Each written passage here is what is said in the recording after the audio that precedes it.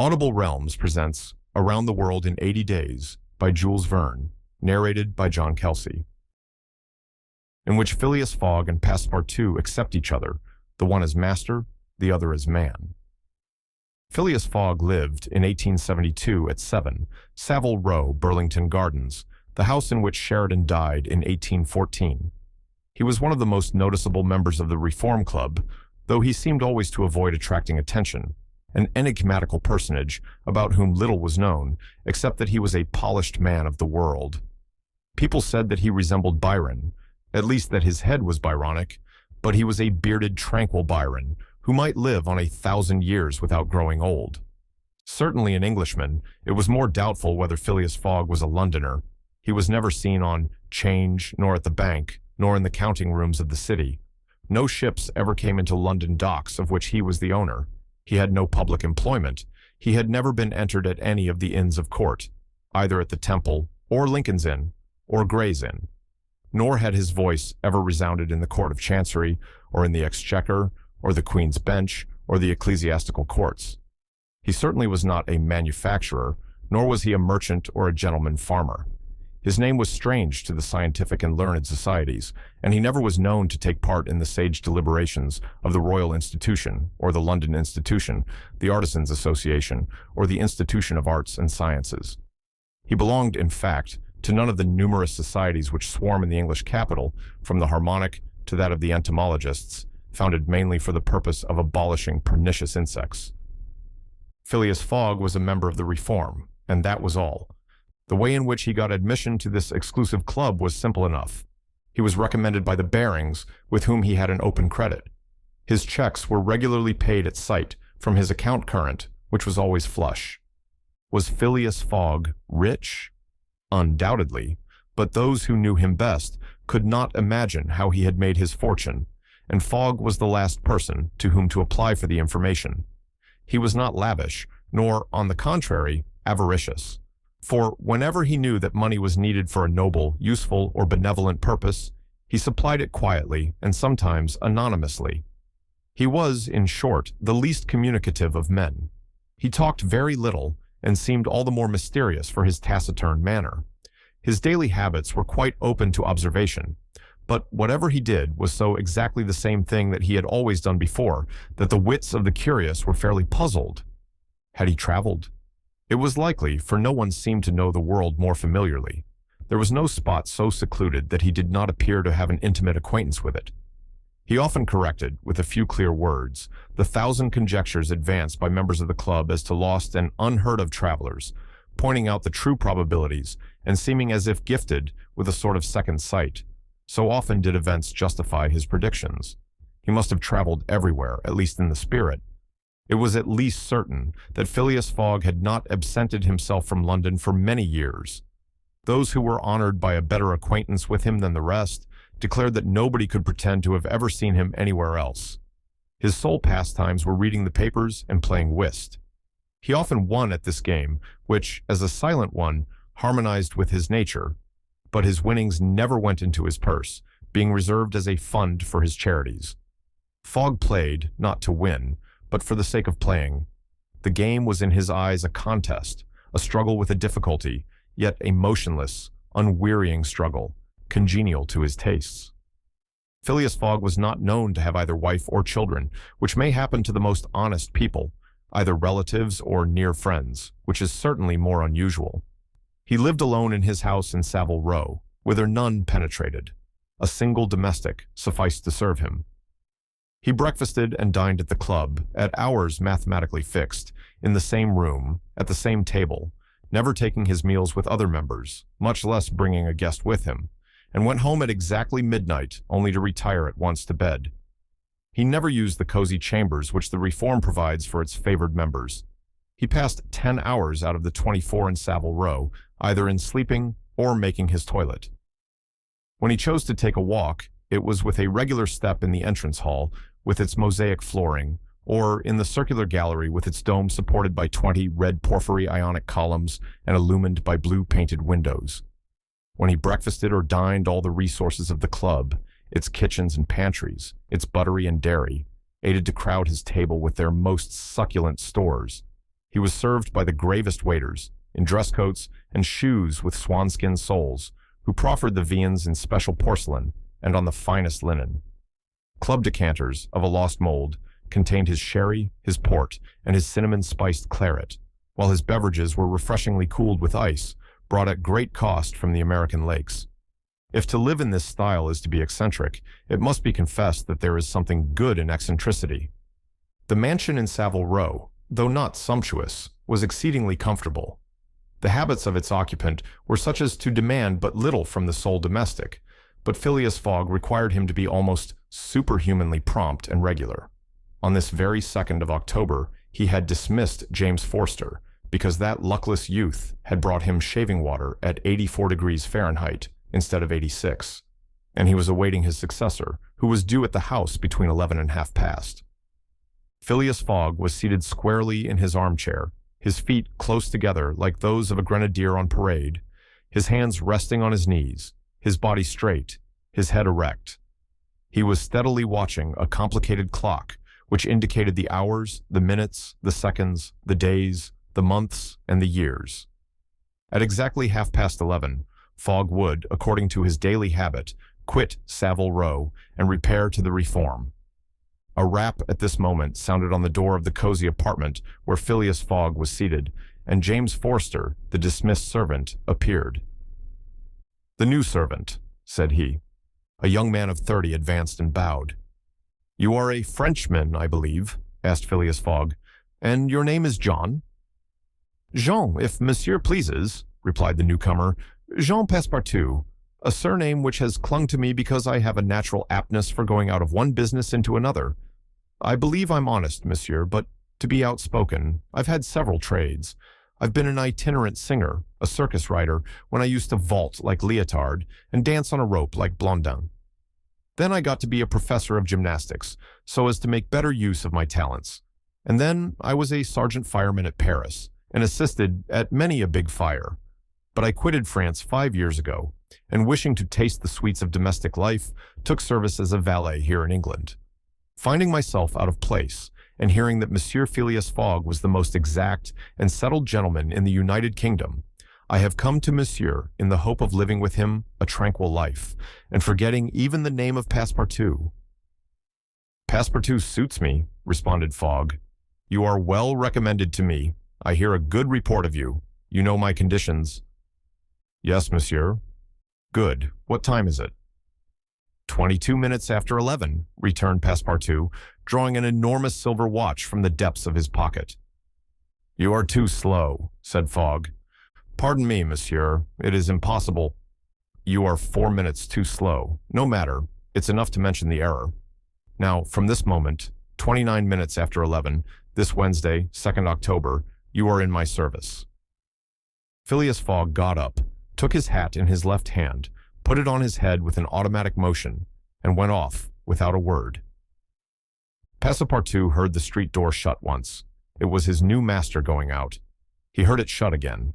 It was his predecessor, James Forster, departing in his turn. Passepartout remained alone in the house in Savile Row, in which Passepartout is convinced that he has at last found his ideal. "Faith," muttered Passepartout, somewhat flurried, "I've seen people at Madame Tussaud's as lively as my new master." Madame Tussaud's people, let it be said, are of wax, and are much visited in London. Speech is all that is wanting to make them human. During his brief interview with Fogg, Passepartout had been carefully observing him. He appeared to be a man about 40 years of age, with fine, handsome features, and a tall, well-shaped figure.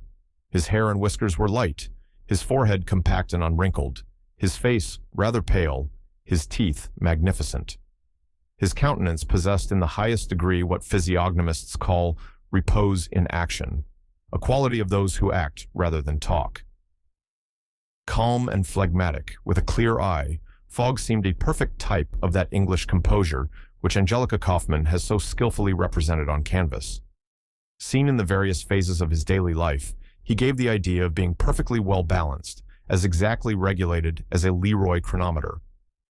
Phileas Fogg was, indeed, exactitude personified, and this was betrayed even in the expression of his very hands and feet, for in men, as well as in animals, the limbs themselves are expressive of the passions. He was so exact that he was never in a hurry, was always ready, and was economical alike of his steps and his motions. He never took one step too many, and always went to his destination by the shortest cut. He made no superfluous gestures, and was never seen to be moved or agitated. He was the most deliberate person in the world, yet always reached his destination at the exact moment. He lived alone, and, so to speak, outside of every social relation. And as he knew that in this world account must be taken of friction, and that friction retards, he never rubbed against anybody. As for Passepartout, he was a true Parisian of Paris. Since he had abandoned his own country for England, taking service as a valet, he had in vain searched for a master after his own heart. Passepartout was by no means one of those pert dunces depicted by Molière with a bold gaze and a nose held high in the air. He was an honest fellow, with a pleasant face, lips a trifle protruding, soft-mannered and serviceable, with a good round head, such as one likes to see on the shoulders of a friend. His eyes were blue, his complexion rubicund, his figure almost portly and well-built, his body muscular, and his physical powers fully developed by the exercises of his younger days. His brown hair was somewhat tumbled, for while the ancient sculptors are said to have known 18 methods of arranging Minerva's tresses, Passepartout was familiar with but one of dressing his own. 3 strokes of a large-toothed comb completed his toilet. It would be rash to predict how Passepartout's lively nature would agree with Fogg. It was impossible to tell whether the new servant would turn out as absolutely methodical as his master required. Experience alone could solve the question. Passepartout had been a sort of vagrant in his early years, and now yearned for repose, but so far he had failed to find it, though he had already served in 10 English houses. But he could not take root in any of these. With chagrin, he found his masters invariably whimsical and irregular, constantly running about the country, or on the lookout for adventure. His last master, young Lord Longferry, Member of Parliament, after passing his nights in the Haymarket taverns, was too often brought home in the morning on policemen's shoulders. Passepartout, desirous of respecting the gentleman whom he served, ventured a mild remonstrance on such conduct, which, being ill-received, he took his leave. Hearing that Phileas Fogg was looking for a servant, and that his life was one of unbroken regularity, that he neither traveled nor stayed from home overnight, he felt sure that this would be the place he was after. He presented himself, and was accepted, as has been seen. At 11:30 then, Passepartout found himself alone in the house in Savile Row. He began its inspection without delay, scouring it from cellar to garret. So clean, well-arranged, solemn a mansion pleased him. It seemed to him like a snail's shell, lighted and warmed by gas, which sufficed for both these purposes. When Passepartout reached the 2nd story, he recognized at once the room which he was to inhabit, and he was well satisfied with it. Electric bells and speaking tubes afforded communication with the lower stories, while on the mantel stood an electric clock, precisely like that in Fogg's bedchamber, both beating the same second at the same instant. "That's good, that'll do," said Passepartout to himself. He suddenly observed, hung over the clock, a card which, upon inspection, proved to be a program of the daily routine of the house. It comprised all that was required of the servant, from 8 in the morning, exactly at which hour Phileas Fogg rose, till 11:30, when he left the house for the Reform Club, all the details of service, the tea and toast at 23 minutes past 8, the shaving water at 37 minutes past 9, and the toilet at 20 minutes before 10. Everything was regulated and foreseen that was to be done from 11:30 till midnight, the hour at which the methodical gentleman retired. Fogg's wardrobe was amply supplied and in the best taste. Each pair of trousers, coat, and vest bore a number, indicating the time of year and season at which they were in turn to be laid out for wearing, and the same system was applied to the master's shoes. In short, the house in Savile Row, which must have been a very temple of disorder and unrest under the illustrious but dissipated Sheridan, was coziness, comfort, and method idealized. There was no study, nor were there books, which would have been quite useless to Fogg, for at the Reform, 2 libraries, one of general literature and the other of law and politics, were at his service. A moderate-sized safe stood in his bedroom, constructed so as to defy fire as well as burglars. But Passepartout found neither arms nor hunting weapons anywhere. Everything betrayed the most tranquil and peaceable habits. Having scrutinized the house from top to bottom, he rubbed his hands, a broad smile overspread his features, and he said joyfully, "This is just what I wanted. Ah, we shall get on together, Fogg and I. What a domestic and regular gentleman. A real machine. Well, I don't mind serving a machine." In which a conversation takes place, which seems likely to cost Phileas Fogg dear. Phileas Fogg, having shut the door of his house at 11:30, and having put his right foot before his left 575 times, and his left foot before his right 576 times, reached the Reform Club, an imposing edifice in Pall Mall, which could not have cost less than 3 millions. He repaired at once to the dining room, the 9 windows of which open upon a tasteful garden, where the trees were already gilded with an autumn coloring, and took his place at the habitual table, the cover of which had already been laid for him. His breakfast consisted of a side dish, a broiled fish with Reading sauce, a scarlet slice of roast beef garnished with mushrooms, a rhubarb and gooseberry tart, and a morsel of Cheshire cheese, the whole being washed down with several cups of tea, for which the Reform is famous. He rose at 13 minutes to 1 and directed his steps towards the large hall, a sumptuous apartment adorned with lavishly framed paintings. A flunky handed him an uncut Times, which he proceeded to cut with a skill which betrayed familiarity with this delicate operation. The perusal of this paper absorbed Phileas Fogg until 4:15, whilst the Standard, his next task, occupied him till the dinner hour. Dinner passed as breakfast had done, and Fogg reappeared in the reading room and sat down to the Pall Mall at 20 minutes before 6. Half an hour later, several members of the Reform came in and drew up to the fireplace, where a coal fire was steadily burning. They were Fogg's usual partners at whist, Andrew Stewart, an engineer, John Sullivan and Samuel Fallentin, bankers, Thomas Flanagan, a brewer, and Gauthier Ralph, one of the directors of the Bank of England, all rich and highly respectable personages, even in a club which comprises the princes of English trade and finance. "Well, Ralph," said Thomas Flanagan, "what about that robbery?" "Oh," replied Stewart, "the bank will lose the money." "On the contrary," broke in Ralph, "I hope we may put our hands on the robber. Skillful detectives have been sent to all the principal ports of America and the continent, and he'll be a clever fellow if he slips through their fingers." "But have you got the robber's description?" asked Stewart. "In the first place, he is no robber at all," returned Ralph, positively. "What? A fellow who makes off with £55,000 no robber?" "No." "Perhaps he's a manufacturer then. The Daily Telegraph says that he is a gentleman." It was Phileas Fogg, whose head now emerged from behind his newspapers, who made this remark.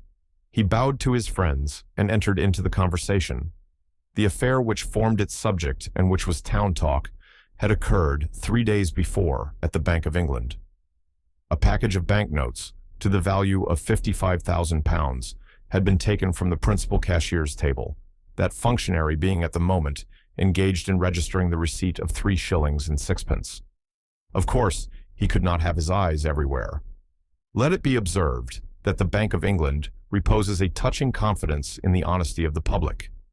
There are neither guards nor gratings to protect its treasures. Gold, silver, banknotes are freely exposed at the mercy of the first comer. A keen observer of English customs relates that, being in one of the rooms of the bank one day, he had the curiosity to examine a gold ingot weighing some 7 or 8 pounds. He took it up, scrutinized it, passed it to his neighbor, he to the next man, and so on until the ingot, going from hand to hand, was transferred to the end of a dark entry, nor did it return to its place for half an hour. Meanwhile, the cashier had not so much as raised his head, but in the present instance, things had not gone so smoothly. The package of notes not being found when 5 o'clock sounded from the ponderous clock in the drawing office, the amount was passed to the account of profit and loss. As soon as the robbery was discovered, picked detectives hastened off to Liverpool, Glasgow, Havre, Suez, Brindisi, New York, and other ports, inspired by the proffered reward of £2,000 and 5% on the sum that might be recovered. Detectives were also charged with narrowly watching those who arrived at or left London by rail, and a judicial examination was at once entered upon. There were real grounds for supposing, as the Daily Telegraph said, that the thief did not belong to a professional band. On the day of the robbery, a well-dressed gentleman of polished manners, and with a well-to-do air, had been observed going to and fro in the paying room where the crime was committed. A description of him was easily procured and sent to the detectives, and some hopeful spirits, of whom Ralph was one, did not despair of his apprehension. The papers and clubs were full of the affair, and everywhere people were discussing the probabilities of a successful pursuit, and the Reform Club was especially agitated, several of its members being bank officials. Ralph would not concede that the work of the detectives was likely to be in vain, for he thought that the prize offered would greatly stimulate their zeal and activity. But Stewart was far from sharing this confidence, and as they placed themselves at the whist table, they continued to argue the matter. Stewart and Flanagan played together, while Phileas Fogg had Fallentin for his partner. As the game proceeded, the conversation ceased, excepting between the rubbers, when it revived again. "I maintain," said Stewart, "that the chances are in favor of the thief, who must be a shrewd fellow." "Well, but where can he fly to?" asked Ralph. "No country is safe for him." "Pshaw! Where could he go, then?" "Oh, I don't know that. The world is big enough." "It was once," said Phileas Fogg in a low tone. "Cut, sir," he added, handing the cards to Thomas Flanagan. The discussion fell during the rubber, after which Stewart took up its thread. "What do you mean by once? Has the world grown smaller?" "Certainly," returned Ralph. "I agree with Fogg. The world has grown smaller, since a man can now go round it 10 times more quickly than 100 years ago, and that is why the search for this thief will be more likely to succeed, and also why the thief can get away more easily." "Be so good as to play, Stewart," said Phileas Fogg, but the incredulous Stewart was not convinced, and when the hand was finished, said eagerly, "You have a strange way, Ralph, of proving that the world has grown smaller. So, because you can go round it in 3 months." "In 80 days," interrupted Phileas Fogg. "That is true, gentlemen," added John Sullivan. "Only 80 days, now that the section between Rothal and Allahabad, on the Great Indian Peninsula Railway, has been opened. Here is the estimate made by the Daily Telegraph, from London to Suez via Mont Cenis and Brindisi, by rail and steamboats, from Suez to Bombay, by steamer from Bombay to Calcutta, by rail from Calcutta to Hong Kong, by steamer from Hong Kong to Yokohama, Japan, by steamer from Yokohama to San Francisco, by steamer from San Francisco to New York, by rail from New York to London, by steamer and rail total." "Yes, in 80 days, exclaimed Stewart, who in his excitement made a false deal.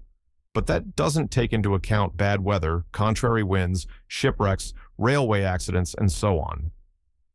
"All included," returned Phileas Fogg, continuing to play despite the discussion. "But suppose the Hindus or Indians pull up the rails," replied Stewart. "Suppose they stop the trains, pillage the luggage vans, and scalp the passengers." "All included," calmly retorted Fogg, adding as he threw down the cards, "2 trumps." Stewart, whose turn it was to deal, gathered them up and went on. "You are right, theoretically, Fogg, but practically also, Stewart." "I'd like to see you do it in 80 days. "It depends on you. Shall we go?" "Heaven preserve me, but I would wager £4,000 that such a journey, made under these conditions, is impossible." "Quite possible, on the contrary," returned Fogg. "Well, make it then." "The journey round the world in 80 days?" "Yes. I should like nothing better." "When?" "At once, only I warn you that I shall do it at your expense." "It's absurd," cried Stewart, who was beginning to be annoyed at the persistency of his friend. "Come, let's go on with the game." "Deal over again, then," said Phileas Fogg. "There's a false deal." Stewart took up the pack with a feverish hand, then suddenly put them down again. "Well, Fogg," said he, "it shall be so. I will wager the 4,000 on it." "Calm yourself, my dear Stewart," said Fallentin. "It's only a joke." "When I say I'll wager," returned Stewart, "I mean it." "All right," said Fogg, and turning to the others, he continued, I have a deposit of 20,000 at Bearings, which I will willingly risk upon it. 20,000 pounds, cried Sullivan. 20,000 pounds, which you would lose by a single accidental delay. The unforeseen does not exist, quietly replied Phileas Fogg. But, Fogg, 80 days are only the estimate of the least possible time in which the journey can be made. A well-used minimum suffices for everything. But, in order not to exceed it, you must jump mathematically from the trains upon the steamers, and from the steamers upon the trains again. I will jump, mathematically. You are joking. A true Englishman doesn't joke when he is talking about so serious a thing as a wager, replied Phileas Fogg solemnly. I will bet 20,000 pounds against anyone who wishes that I will make the tour of the world in 80 days or less, in 1920 hours or 115,200 minutes. Do you accept? We accept, replied Stewart, Fallentin, Sullivan, Flanagan, and Ralph after consulting each other. Good, said Fogg. The train leaves for Dover at 9:15. I will take it. This very evening? Asked Stewart. This very evening, returned Phileas Fogg. He took out and consulted a pocket almanac and added, As today is Wednesday, the 2nd of October, I shall be due in London in this very room of the Reform Club on Saturday, the 21st of December, at 9:15. Or else the 20,000 pounds, now deposited in my name at Bearings, will belong to you in fact and in right, gentlemen. Here is a check for the amount. A memorandum of the wager was at once drawn up and signed by the 6 parties, during which Phileas Fogg preserved a stoical composure. He certainly did not bet to win, and had only staked the 20,000 pounds, half of his fortune, because he foresaw that he might have to expend the other half to carry out this difficult, not to say unattainable, project. As for his antagonists, they seemed much agitated, not so much by the value of their stake, as because they had some scruples about betting under conditions so difficult to their friend. The clock struck 7, and the party offered to suspend the game so that Fogg might make his preparations for departure. I am quite ready now, was his tranquil response. Diamonds are trumps. Be so good as to play, gentlemen, in which Phileas Fogg astounds Passepartout, his servant. Having won 20 guineas at whist and taken leave of his friends, Phileas Fogg, at 7:25, left the Reform Club. Passepartout, who had conscientiously studied the program of his duties, was more than surprised to see his master guilty of the inexactness of appearing at this unaccustomed hour, for, according to rule, he was not due in Savile Row until precisely midnight. Fogg repaired to his bedroom and called out, Passepartout. Passepartout did not reply. It could not be he who was called. It was not the right hour. Passepartout, repeated Fogg, without raising his voice. Passepartout made his appearance. I've called you twice, observed his master. But it is not midnight, responded the other, showing his watch. I know it. I don't blame you. We start for Dover and Calais in 10 minutes. A puzzled grin overspread Passepartout's round face. Clearly, he had not comprehended his master. Monsieur is going to leave home? Yes, returned Phileas Fogg. We are going round the world. Passepartout opened wide his eyes, raised his eyebrows, held up his hands, and seemed about to collapse. So overcome was he with stupefied astonishment. Round the world, he murmured. In 80 days, responded Fogg, so we haven't a moment to lose. But the trunks? Gasped Passepartout, unconsciously swaying his head from right to left. We'll have no trunks, only a carpet-bag, with 2 shirts and 3 pairs of stockings for me, and the same for you. We'll buy our clothes on the way. Bring down my mackintosh and traveling cloak, and some stout shoes, though we shall do little walking. Make haste. Passepartout tried to reply, but could not. He went out, mounted to his own room, fell into a chair, and muttered, That's good, that is. And I, who wanted to remain quiet. He mechanically set about making the preparations for departure, around the world in 80 days. Was his master a fool? Number. Was this a joke, then? They were going to Dover, good. To Calais, good again.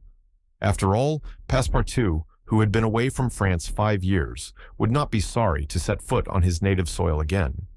Perhaps they would go as far as Paris, and it would do his eyes good to see Paris once more.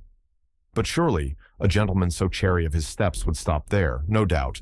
But, then, it was none the less true that he was going away, this so domestic person hitherto.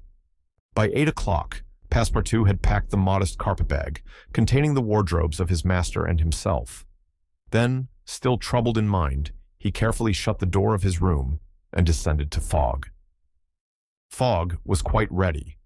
Under his arm might have been observed a red-bound copy of Bradshaw's Continental Railway Steam Transit and General Guide, with its timetables showing the arrival and departure of steamers and railways. He took the carpet-bag, opened it, and slipped into it a goodly roll of Bank of England notes, which would pass wherever he might go. "You have forgotten nothing?" asked he. "Nothing, monsieur." "My mackintosh and cloak?" "Here they are." "Good. Take this carpet-bag," handing it to Passepartout. "Take good care of it, for there are 20,000 pounds in it." Passepartout nearly dropped the bag, as if the 20,000 pounds were in gold, and weighed him down. Master and man then descended. The street door was double-locked, and at the end of Savile Row they took a cab and drove rapidly to Charing Cross. The cab stopped before the railway station at 20 minutes past 8. Passepartout jumped off the box and followed his master, who, after paying the cabman, was about to enter the station, when a poor beggar woman, with a child in her arms, her naked feet smeared with mud, her head covered with a wretched bonnet, from which hung a tattered feather, and her shoulders shrouded in a ragged shawl, approached and mournfully asked for alms. Fogg took out the 20 guineas he had just won at whist and handed them to the beggar, saying, "Here, my good woman, I'm glad that I met you," and passed on. Passepartout had a moist sensation about the eyes. His master's action touched his susceptible heart. 2 first-class tickets for Paris having been speedily purchased, Fogg was crossing the station to the train when he perceived his 5 friends of the Reform. "Well, gentlemen," said he, "I'm off, you see, and if you will examine my passport when I get back, you will be able to judge whether I have accomplished the journey agreed upon." "Oh, that would be quite unnecessary, Fogg," said Ralph politely. "We will trust your word as a gentleman of honor." "You do not forget when you are due in London again?" asked Stewart. "In 80 days, on Saturday, the 21st of December, 1872, at 9:15. Goodbye, gentlemen." Phileas Fogg and his servant seated themselves in a first-class carriage at 20 minutes before 9. 5 minutes later, the whistle screamed, and the train slowly glided out of the station. The night was dark, and a fine, steady rain was falling. Phileas Fogg, snugly ensconced in his corner, did not open his lips. Passepartout, not yet recovered from his stupefaction, clung mechanically to the carpet-bag with its enormous treasure. Just as the train was whirling through Sydenham, Passepartout suddenly uttered a cry of despair. "What's the matter?" asked Fogg. "Alas, in my hurry, I forgot—" "What?" "To turn off the gas in my room." "Very well, young man," returned Fogg coolly. "It will burn, at your expense, in which a new species of funds, unknown to the moneyed men, appears on 'change." Phileas Fogg rightly suspected that his departure from London would create a lively sensation at the West End. The news of the bet spread through the Reform Club and afforded an exciting topic of conversation to its members. From the club, it soon got into the papers throughout England. The boasted tour of the world was talked about, disputed, argued with as much warmth as if the subject were another Alabama claim. Some took sides with Phileas Fogg, but the large majority shook their heads and declared against him. It was absurd, impossible, they declared, that the tour of the world could be made, except theoretically and on paper, in this minimum of time and with the existing means of traveling. The Times, Standard, Morning Post, and Daily News, and 20 other highly respectable newspapers scouted Fogg's project as madness. The Daily Telegraph alone hesitatingly supported him. People in general thought him a lunatic, and blamed his Reform Club friends for having accepted a wager which betrayed the mental aberration of its proposer. Articles no less passionate than logical appeared on the question, for geography is one of the pet subjects of the English, and the columns devoted to Phileas Fogg's venture were eagerly devoured by all classes of readers.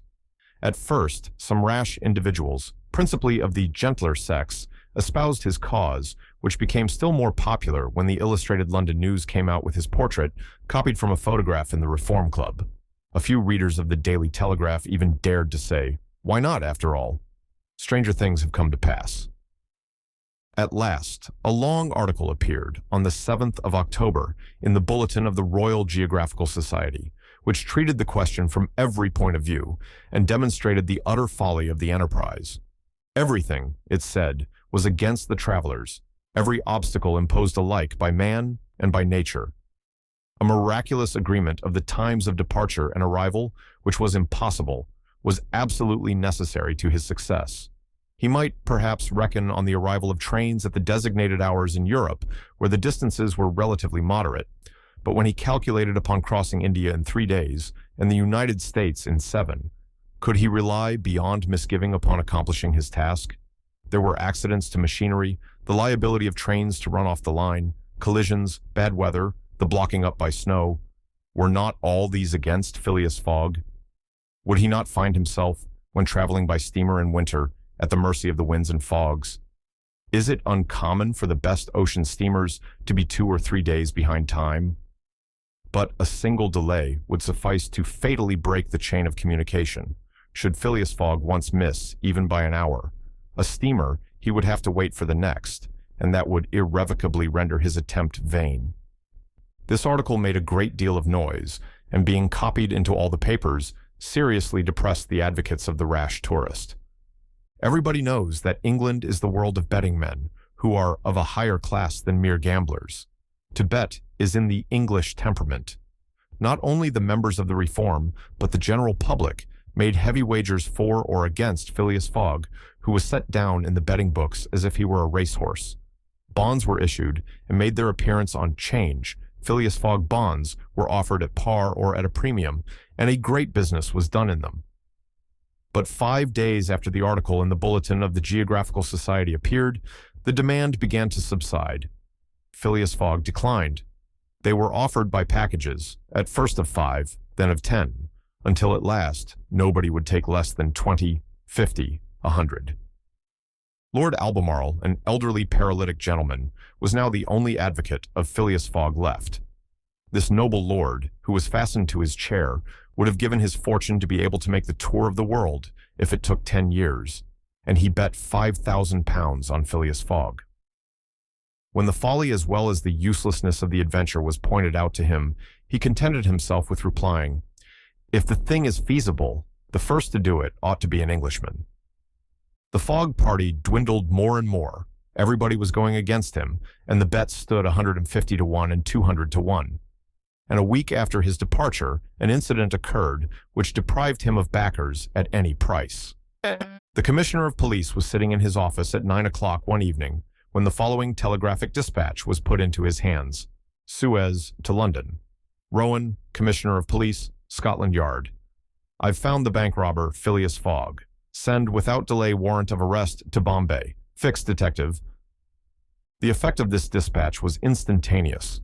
The polished gentleman disappeared to give place to the bank robber. His photograph, which was hung with those of the rest of the members at the Reform Club, was minutely examined, and it betrayed, feature by feature, the description of the robber which had been provided to the police. The mysterious habits of Phileas Fogg were recalled, his solitary ways, his sudden departure, and it seemed clear that, in undertaking a tour round the world on the pretext of a wager, he had had no other end in view than to elude the detectives and throw them off his track, in which Fix, the detective, betrays a very natural impatience. The circumstances under which this telegraphic dispatch about Phileas Fogg was sent were as follows. The steamer Mongolia, belonging to the Peninsular and Oriental Company, built of iron, of 2,800 tons burden and 500 horsepower, was due at 11 o'clock on Wednesday, the 9th of October, at Suez. The Mongolia plied regularly between Brindisi and Bombay via the Suez Canal and was one of the fastest steamers belonging to the company, always making more than 10 knots an hour between Brindisi and Suez, and 9.5 between Suez and Bombay. 2 men were promenading up and down the wharves among the crowd of natives and strangers who were sojourning at this once straggling village, now, thanks to the enterprise of Lesseps, a fast-growing town. One was the British consul at Suez, who, despite the prophecies of the English government and the unfavorable predictions of Stevenson, was in the habit of seeing, from his office window, English ships daily passing to and fro on the Great Canal, by which the old roundabout route from England to India by the Cape of Good Hope was abridged by at least a half. The other was a small, slight-built personage with a nervous, intelligent face and bright eyes peering out from under eyebrows, which he was incessantly twitching. He was just now manifesting unmistakable signs of impatience, nervously pacing up and down and unable to stand still for a moment. This was Fix, one of the detectives who had been dispatched from England in search of the bank robber. It was his task to narrowly watch every passenger who arrived at Suez, and to follow up all who seemed to be suspicious characters, or bore a resemblance to the description of the criminal which he had received 2 days before from the police headquarters at London. The detective was evidently inspired by the hope of obtaining the splendid reward which would be the prize of success, and awaited with a feverish impatience, easy to understand, the arrival of the steamer Mongolia. "So you say, Consul," asked he for the 20th time, "that this steamer is never behind time?" "No, Fix," replied the consul. "She was bespoken yesterday at Port Said, and the rest of the way is of no account to such a craft. I repeat that the Mongolia has been in advance of the time required by the company's regulations, and gained the prize awarded for excess of speed." "Does she come directly from Brindisi?" "Directly from Brindisi. She takes on the Indian mails there, and she left there Saturday at 5. Have patience, Fix. She will not be late. But really, I don't see how, from the description you have, you will be able to recognize your man, even if he is on board the Mongolia." "A man rather feels the presence of these fellows, Consul, than recognizes them. You must have a scent for them, and a scent is like a sixth sense, which combines hearing, seeing, and smelling. I've arrested more than one of these gentlemen in my time, and if my thief is on board, I'll answer for it. He'll not slip through my fingers." "I hope so, Fix, for it was a heavy robbery." "A magnificent robbery, Consul. £55,000. We don't often have such windfalls. Burglars are getting to be so contemptible nowadays. A fellow gets hung for a handful of shillings." "Fix," said the consul, "I like your way of talking, and hope you'll succeed, but I fear you will find it far from easy. Don't you see, the description which you have there has a singular resemblance to an honest man?" "Consul," remarked the detective dogmatically, "great robbers always resemble honest folks. Fellows who have rascally faces have only one course to take, and that is to remain honest, otherwise they would be arrested offhand. The artistic thing is to unmask honest countenances. It's no light task, I admit, but a real art." Fix evidently was not wanting in a tinge of self-conceit. Little by little, the scene on the quay became more animated. Sailors of various nations, merchants, shipbrokers, porters, fellahs, bustled to and fro as if the steamer were immediately expected. The weather was clear and slightly chilly. The minarets of the town loomed above the houses in the pale rays of the sun. A jetty pier, some 2,000 yards along, extended into the roadstead. A number of fishing smacks and coasting boats, some retaining the fantastic fashion of ancient galleys, were discernible on the Red Sea. As he passed among the busy crowd, Fix, according to habit, scrutinized the passers-by with a keen, rapid glance. It was now 10:30. "The steamer doesn't come," he exclaimed, as the port clock struck. "She can't be far off now," returned his companion. "How long will she stop at Suez?" 4 hours, long enough to get in her coal. It is 1,310 miles from Suez to Aden, at the other end of the Red Sea, and she has to take in a fresh coal supply." "And does she go from Suez directly to Bombay?" "Without putting in anywhere." "Good," said Fix. "If the robber is on board, he will no doubt get off at Suez, so as to reach the Dutch or French colonies in Asia by some other route. He ought to know that he would not be safe an hour in India, which is English soil." "Unless," objected the consul, "he is exceptionally shrewd. An English criminal, you know, is always better concealed in London than anywhere else." This observation furnished the detective food for thought, and meanwhile the consul went away to his office. Fix, left alone, was more impatient than ever, having a presentiment that the robber was on board the Mongolia. If he had indeed left London intending to reach the New World, he would naturally take the route via India, which was less watched and more difficult to watch than that of the Atlantic. But Fix's reflections were soon interrupted by a succession of sharp whistles which announced the arrival of the Mongolia. The porters and fellows rushed down the quay, and a dozen boats pushed off from the shore to go and meet the steamer. Soon her gigantic hull appeared passing along between the banks, and 11 o'clock struck as she anchored in the road. She brought an unusual number of passengers, some of whom remained on deck to scan the picturesque panorama of the town, while the greater part disembarked in the boats and landed on the quay. Fix took up a position and carefully examined each face and figure which made its appearance. Presently, one of the passengers, after vigorously pushing his way through the importunate crowd of porters, came up to him and politely asked if he could point out the English consulate, at the same time showing a passport which he wished to have visaed. Fix instinctively took the passport and with a rapid glance read the description of its bearer. An involuntary motion of surprise nearly escaped him, for the description in the passport was identical with that of the bank robber which he had received from Scotland Yard. "Is this your passport?" asked he. "No, it's my master's." "And your master is—" "He stayed on board." "But he must go to the consul's in person, so as to establish his identity." "Oh, is that necessary?" "Quite indispensable." "And where is the consulate?" "There, on the corner of the square," said Fix, pointing to a house 200 steps off. "I'll go and fetch my master, who won't be much pleased, however, to be disturbed." The passenger bowed to Fix and returned to the steamer, which once more demonstrates the uselessness of passports as aids to detectives. The detective passed down the quay and rapidly made his way to the consul's office, where he was at once admitted to the presence of that official. "Consul," said he without preamble, "I have strong reasons for believing that my man is a passenger on the Mongolia," and he narrated what had just passed concerning the passport. "Well, Fix," replied the consul, "I shall not be sorry to see the rascal's face, but perhaps he won't come here, that is, if he is the person you suppose him to be. A robber doesn't quite like to leave traces of his flight behind him, and besides, he is not obliged to have his passport countersigned. If he is as shrewd as I think he is, consul, he will come." "To have his passport visaed?"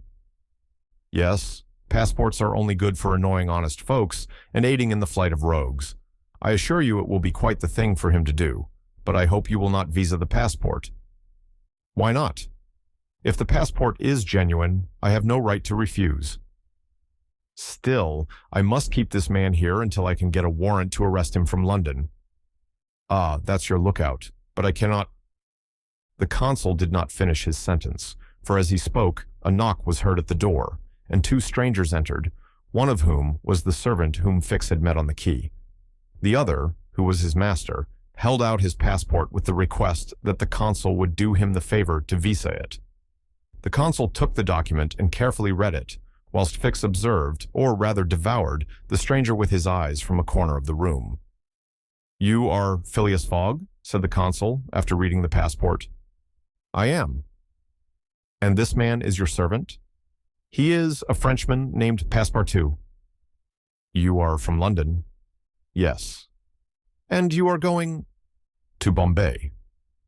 "Very good, sir. You know that a visa is useless and that no passport is required." "I know it, sir," replied Phileas Fogg, "but I wish to prove, by your visa, that I came by Suez." "Very well, sir." The consul proceeded to sign and date the passport, after which he added his official seal. Fogg paid the customary fee, coldly bowed, and went out, followed by his servant. "Well?" queried the detective. "Well, he looks and acts like a perfectly honest man," replied the consul. "Possibly, but that is not the question.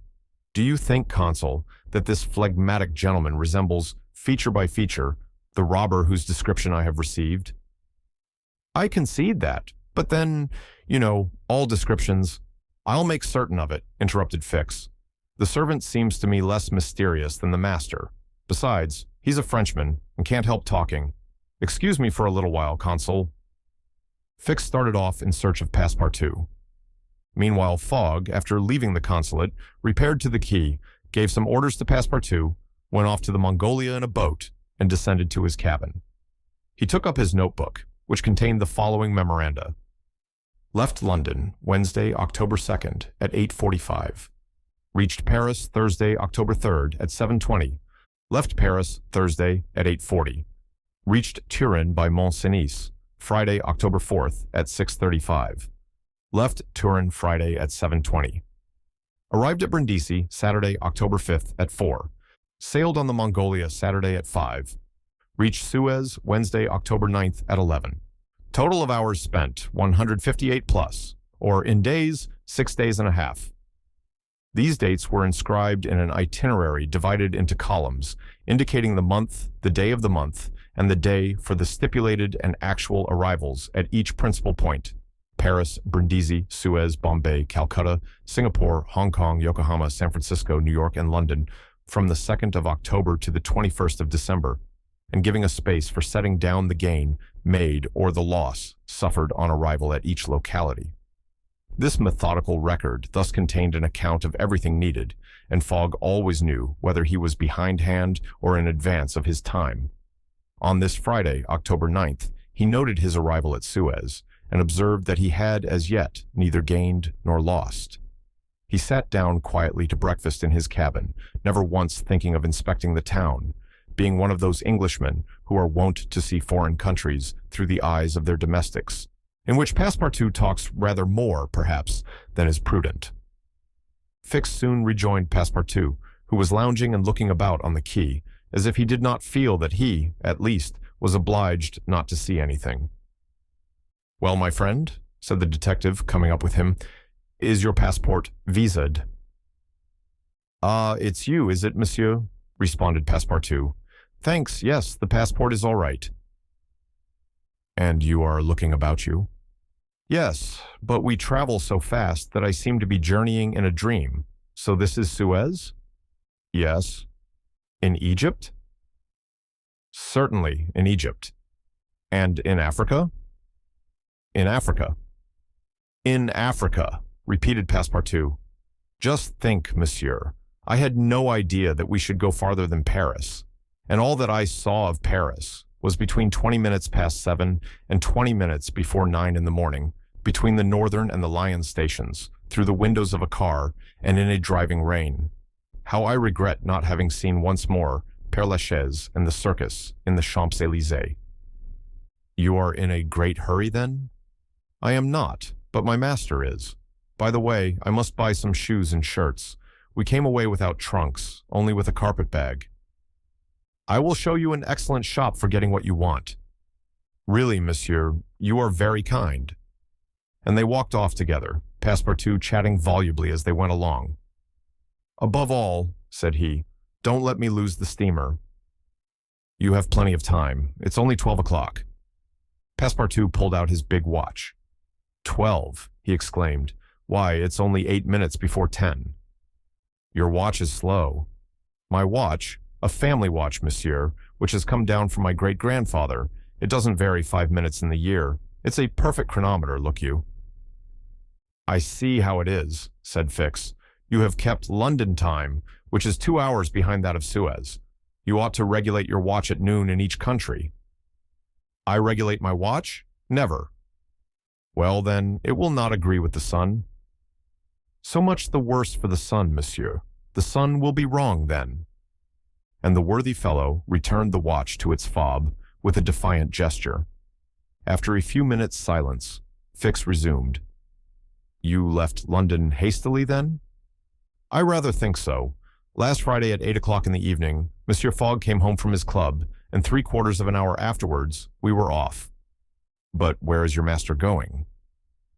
"Always straight ahead. He is going round the world." "Round the world?" cried Fix. "Yes, and in 80 days. He says it is on a wager, but between us, I don't believe a word of it. That wouldn't be common sense. There's something else in the wind." "Ah, Fogg is a character, is he?" "I should say he was." "Is he rich?" "No doubt, for he is carrying an enormous sum in brand-new banknotes with him, and he doesn't spare the money on the way, either. He has offered a large reward to the engineer of the Mongolia if he gets us to Bombay well in advance of time." "And you have known your master a long time?" Why, no, I entered his service the very day we left London. The effect of these replies upon the already suspicious and excited detective may be imagined.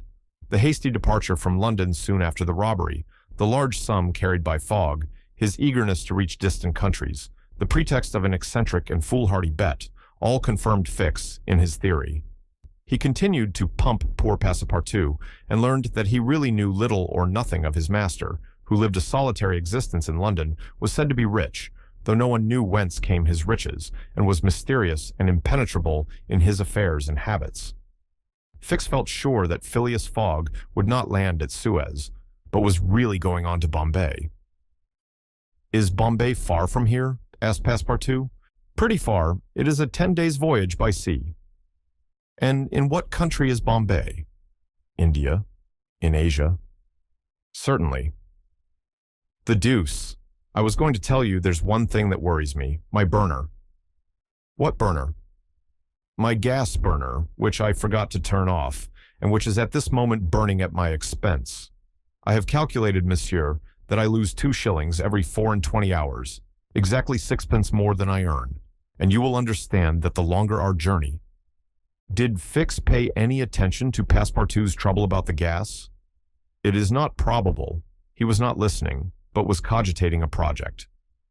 Passepartout and he had now reached the shop, where Fix left his companion to make his purchases, after recommending him not to miss the steamer, and hurried back to the consulate. Now that he was fully convinced, Fix had quite recovered his equanimity. "Consul," said he, "I have no longer any doubt. I have spotted my man.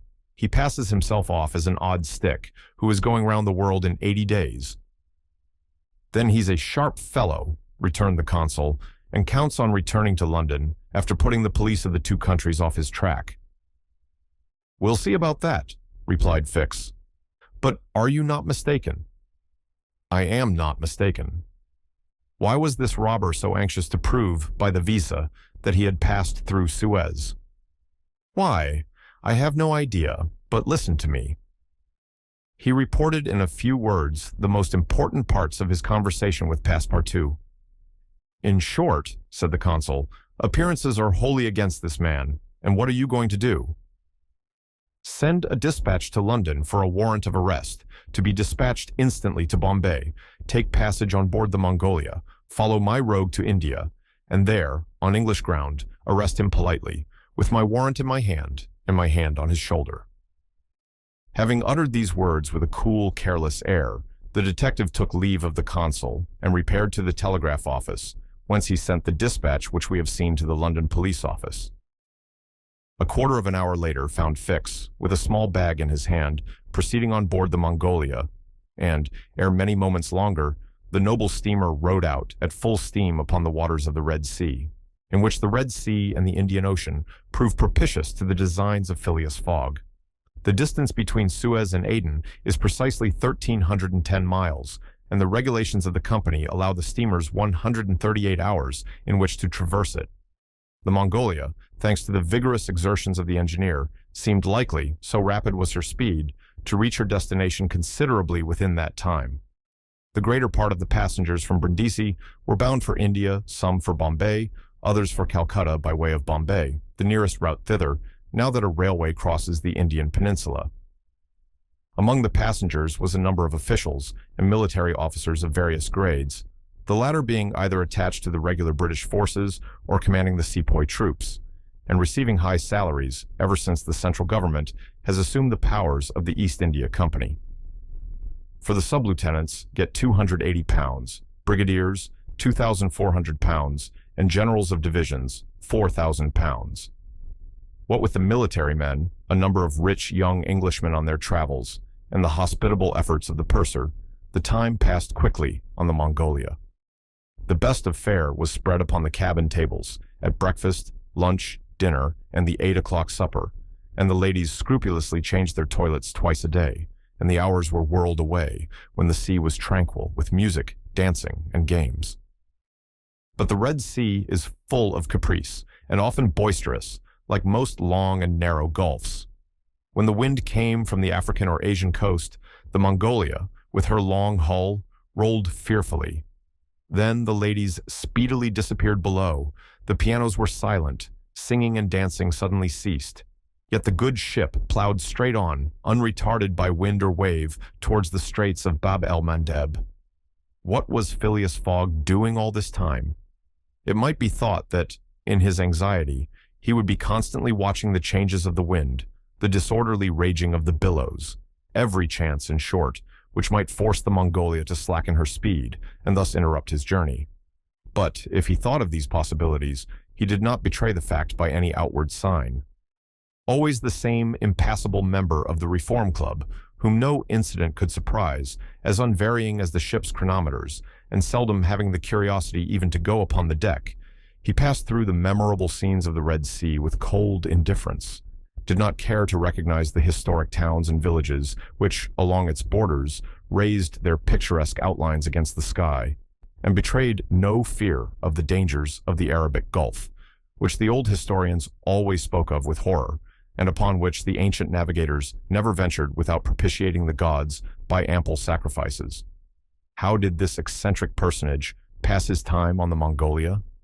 He made his 4 hearty meals every day, regardless of the most persistent rolling and pitching on the part of the steamer, and he played whist indefatigably, for he had found partners as enthusiastic in the game as himself. A tax collector, on the way to his post at Goa, the Reverend Decimus Smith, returning to his parish at Bombay, and a brigadier general of the English army who was about to rejoin his brigade at Benares, made up the party, and, with Fogg, played whist by the hour together in absorbing silence. As for Passepartout, he too had escaped seasickness, and took his meals conscientiously in the forward cabin.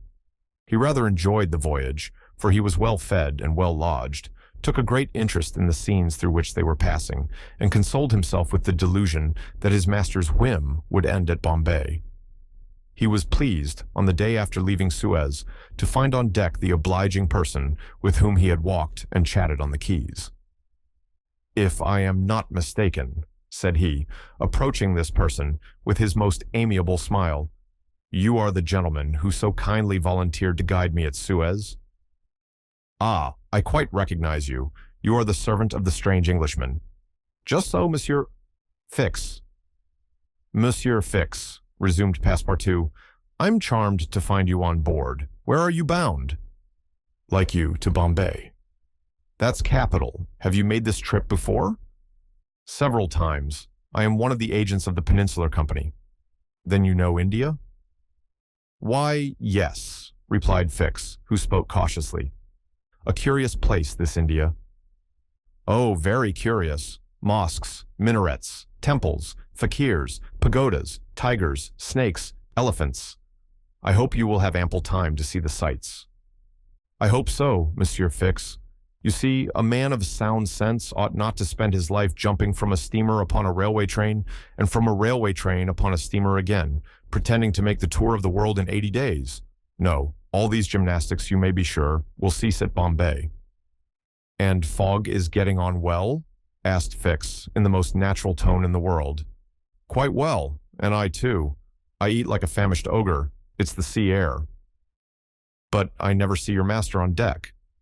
"Never. He hasn't the least curiosity." "Do you know, Passepartout, that this pretended tour in 80 days may conceal some secret errand? Perhaps a diplomatic mission?" "Faith, Monsieur Fix, I assure you I know nothing about it, nor would I give half a crown to find out." After this meeting, Passepartout and Fix got into the habit of chatting together, the latter making it a point to gain the worthy man's confidence. He frequently offered him a glass of whiskey or pale ale in the steamer bar-room, which Passepartout never failed to accept with graceful alacrity, mentally pronouncing Fix the best of good fellows. Meanwhile, the Mongolia was pushing forward rapidly. On the 13th, Mocha, surrounded by its ruined walls, whereon date trees were growing, was sighted, and on the mountains beyond were espied vast coffee fields. Passepartout was ravished to behold this celebrated place, and thought that, with its circular walls and dismantled fort, it looked like an immense coffee cup and saucer. The following night, they passed through the Strait of Bab el-Mandeb, which means in Arabic the Bridge of Tears, and the next day they put in at Steamer Point, northwest of Aden Harbor, to take in coal. This matter of fueling steamers is a serious one at such distances from the coal mines. It cost the Peninsular Company some 800,000 pounds a year. In these distant seas, coal is worth 3 or 4 pounds sterling a ton. The Mongolia had still 1,650 miles to traverse before reaching Bombay and was obliged to remain 4 hours at Steamer Point to coal up. But this delay, as it was foreseen, did not affect Phileas Fogg's program. Besides, the Mongolia, instead of reaching Aden on the morning of the 15th, when she was due, arrived there on the evening of the 14th, a gain of 15 hours. Fogg and his servant went ashore at Aden to have the passport again visaed. Fix, unobserved, followed them. The visa procured, Fogg returned on board to resume his former habits, while Passepartout, according to custom, sauntered about among the mixed population of Somalis, Banyans, Parsis, Jews, Arabs, and Europeans, who comprised the 25,000 inhabitants of Aden. He gazed with wonder upon the fortifications which make this place the Gibraltar of the Indian Ocean, and the vast cisterns where the English engineers were still at work, 2,000 years after the engineers of Solomon. Very curious, said Passepartout to himself on returning to the steamer. I see that it is by no means useless to travel if a man wants to see something new. At 6, the Mongolia slowly moved out of the roadstead and was soon once more on the Indian Ocean. She had 168 hours in which to reach Bombay, and the sea was favorable, the wind being in the northwest, and all sails aiding the engine. The steamer rolled but little. The ladies, in fresh toilets, reappeared on deck, and the singing and dancing were resumed. The trip was being accomplished most successfully, and Passepartout was enchanted with the congenial companion which chance had secured him in the person of the delightful Fix. On Sunday, October 20th, towards noon, they came in sight of the Indian coast. 2 hours later, the pilot came on board. A range of hills lay against the sky in the horizon, and soon the rows of palms which adorned Bombay came distinctly into view. The steamer entered the road formed by the islands in the bay, and at 4:30 she hauled up at the quays of Bombay. Phileas Fogg was in the act of finishing the 33rd rubber of the voyage, and his partner and himself, having by a bold stroke captured all 13 of the tricks, concluded this fine campaign with a brilliant victory. The Mongolia was due at Bombay on the 22nd. She arrived on the 20th. This was a gain to Phileas Fogg of 2 days since his departure from London, and he calmly entered the fact in the itinerary in the column of gains, in which Passepartout is only too glad to get off with the loss of his shoes. Everybody knows that the great reversed triangle of land, with its base in the north and its apex in the south, which is called India, embraces 1,400,000 square miles, upon which is spread unequally a population of 180 millions of souls. The British Crown exercises a real and despotic dominion over the larger portion of this vast country, and has a governor-general stationed at Calcutta, governors at Madras, Bombay, and in Bengal, and a lieutenant governor at Agra. But British India, properly so called, only embraces 700,000 square miles, and a population of from 100 to 110 millions of inhabitants. A considerable portion of India is still free from British authority, and there are certain ferocious Rajas in the interior who are absolutely independent. The celebrated East India Company was all-powerful from 1756, when the English first gained a foothold on the spot where now stands the city of Madras, down to the time of the great Sepoy insurrection. It gradually annexed province after province, purchasing them of the native chiefs, whom it seldom paid, and appointed the Governor-General and his subordinates, civil and military. But the East India Company has now passed away, leaving the British possessions in India directly under the control of the Crown. The aspect of the country, as well as the manners and distinctions of race, is daily changing. Formerly, one was obliged to travel in India by the old cumbrous methods of going on foot or on horseback, in palanquins or unwieldy coaches. Now fast steamboats ply on the Indus and the Ganges, and a great railway with branch lines joining the main line at many points on its route traverses the peninsula from Bombay to Calcutta in 3 days. This railway does not run in a direct line across India. The distance between Bombay and Calcutta, as the bird flies, is only from 1,000 to 1,100 miles, but the deflections of the road increase this distance by more than a third. The general route of the Great Indian Peninsula Railway is as follows.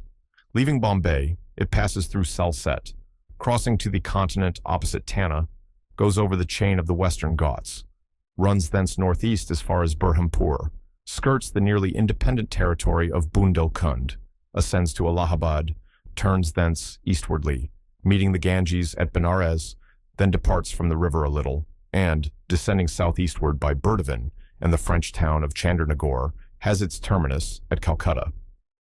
The passengers of the Mongolia went ashore at 4:30. At exactly 8, the train would start for Calcutta. Fogg, after bidding goodbye to his whist partners, left the steamer, gave his servant several errands to do, urged it upon him to be at the station promptly at 8, and, with his regular step, which beat to the second, like an astronomical clock, directed his steps to the passport office. As for the wonders of Bombay, its famous city hall, its splendid library, its forts and docks, its bazaars, mosques, synagogues, its Armenian churches, and the noble pagoda on Malabar Hill, with its 2 polygonal towers, he cared not a straw to see them. He would not deign to examine even the masterpieces of Elephanta, or the mysterious hypogea, concealed southeast from the docks, or those fine remains of Buddhist architecture, the Kanharian grottos of the island of Salsette. Having transacted his business at the passport office, Phileas Fogg repaired quietly to the railway station, where he ordered dinner. Among the dishes served up to him, the landlord especially recommended a certain giblet of native rabbit, on which he prided himself. Fogg accordingly tasted the dish, but, despite its spiced sauce, found it far from palatable. He rang for the landlord, and, on his appearance, said, fixing his clear eyes upon him, "Is this rabbit, sir?" "Yes, my lord," the rogue boldly replied, "rabbit from the jungles." "And this rabbit did not mew when he was killed?" "Mew, my lord, what, a rabbit mew, I swear to you." "Be so good, landlord, as not to swear, but remember this. Cats were formerly considered in India as sacred animals. That was a good time." "For the cats, my lord?" "Perhaps for the travelers as well." After which, Fogg quietly continued his dinner. Fix had gone on shore shortly after Fogg, and his first destination was the headquarters of the Bombay police.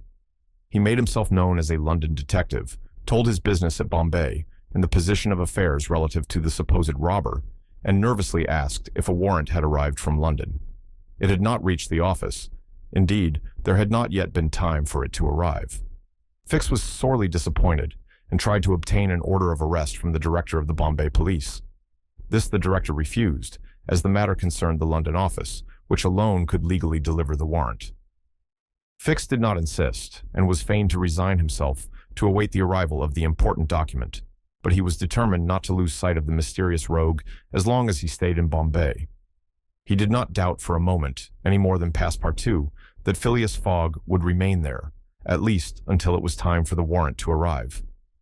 Passepartout, however, had no sooner heard his master's orders on leaving the Mongolia than he saw at once that they were to leave Bombay as they had done Suez and Paris, and that the journey would be extended at least as far as Calcutta, and perhaps beyond that place.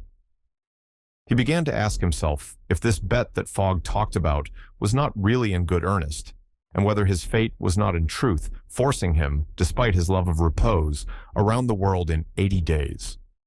Having purchased the usual quota of shirts and shoes, he took a leisurely promenade about the streets, where crowds of people of many nationalities, Europeans, Persians with pointed caps, Banyas with round turbans, Sindhis with square bonnets, Parsis with black mitres, and long-robed Armenians, were collected. It happened to be the day of a Parsi festival. These descendants of the sect of Zoroaster, the most thrifty, civilized, intelligent, and austere of the East Indians, among whom are counted the richest native merchants of Bombay, were celebrating a sort of religious carnival with processions and shows, in the midst of which Indian dancing girls, clothed in rose-colored gauze, looped up with gold and silver, danced airily, but with perfect modesty, to the sound of viols and the clanging of tambourines. It is needless to say that Passepartout watched these curious ceremonies with staring eyes and gaping mouth, and that his countenance was that of the greenest booby imaginable. Unhappily for his master, as well as himself, His curiosity drew him unconsciously farther off than he intended to go. At last, having seen the Parsi carnival wind away in the distance, he was turning his steps towards the station when he happened to espy the splendid pagoda on Malabar Hill, and was seized with an irresistible desire to see its interior. He was quite ignorant that it is forbidden to Christians to enter certain Indian temples, and that even the faithful must not go in without first leaving their shoes outside the door. It may be said here that the wise policy of the British government severely punishes a disregard of the practices of the native religions. Passepartout, however, thinking no harm, went in like a simple tourist, and was soon lost in admiration of the splendid Brahmin ornamentation which everywhere met his eyes, when of a sudden he found himself sprawling on the sacred flagging. He looked up to behold 3 enraged priests, who forthwith fell upon him, tore off his shoes, and began to beat him with loud, savage exclamations. The agile Frenchman was soon upon his feet again, and lost no time in knocking down 2 of his long-gowned adversaries with his fists and a vigorous application of his toes. Then, rushing out of the pagoda as fast as his legs could carry him, he soon escaped the 3rd priest by mingling with the crowd in the streets. At 5 minutes before 8, Passepartout, hatless, shoeless, and having in the squabble lost his package of shirts and shoes, rushed breathlessly into the station. Fix, who had followed Fogg to the station and saw that he was really going to leave Bombay, was there, upon the platform. He had resolved to follow the supposed robber to Calcutta, and farther, if necessary. Passepartout did not observe the detective, who stood in an obscure corner, but Fix heard him relate his adventures in a few words to Fogg. "I hope that this will not happen again," said Phileas Fogg coldly, as he got into the train. Poor Passepartout, quite crestfallen, followed his master without a word. Fix was on the point of entering another carriage when an idea struck him, which induced him to alter his plan. "No, I'll stay," muttered he. "An offense has been committed on Indian soil. I've got my man." Just then, the locomotive gave a sharp screech, and the train passed out into the darkness of the night, in which Phileas Fogg secures a curious means of conveyance at a fabulous price. The train had started punctually. Among the passengers were a number of officers, government officials, and opium and indigo merchants, whose business called them to the eastern coast. Passepartout rode in the same carriage with his master, and a 3rd passenger occupied a seat opposite to them. This was Sir Francis Cromarty, one of Fogg's whist partners on the Mongolia, now on his way to join his corps at Benares. Sir Francis was a tall, fair man of 50, who had greatly distinguished himself in the last Sepoy revolt. He made India his home, only paying brief visits to England at rare intervals, and was almost as familiar as a native with the customs, history, and character of India and its people. But Phileas Fogg, who was not traveling, but only describing a circumference, took no pains to inquire into these subjects. He was a solid body, traversing an orbit around the terrestrial globe, according to the laws of rational mechanics. He was at this moment calculating in his mind the number of hours spent since his departure from London, and, had it been in his nature to make a useless demonstration, would have rubbed his hands for satisfaction. Sir Francis Cromarty had observed the oddity of his traveling companion, although the only opportunity he had for studying him had been while he was dealing the cards and between 2 rubbers, and questioned himself whether a human heart really beat beneath this cold exterior, and whether Phileas Fogg had any sense of the beauties of nature. The Brigadier General was free to mentally confess that of all the eccentric persons he had ever met, none was comparable to this product of the exact sciences. Phileas Fogg had not concealed from Sir Francis his design of going round the world, nor the circumstances under which he set out, and the General only saw in the wager a useless eccentricity and a lack of sound common sense. In the way this strange gentleman was going on, he would leave the world without having done any good to himself or anybody else. An hour after leaving Bombay, the train had passed the viaducts and the island of Salsette, and had got into the open country.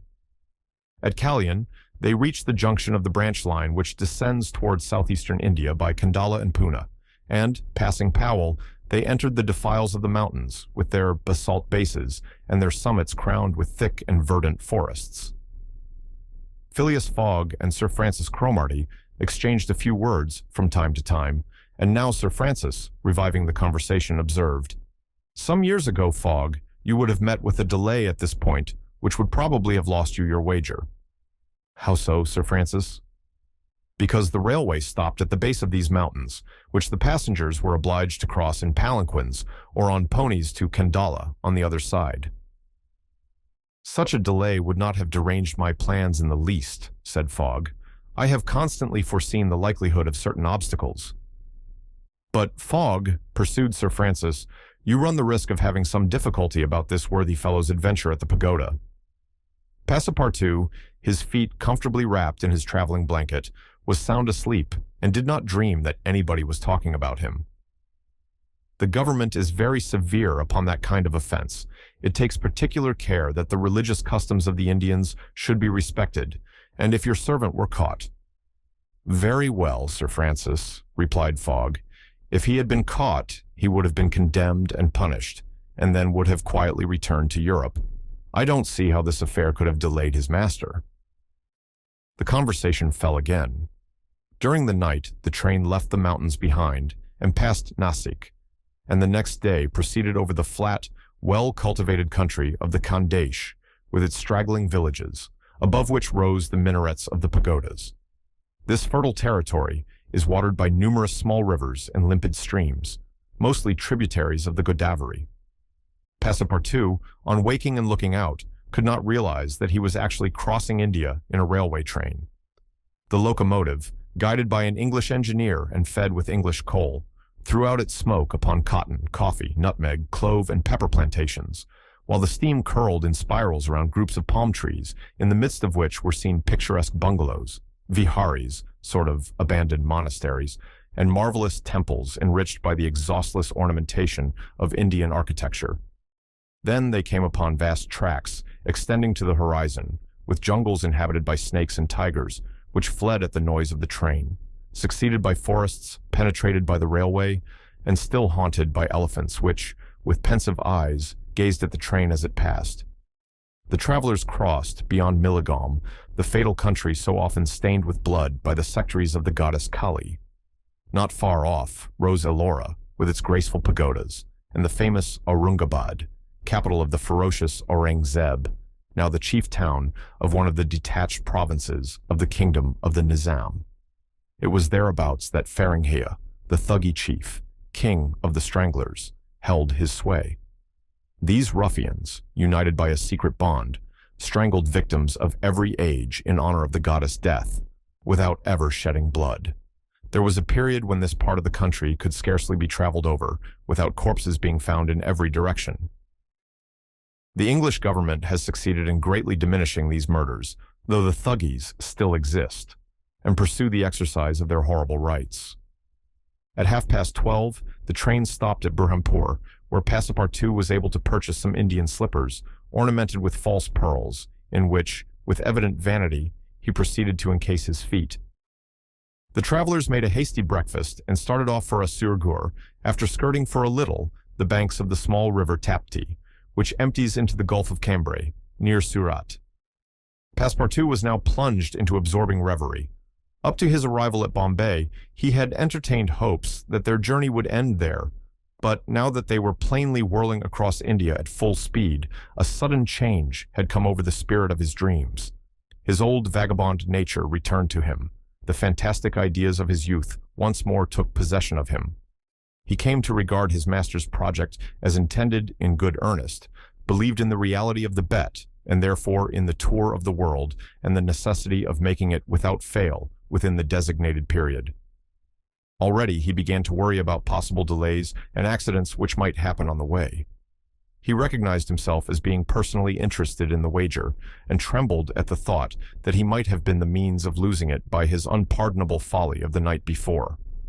Being much less cool-headed than Fogg, he was much more restless, counting and recounting the days passed over, uttering maledictions when the train stopped, and accusing it of sluggishness, and mentally blaming Fogg for not having bribed the engineer. The worthy fellow was ignorant that, while it was possible by such means to hasten the rate of a steamer, it could not be done on the railway. The train entered the defiles of the Sutpur Mountains, which separate the Khandesh from Bundelkund towards evening. The next day, Sir Francis Cromarty asked Passepartout what time it was, to which, on consulting his watch, he replied that it was 3 in the morning. This famous timepiece, always regulated on the Greenwich meridian, which was now some 77 degrees westward, was at least 4 hours slow. Sir Francis corrected Passepartout's time, whereupon the latter made the same remark that he had done to Fix, and upon the general insisting that the watch should be regulated in each new meridian, since he was constantly going eastward, that is in the face of the sun, and therefore the days were shorter by 4 minutes for each degree gone over, Passepartout obstinately refused to alter his watch, which he kept at London time. It was an innocent delusion, which could harm no one. The train stopped at 8 o'clock in the midst of a glade some 15 miles beyond Rothal, where there were several bungalows and workmen's cabins. The conductor, passing along the carriages, shouted, "Passengers will get out here." Phileas Fogg looked at Sir Francis Cromarty for an explanation, but the general could not tell what meant a halt in the midst of this forest of dates and acacias. Passepartout, not less surprised, rushed out and speedily returned, crying, "Monsieur, no more railway." "What do you mean?" asked Sir Francis. "I mean to say that the train isn't going on." The general at once stepped out, while Phileas Fogg calmly followed him, and they proceeded together to the conductor. "Where are we?" asked Sir Francis. "At the hamlet of Colby." "Do we stop here?" "Certainly. The railway isn't finished." "What? Not finished?" "Number." "There's still a matter of 50 miles to be laid from here to Allahabad, where the line begins again." "But the papers announced the opening of the railway throughout." "What would you have, officer? The papers were mistaken." "Yet you sell tickets from Bombay to Calcutta," retorted Sir Francis, who was growing warm. "No doubt," replied the conductor, "but the passengers know that they must provide means of transportation for themselves from Colby to Allahabad." Sir Francis was furious. Passepartout would willingly have knocked the conductor down and did not dare to look at his master. "Sir Francis," said Fogg quietly, "we will, if you please, look about for some means of conveyance to Allahabad." "Fogg, this is a delay greatly to your disadvantage." "No, Sir Francis, it was foreseen." "What? You knew that the way—" "Not at all, but I knew that some obstacle or other would sooner or later arise on my route. Nothing, therefore, is lost. I have 2 days, which I have already gained, to sacrifice. A steamer leaves Calcutta for Hong Kong at noon on the 25th. This is the 22nd, and we shall reach Calcutta in time." There was nothing to say to so confident a response. It was but too true that the railway came to a termination at this point.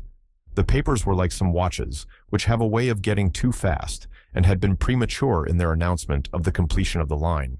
The greater part of the travelers were aware of this interruption, and, leaving the train, they began to engage such vehicles as the village could provide 4-wheeled palkijaris, wagons drawn by zebus, carriages that looked like perambulating pagodas, palanquins, ponies, and whatnot. Fogg and Sir Francis Cromarty, after searching the village from end to end, came back without having found anything. "I shall go afoot," said Phileas Fogg. Passepartout, who had now rejoined his master, made a wry grimace as he thought of his magnificent but too frail Indian shoes. Happily he too had been looking about him, and after a moment's hesitation said, "Monsieur, I think I have found a means of conveyance." "What?" "An elephant. An elephant that belongs to an Indian who lives but 100 steps from here." "Let's go and see the elephant," replied Fogg. They soon reached a small hut, near which, enclosed within some high palings, was the animal in question. An Indian came out of the hut, and, at their request, conducted them within the enclosure. The elephant, which its owner had reared, not for a beast of burden, but for warlike purposes, was half domesticated. The Indian had begun already by often irritating him and feeding him every 3 months on sugar and butter, to impart to him a ferocity not in his nature, this method being often employed by those who train the Indian elephants for battle. Happily, however, for Fogg, the animal's instruction in this direction had not gone far, and the elephant still preserved his natural gentleness. Keone, this was the name of the beast, could doubtless travel rapidly for a long time, and, in default of any other means of conveyance, Fogg resolved to hire him. But elephants are far from cheap in India, where they are becoming scarce. The males, which alone are suitable for circus shows, are much sought, especially as but few of them are domesticated. When therefore Fogg proposed to the Indian to hire Keowney, he refused point blank. Fogg persisted, offering the excessive sum of £10 an hour for the loan of the beast to Allahabad. Refused. £20? Refused also. £40? Still refused. Passepartout jumped at each advance, but the Indian declined to be tempted. Yet the offer was an alluring one, for supposing it took the elephant 15 hours to reach Allahabad, his owner would receive no less than £600 sterling. Phileas Fogg, without getting in the least flurried, then proposed to purchase the animal outright, and at first offered £1,000 for him. The Indian, perhaps thinking he was going to make a great bargain, still refused. Sir Francis Cromarty took Fogg aside and begged him to reflect before he went any further, to which that gentleman replied that he was not in the habit of acting rashly, that a bet of £20,000 was at stake, that the elephant was absolutely necessary to him, and that he would secure him if he had to pay 20 times his value. Returning to the Indian, whose small, sharp eyes, glistening with avarice, betrayed that with him it was only a question of how great a price he could obtain, Fogg offered first £1,200, then £1,500, £1,800, £2,000. Passepartout, usually so rubicund, was fairly white with suspense. At £2,000 the Indian yielded. "What a price, good heavens!" cried Passepartout, "for an elephant." It only remained now to find a guide, which was comparatively easy. A young Parsee, with an intelligent face, offered his services, which Fogg accepted, promising so generous a reward as to materially stimulate his zeal. The elephant was led out and equipped. The Parsee, who was an accomplished elephant driver, covered his back with a sort of saddlecloth and attached to each of his flanks some curiously uncomfortable howdahs. Phileas Fogg paid the Indian with some banknotes, which he extracted from the famous carpet-bag, a proceeding that seemed to deprive poor Passepartout of his vitals. Then he offered to carry Sir Francis to Allahabad, which the brigadier gratefully accepted, as one traveler the more would not be likely to fatigue the gigantic beast. Provisions were purchased at Colby, and, while Sir Francis and Fogg took the howdahs on either side, Passepartout got astride the saddlecloth between them. The Parsee perched himself on the elephant's neck, and at 9 o'clock they set out from the village, the animal marching off through the dense forest of palms by the shortest cut, in which Phileas Fogg and his companions venture across the Indian forests, and what ensued. In order to shorten the journey, the guide passed to the left of the line where the railway was still in process of being built. This line, owing to the capricious turnings of the Vindhya Mountains, did not pursue a straight course. The Parsee, who was quite familiar with the roads and paths in the district, declared that they would gain 20 miles by striking directly through the forest. Phileas Fogg and Sir Francis Cromarty, plunged to the neck in the peculiar howdahs provided for them, were horribly jostled by the swift trotting of the elephant, spurred on as he was by the skillful Parsee, but they endured the discomfort with true British phlegm, talking little and scarcely able to catch a glimpse of each other. As for Passepartout, who was mounted on the beast's back and received the direct force of each concussion as he trod along, he was very careful, in accordance with his master's advice, to keep his tongue from between his teeth, as it would otherwise have been bitten off short. The worthy fellow bounced from the elephant's neck to his rump and vaulted like a clown on a springboard. Yet he laughed in the midst of his bouncing, and from time to time took a piece of sugar out of his pocket and inserted it in Keowney's trunk, who received it without in the least slackening his regular trot. After 2 hours, the guide stopped the elephant and gave him an hour for rest, during which Keowney, after quenching his thirst at a neighboring spring, set to devouring the branches and shrubs round about him. Neither Sir Francis nor Fogg regretted the delay, and both descended with a feeling of relief. "Why, he's made of iron," exclaimed the general, gazing admiringly on Keowney. "Of forged iron," replied Passepartout, as he set about preparing a hasty breakfast. At noon, the Parsee gave the signal of departure. The country soon presented a very savage aspect. Copses of dates and dwarf palms succeeded the dense forests, then vast, dry plains dotted with scanty shrubs and sown with great blocks of syenite. All this portion of Bundelkund, which is little frequented by travelers, is inhabited by a fanatical population, hardened in the most horrible practices of the Hindu faith. The English have not been able to secure complete dominion over this territory, which is subjected to the influence of Rajas, whom it is almost impossible to reach in their inaccessible mountain fastnesses. The travelers several times saw bands of ferocious Indians, who, when they perceived the elephant striding across country, made angry and threatening motions. The Parsee avoided them as much as possible. Few animals were observed on the route. Even the monkeys hurried from their path with contortions and grimaces, which convulsed Passepartout with laughter. In the midst of his gaiety, however, one thought troubled the worthy servant. What would Fogg do with the elephant when he got to Allahabad? Would he carry him on with him? Impossible. The cost of transporting him would make him ruinously expensive. Would he sell him or set him free? The estimable beast certainly deserved some consideration. Should Fogg choose to make him, Passepartout, a present of Chiuni, he would be very much embarrassed. And these thoughts did not cease worrying him for a long time. The principal chain of the Vindhyas was crossed by 8 in the evening, and another halt was made on the northern slope, in a ruined bungalow. They had gone nearly 25 miles that day, and an equal distance still separated them from the station of Allahabad. The night was cold. The Parsee lit a fire in the bungalow with a few dry branches, and the warmth was very grateful. Provisions purchased at Colby sufficed for supper, and the travelers ate ravenously. The conversation, beginning with a few disconnected phrases, soon gave place to loud and steady snores. The guide watched Chiuni, who slept standing, bolstering himself against the trunk of a large tree.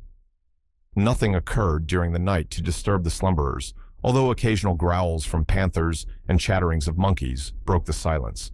The more formidable beasts made no cries or hostile demonstration against the occupants of the bungalow. Sir Francis slept heavily, like an honest soldier overcome with fatigue. Passepartout was wrapped in uneasy dreams of the bouncing of the day before. As for Fogg, he slumbered as peacefully as if he had been in his serene mansion in Savile Row. The journey was resumed at 6 in the morning. The guide hoped to reach Allahabad by evening. In that case, Fogg would only lose a part of the 48 hours saved since the beginning of the tour. Chiuni, resuming his rapid gait, soon descended the lower spurs of the Vindhyas, and towards noon they passed by the village of Kalangar, on the Kani, one of the branches of the Ganges. The guide avoided inhabited places, thinking it safer to keep the open country, which lies along the first depressions of the basin of the great river. Allahabad was now only 12 miles to the northeast. They stopped under a clump of bananas, the fruit of which, as healthy as bread and as succulent as cream, was amply partaken of and appreciated. At 2 o'clock, the guide entered a thick forest which extended several miles. He preferred to travel under cover of the woods. They had not as yet had any unpleasant encounters, and the journey seemed on the point of being successfully accomplished, when the elephant, becoming restless, suddenly stopped. It was then 4 o'clock. "What's the matter?" asked Sir Francis, putting out his head. "I don't know, officer," replied the Parsee, listening attentively to a confused murmur which came through the thick branches. The murmur soon became more distinct.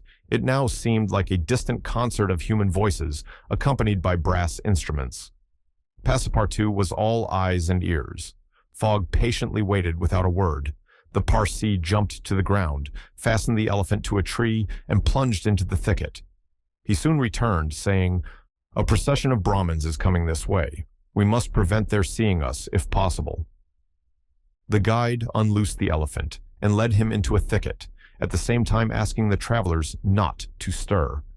He held himself ready to bestride the animal at a moment's notice, should flight become necessary.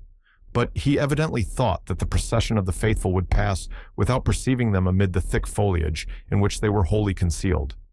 The discordant tones of the voices and instruments drew nearer, and now droning songs mingled with the sound of the tambourines and cymbals.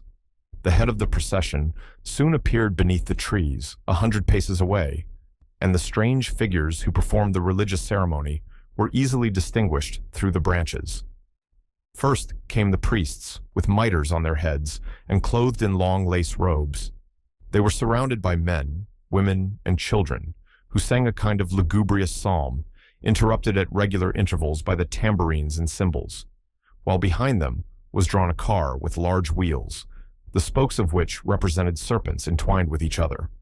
Upon the car, which was drawn by 4 richly caparisoned zebus, stood a hideous statue with 4 arms, the body colored a dull red, with haggard eyes, disheveled hair, protruding tongue, and lips tinted with beetle. It stood upright upon the figure of a prostrate and headless giant. Sir Francis, recognizing the statue, whispered, "The goddess Kali, the goddess of love and death." "Of death, perhaps," muttered back Passepartout, "but of love, that ugly old hag, never." The Parsee made a motion to keep silence. A group of old fakirs were capering and making a wild ado round the statue. These were striped with ochre and covered with cuts, whence their blood issued drop by drop. Stupid fanatics, who, in the great Indian ceremonies, still throw themselves under the wheels of Juggernaut. Some Brahmins, clad in all the sumptuousness of Oriental apparel and leading a woman who faltered at every step, followed. This woman was young and as fair as a European. Her head and neck, shoulders, ears, arms, hands, and toes were loaded down with jewels and gems, with bracelets, earrings, and rings, while a tunic bordered with gold and covered with a light muslin robe betrayed the outline of her form. The guards who followed the young woman presented a violent contrast to her, armed as they were with naked sabers hung at their waists and long Damascene pistols, and bearing a corpse on a palanquin. It was the body of an old man, gorgeously arrayed in the habiliments of a Rajah, wearing, as in life, a turban embroidered with pearls, a robe of tissue of silk and gold, a scarf of cashmere sewed with diamonds, and the magnificent weapons of a Hindu prince.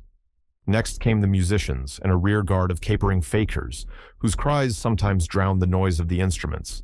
These closed the procession. Sir Francis watched the procession with a sad countenance, and turning to the guide, said, Sati." The Parsee nodded and put his finger to his lips. The procession slowly wound under the trees, and soon its last ranks disappeared in the depths of the wood. The songs gradually died away. Occasionally cries were heard in the distance, until at last all was silence again. Phileas Fogg had heard what Sir Francis said, and, as soon as the procession had disappeared, asked, "What is a sati?" "A sati," returned the general, "is a human sacrifice, but a voluntary one. The woman you have just seen will be burned tomorrow at the dawn of day." "Oh, the scoundrels!" cried Passepartout, who could not repress his indignation. "And the corpse?" asked Fogg. "Is that of the prince, her husband," said the guide, "an independent Rajah of Bundelkund." "Is it possible," resumed Phileas Fogg, his voice betraying not the least emotion, "that these barbarous customs still exist in India, and that the English have been unable to put a stop to them?" "These sacrifices do not occur in the larger portion of India," replied Sir Francis, "but we have no power over these savage territories, and especially here in Bundelkund. The whole district north of the Vindhyas is the theater of incessant murders and pillage." "The poor wretch!" exclaimed Passepartout, "to be burned alive." "Yes," returned Sir Francis, "burned alive. And if she were not, you cannot conceive what treatment she would be obliged to submit to from her relatives. They would shave off her hair, feed her on a scanty allowance of rice, treat her with contempt. She would be looked upon as an unclean creature, and would die in some corner, like a scurvy dog. The prospect of so frightful an existence drives these poor creatures to the sacrifice much more than love or religious fanaticism. Sometimes, however, the sacrifice is really voluntary, and it requires the active interference of the government to prevent it. Several years ago, when I was living at Bombay, a young widow asked permission of the governor to be burned along with her husband's body. But, as you may imagine, he refused. The woman left the town, took refuge with an independent Rajah, and there carried out her self-devoted purpose. While Sir Francis was speaking, the guide shook his head several times and now said, "The sacrifice which will take place tomorrow at dawn is not a voluntary one." "How do you know?" "Everybody knows about this affair in Bundelkund." "But the wretched creature did not seem to be making any resistance," observed Sir Francis. "That was because they had intoxicated her with fumes of hemp and opium." "But where are they taking her?" "To the pagoda of Pillaji, 2 miles from here. She will pass the night there." and the sacrifice will take place tomorrow at the first light of dawn. The guide now led the elephant out of the thicket and leaped upon his neck. Just at the moment that he was about to urge Chiune forward with a peculiar whistle, Fogg stopped him, and turning to Sir Francis Cromarty said, "Suppose we save this woman." "Save the woman, Fogg." "I have yet 12 hours to spare. I can devote them to that." "Why, you are a man of heart." "Sometimes," replied Phileas Fogg quietly, "when I have the time." In which Passepartout receives a new proof that fortune favors the brave. The project was a bold one, full of difficulty, perhaps impracticable. Fogg was going to risk life, or at least liberty, and therefore the success of his tour. But he did not hesitate, and he found in Sir Francis Cromarty an enthusiastic ally. As for Passepartout, he was ready for anything that might be proposed. His master's idea charmed him. He perceived a heart, a soul, under that icy exterior. He began to love Phileas Fogg. There remained the guide. What course would he adopt? Would he not take part with the Indians? In default of his assistance, it was necessary to be assured of his neutrality. Sir Francis frankly put the question to him. "Officers," replied the guide, "I am a Parsee, and this woman is a Parsee. Command me as you will." "Excellent," said Fogg. "However," resumed the guide, "it is certain not only that we shall risk our lives, but horrible tortures if we are taken." "That is foreseen," replied Fogg. "I think we must wait till night before acting." "I think so," said the guide. The worthy Indian then gave some account of the victim, who, he said, was a celebrated beauty of the Parsee race, and the daughter of a wealthy Bombay merchant. She had received a thoroughly English education in that city, and, from her manners and intelligence, would be thought a European. Her name was Aouda. Left an orphan, she was married against her will to the old Rajah of Bundelkund, and, knowing the fate that awaited her, she escaped, was retaken, and devoted by the Rajah's relatives, who had an interest in her death, to the sacrifice from which it seemed she could not escape. The Parsee's narrative only confirmed Fogg and his companions in their generous design. It was decided that the guide should direct the elephant towards the pagoda of Pillaji, which he accordingly approached as quickly as possible. They halted, half an hour afterwards, in a copse, some 500 feet from the pagoda, where they were well concealed, but they could hear the groans and cries of the fakirs distinctly. They then discussed the means of getting at the victim. The guide was familiar with the pagoda of Pillaji, in which, as he declared, the young woman was imprisoned. Could they enter any of its doors while the whole party of Indians was plunged in a drunken sleep, or was it safer to attempt to make a hole in the walls? This could only be determined at the moment and the place themselves, but it was certain that the abduction must be made that night, and not when, at break of day, the victim was led to her funeral pyre. Then no human intervention could save her. As soon as night fell, about 6 o'clock, they decided to make a reconnaissance around the pagoda. The cries of the fakirs were just ceasing. The Indians were in the act of plunging themselves into the drunkenness caused by liquid opium mingled with hemp, and it might be possible to slip between them to the temple itself. The Parsee, leading the others, noiselessly crept through the wood, and in 10 minutes they found themselves on the banks of a small stream, whence, by the light of the rosin torches, they perceived a pyre of wood, on the top of which lay the embalmed body of the Rajah, which was to be burned with his wife. The pagoda, whose minarets loomed above the trees in the deepening dusk, stood 100 steps away. "Come," whispered the guide. He slipped more cautiously than ever through the brush, followed by his companions. The silence around was only broken by the low murmuring of the wind among the branches. Soon, the Parsee stopped on the borders of the glade, which was lit up by the torches. The ground was covered by groups of the Indians, motionless in their drunken sleep. It seemed a battlefield strewn with the dead. Men, women, and children lay together. In the background, among the trees, the pagoda of Pillaji loomed distinctly.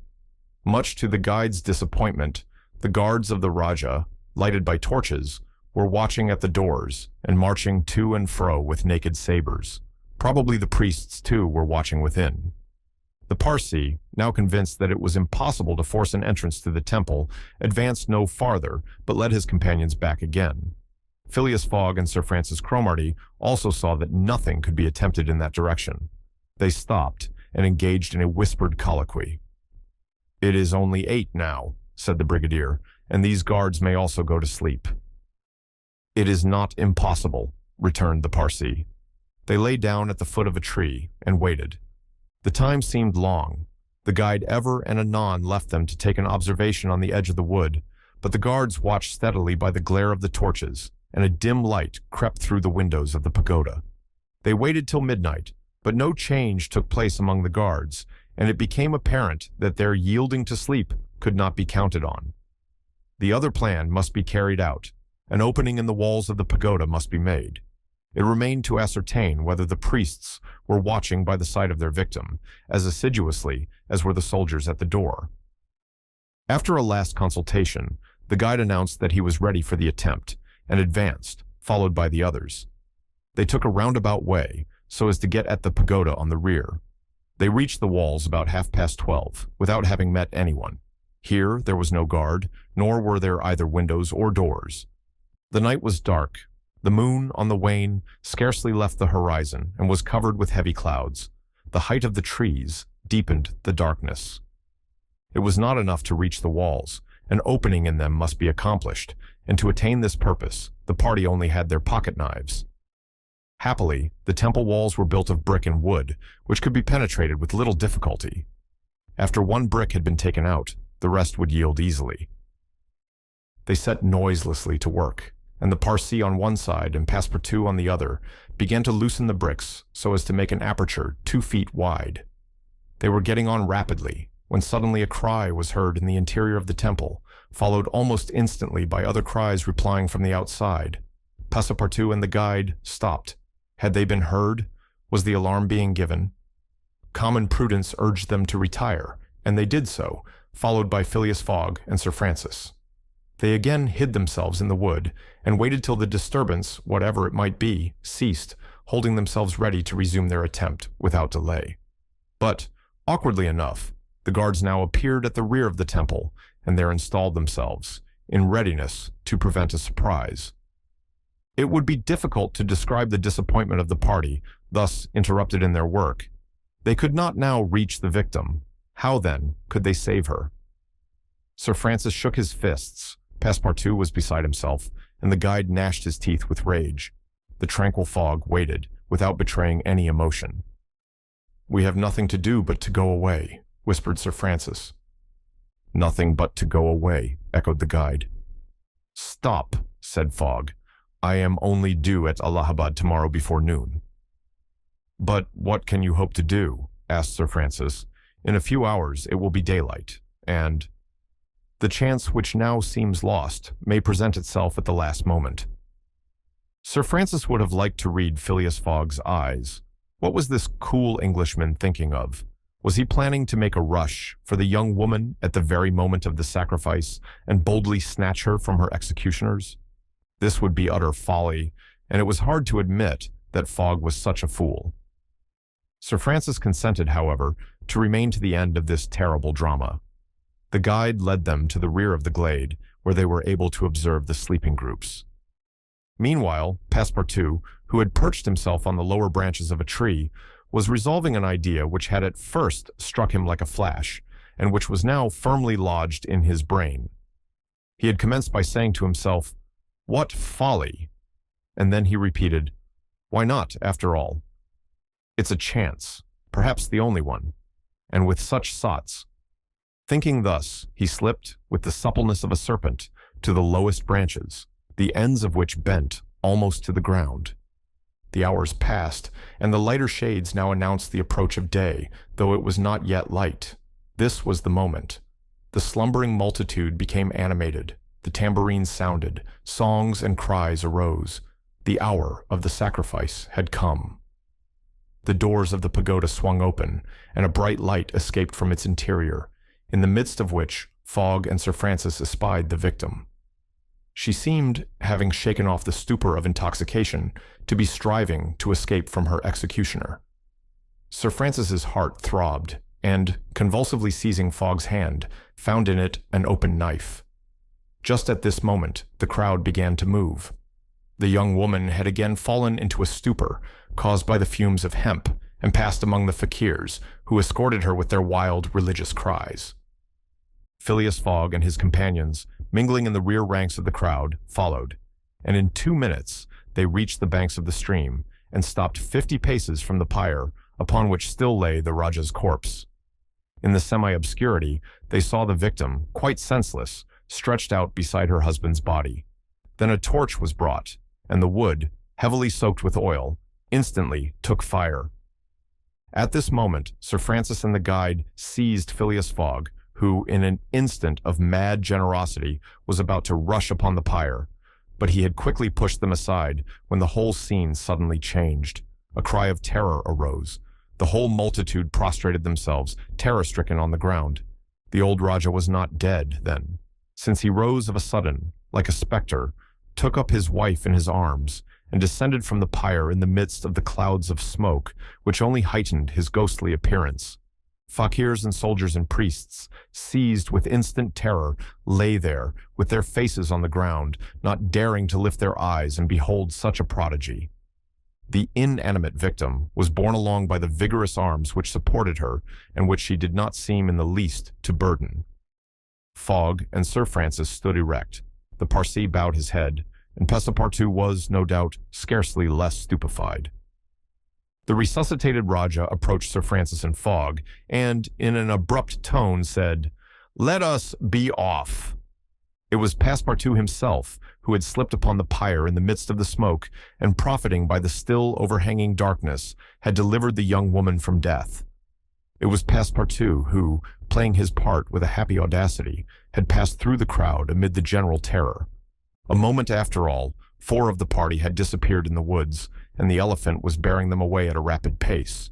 But the cries and noise, and a ball which whizzed through Phileas Fogg's hat, apprised them that the trick had been discovered. The old Rajah's body, indeed, now appeared upon the burning pyre, and the priests, recovered from their terror, perceived that an abduction had taken place. They hastened into the forest, followed by the soldiers, who fired a volley after the fugitives. But the latter rapidly increased the distance between them, and ere long found themselves beyond the reach of the bullets and arrows, in which Phileas Fogg descends the whole length of the beautiful valley of the Ganges without ever thinking of seeing it.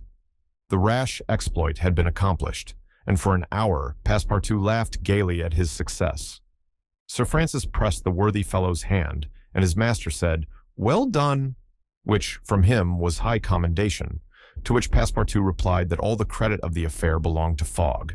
As for him, he had only been struck with a queer idea, and he laughed to think that for a few moments he, Passepartout, the ex-gymnast, ex-sergeant fireman, had been the spouse of a charming woman, a venerable, embalmed Rajah. As for the young Indian woman, she had been unconscious throughout of what was passing, and now, wrapped up in a traveling blanket, was reposing in one of the howdahs. The elephant, thanks to the skillful guidance of the Parsee, was advancing rapidly through the still darksome forest, and, an hour after leaving the pagoda, had crossed a vast plain. They made a halt at 7 o'clock, the young woman being still in a state of complete prostration. The guide made her drink a little brandy and water, but the drowsiness which stupefied her could not yet be shaken off. Sir Francis, who was familiar with the effects of the intoxication produced by the fumes of hemp, reassured his companions on her account, but he was more disturbed at the prospect of her future fate. He told Phileas Fogg that, should Aouda remain in India, she would inevitably fall again into the hands of her executioners. These fanatics were scattered throughout the county, and would, despite the English police, recover their victim at Madras, Bombay, or Calcutta. She would only be safe by quitting India forever. Phileas Fogg replied that he would reflect upon the matter. The station at Allahabad was reached about 10 o'clock, and the interrupted line of railway being resumed would enable them to reach Calcutta in less than 24 hours. Phileas Fogg would thus be able to arrive in time to take the steamer which left Calcutta the next day, October 25th, at noon, for Hong Kong. The young woman was placed in one of the waiting rooms of the station, whilst Passepartout was charged with purchasing for her various articles of toilet, a dress, shawl, and some furs, for which his master gave him unlimited credit. Passepartout started off forthwith, and found himself in the streets of Allahabad, that is, the city of God, one of the most venerated in India, being built at the junction of the two sacred rivers, Ganges and Jumna, the waters of which attract pilgrims from every part of the peninsula. The Ganges, according to the legends of the Ramayana, rises in heaven, whence, owing to Brahma's agency, it descends to the earth. Passepartout made it a point, as he made his purchases, to take a good look at the city. It was formerly defended by a noble fort, which has since become a state prison. Its commerce has dwindled away, and Passepartout in vain looked about him for such a bazaar as he used to frequent in Regent Street. At last, he came upon an elderly, crusty Jew who sold second-hand articles, and from whom he purchased a dress of Scotch stuff, a large mantle, and a fine otter-skin pelisse, for which he did not hesitate to pay £75. He then returned triumphantly to the station. The influence to which the priests of Pilagi had subjected Aouda began gradually to yield, and she became more herself, so that her fine eyes resumed all their soft, Indian expression. When the poet king, Ukaf Udaul, celebrates the charms of the queen of Ahmednagra, he speaks thus: "Her shining tresses, divided in two parts, encircle the harmonious contour of her white and delicate cheeks, brilliant in their glow and freshness. Her ebony brows have the form and charm of the bow of Kama, the god of love, and beneath her long, silken lashes, the purest reflections and a celestial light swim, as in the sacred lakes of Himalaya, in the black pupils of her great clear eyes. Her teeth, fine, equal, and white, glitter between her smiling lips like dewdrops in a passion flower's half-enveloped breast. Her delicately formed ears, her vermilion hands, her little feet, curved and tender as the lotus bud, glitter with the brilliancy of the loveliest pearls of Ceylon, the most dazzling diamonds of Golconda. Her narrow and supple waist, which a hand may clasp around, sets forth the outline of her rounded figure and the beauty of her bosom, where youth in its flower displays the wealth of its treasures, and beneath the silken folds of her tunic she seems to have been modeled in pure silver by the godlike hand of Vikvarkarma, the immortal sculptor." It is enough to say, without applying this poetical rhapsody to Aouda, that she was a charming woman in all the European acceptation of the phrase. She spoke English with great purity, and the guide had not exaggerated in saying that the young Parsi had been transformed by her bringing up. The train was about to start from Allahabad, and Fogg proceeded to pay the guide the price agreed upon for his service, and not a farthing more, which astonished Passepartout, who remembered all that his master owed to the guide's devotion. He had, indeed, risked his life in the adventure at Pilagi, and, if he should be caught afterwards by the Indians, he would with difficulty escape their vengeance. Kiuni also must be disposed of. What should be done with the elephant, which had been so dearly purchased? Phileas Fogg had already determined this question. "Parsi," said he to the guide, "you have been serviceable and devoted. I have paid for your service, but not for your devotion. Would you like to have this elephant? He is yours." The guide's eyes glistened. "Your honor is giving me a fortune," cried he. "Take him, guide," returned Fogg, "and I shall still be your debtor." "Good," exclaimed Passepartout. "Take him, friend. Kiuni is a brave and faithful beast." And, going up to the elephant, he gave him several lumps of sugar, saying, "Here, Kiuni, here, here."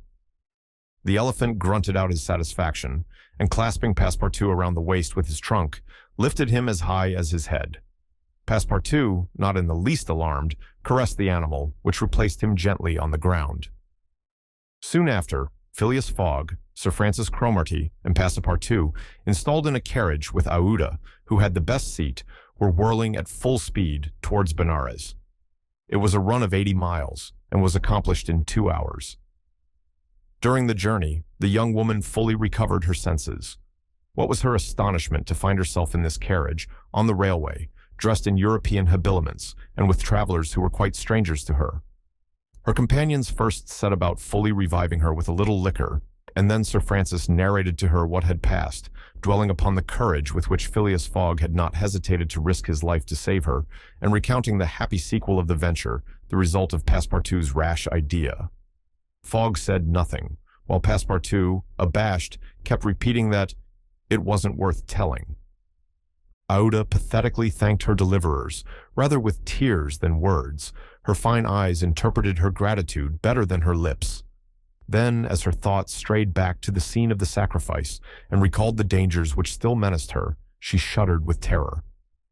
Phileas Fogg understood what was passing in Aouda's mind and offered, in order to reassure her, to escort her to Hong Kong, where she might remain safely until the affair was hushed up, an offer which she eagerly and gratefully accepted. She had, it seems, a Parsi relation, who was one of the principal merchants of Hong Kong, which is wholly an English city, though on an island on the Chinese coast. At 12:30, the train stopped at Benares. The Brahmin legends assert that this city is built on the site of the ancient Kasi, which, like Muhammad's tomb, was once suspended between heaven and earth. Though the Benares of today, which the Orientalists call the Athens of India, stands quite unpoetically on the solid earth, Passepartout caught glimpses of its brick houses and clay huts, giving an aspect of desolation to the place as the train entered it. Benares was Sir Francis Cromarty's destination, the troops he was rejoining being encamped some miles northward of the city. He bade adieu to Phileas Fogg, wishing him all success, and expressing the hope that he would come that way again in a less original but more profitable fashion.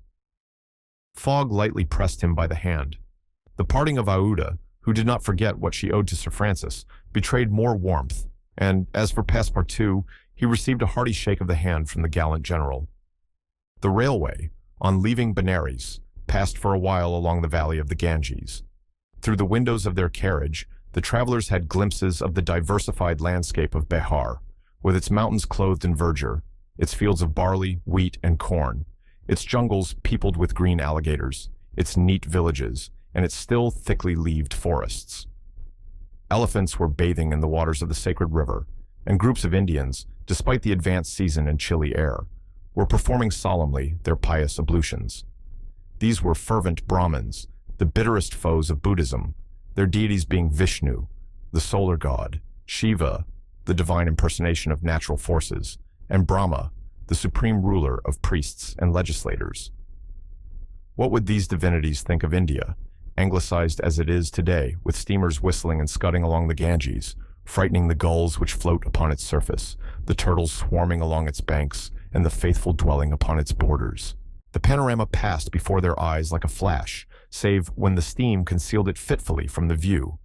The travelers could scarcely discern the fort of Shupani, 20 miles southwestward from Benares, the ancient stronghold of the Rajas of Bihar, or Ghazipur and its famous rosewater factories, or the tomb of Lord Cornwallis, rising on the left bank of the Ganges, the fortified town of Buxar, or Patna, a large manufacturing and trading place where is held the principal opium market of India, or Monghir, a more than European town, for it is as English as Manchester or Birmingham, with its iron foundries, edge tool factories, and high chimneys puffing clouds of black smoke heavenward.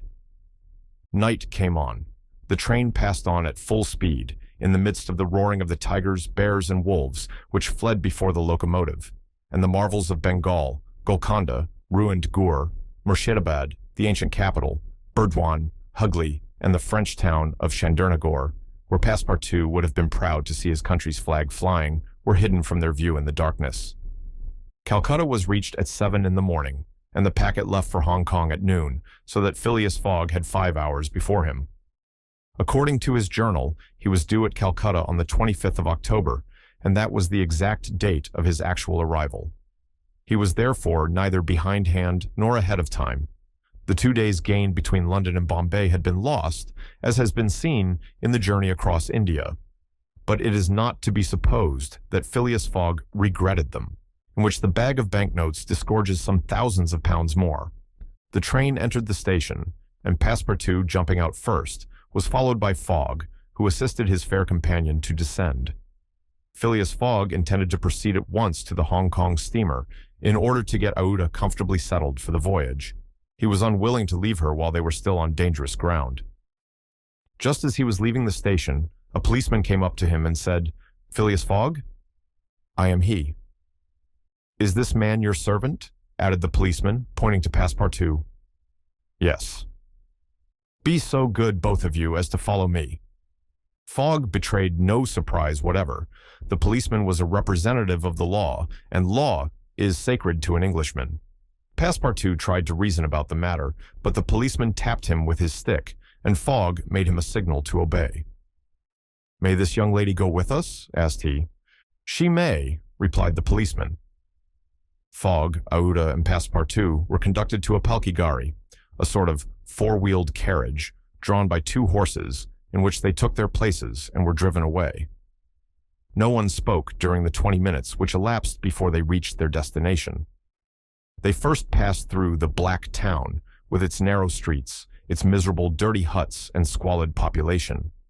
Then through the European Town, which presented a relief in its bright brick mansions, shaded by coconut trees and bristling with masts, where, although it was early morning, elegantly dressed horsemen and handsome equipages were passing back and forth.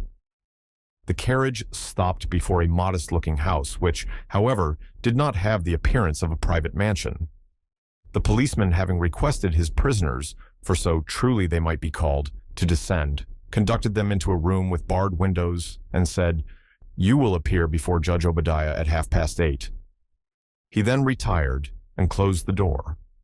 "Why, we are prisoners!" exclaimed Passepartout, falling into a chair. Aouda, with an emotion she tried to conceal, said to Fogg, "Sir, you must leave me to my fate. It is on my account that you receive this treatment. It is for having saved me." Phileas Fogg contented himself with saying that it was impossible. It was quite unlikely that he should be arrested for preventing a sati. The complainants would not dare present themselves with such a charge. There was some mistake. Moreover, he would not, in any event, abandon Aouda, but would escort her to Hong Kong. "But the steamer leaves at noon," observed Passepartout nervously. "We shall be on board by noon," replied his master placidly. It was said so positively that Passepartout could not help muttering to himself, "Parbleu, that's certain. Before noon we shall be on board." But he was by no means reassured. At 8:30, the door opened. The policeman appeared, and, requesting them to follow him, led the way to an adjoining hall. It was evidently a courtroom, and a crowd of Europeans and natives already occupied the rear of the apartment. Fogg and his two companions took their places on a bench opposite the desks of the magistrate and his clerk. Immediately after, Judge Obadiah, a fat, round man, followed by the clerk, entered. He proceeded to take down a wig which was hanging on a nail and put it hurriedly on his head. "The first case," said he. Then, putting his hand to his head, he exclaimed, "Hey, this is not my wig." "No, your worship," returned the clerk, "it is mine." "My dear Oysterpuff, how can a judge give a wise sentence in a clerk's wig?" The wigs were exchanged. Passepartout was getting nervous, for the hands on the face of the big clock over the judge seemed to go around with terrible rapidity. "The first case," repeated Judge Obadiah. "Phileas Fogg?" demanded Oysterpuff. "I am here," replied Fogg. "Passepartout?" "Present," responded Passepartout. "Good," said the judge. "You have been looked for prisoners for 2 days on the trains from Bombay." "But of what are we accused?" asked Passepartout impatiently. "You are about to be informed." "I am an English subject, sir," said Fogg, "and I have the right—" "Have you been ill-treated?" "Not at all." "Very well. Let the complainants come in."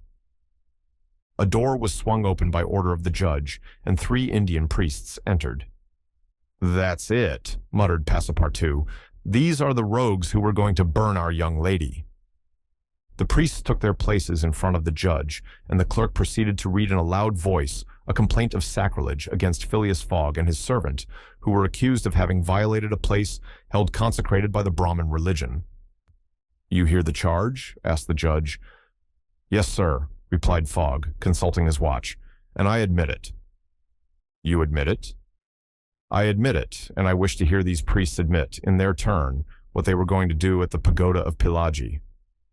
The priests looked at each other. They did not seem to understand what was said.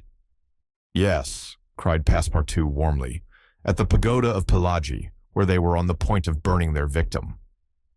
The judge stared with astonishment, and the priests were stupefied. "What victim?" said Judge Obadiah. Burn whom? In Bombay itself? Bombay? Cried Passepartout. Certainly. We are not talking of the pagoda of Pillaji, but of the pagoda of Malabar Hill at Bombay. And as a proof, added the clerk, here are the desecrator's very shoes, which he left behind him. Whereupon he placed a pair of shoes on his desk. My shoes! Cried Passepartout, in his surprise permitting this imprudent exclamation to escape him. The confusion of master and man, who had quite forgotten the affair at Bombay, for which they were now detained at Calcutta, may be imagined. Fix, the detective, had foreseen the advantage which Passepartout's escapade gave him, and, delaying his departure for 12 hours, had consulted the priests of Malabar Hill. Knowing that the English authorities dealt very severely with this kind of misdemeanor, he promised them a goodly sum in damages, and sent them forward to Calcutta by the next train. Owing to the delay caused by the rescue of the young widow, Fix and the priests reached the Indian capital before Fogg and his servant, the magistrates having been already warned by a dispatch to arrest them should they arrive. Fix's disappointment when he learned that Phileas Fogg had not made his appearance in Calcutta may be imagined. He made up his mind that the robber had stopped somewhere on the route and taken refuge in the southern provinces. For 24 hours, Fix watched the station with feverish anxiety.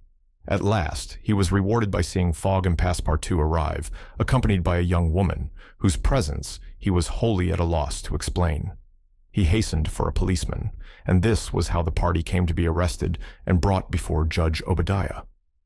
Had Passepartout been a little less preoccupied, he would have espied the detective ensconced in a corner of the courtroom, watching the proceedings with an interest easily understood, for the warrant had failed to reach him at Calcutta, as it had done at Bombay and Suez.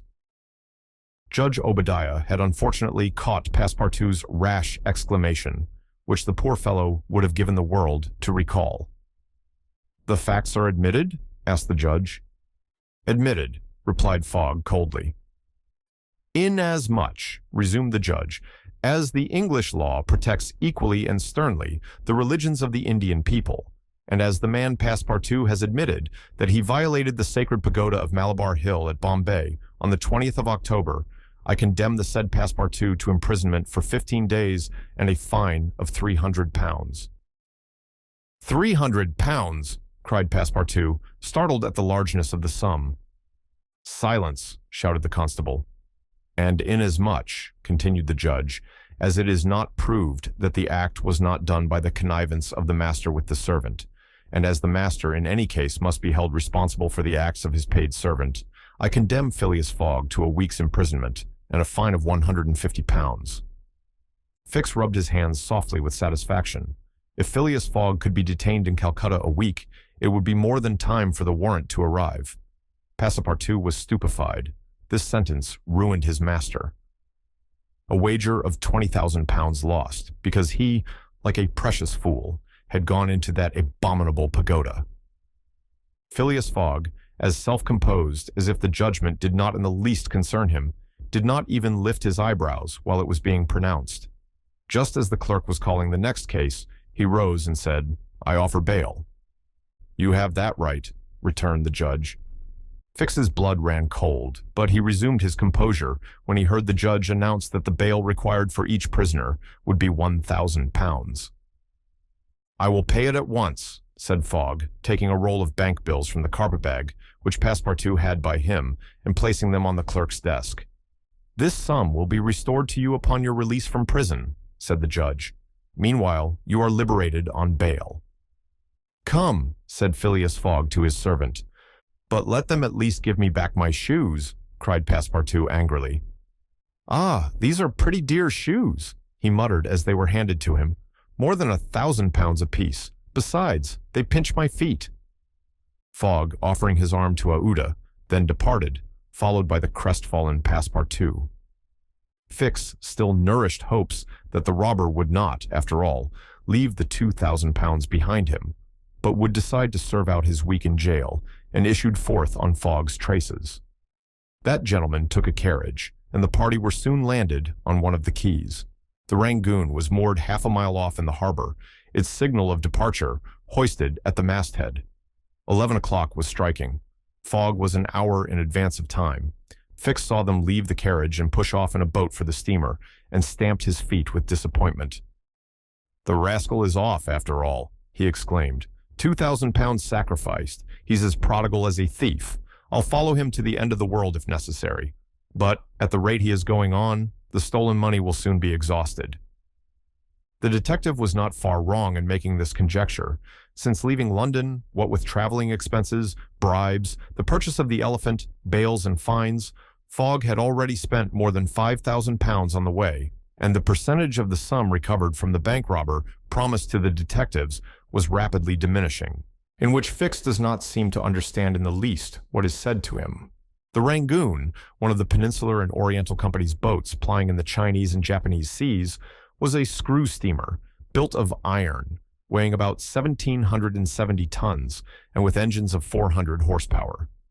She was as fast, but not as well fitted up as the Mongolia, and Aouda was not as comfortably provided for on board of her as Phileas Fogg could have wished.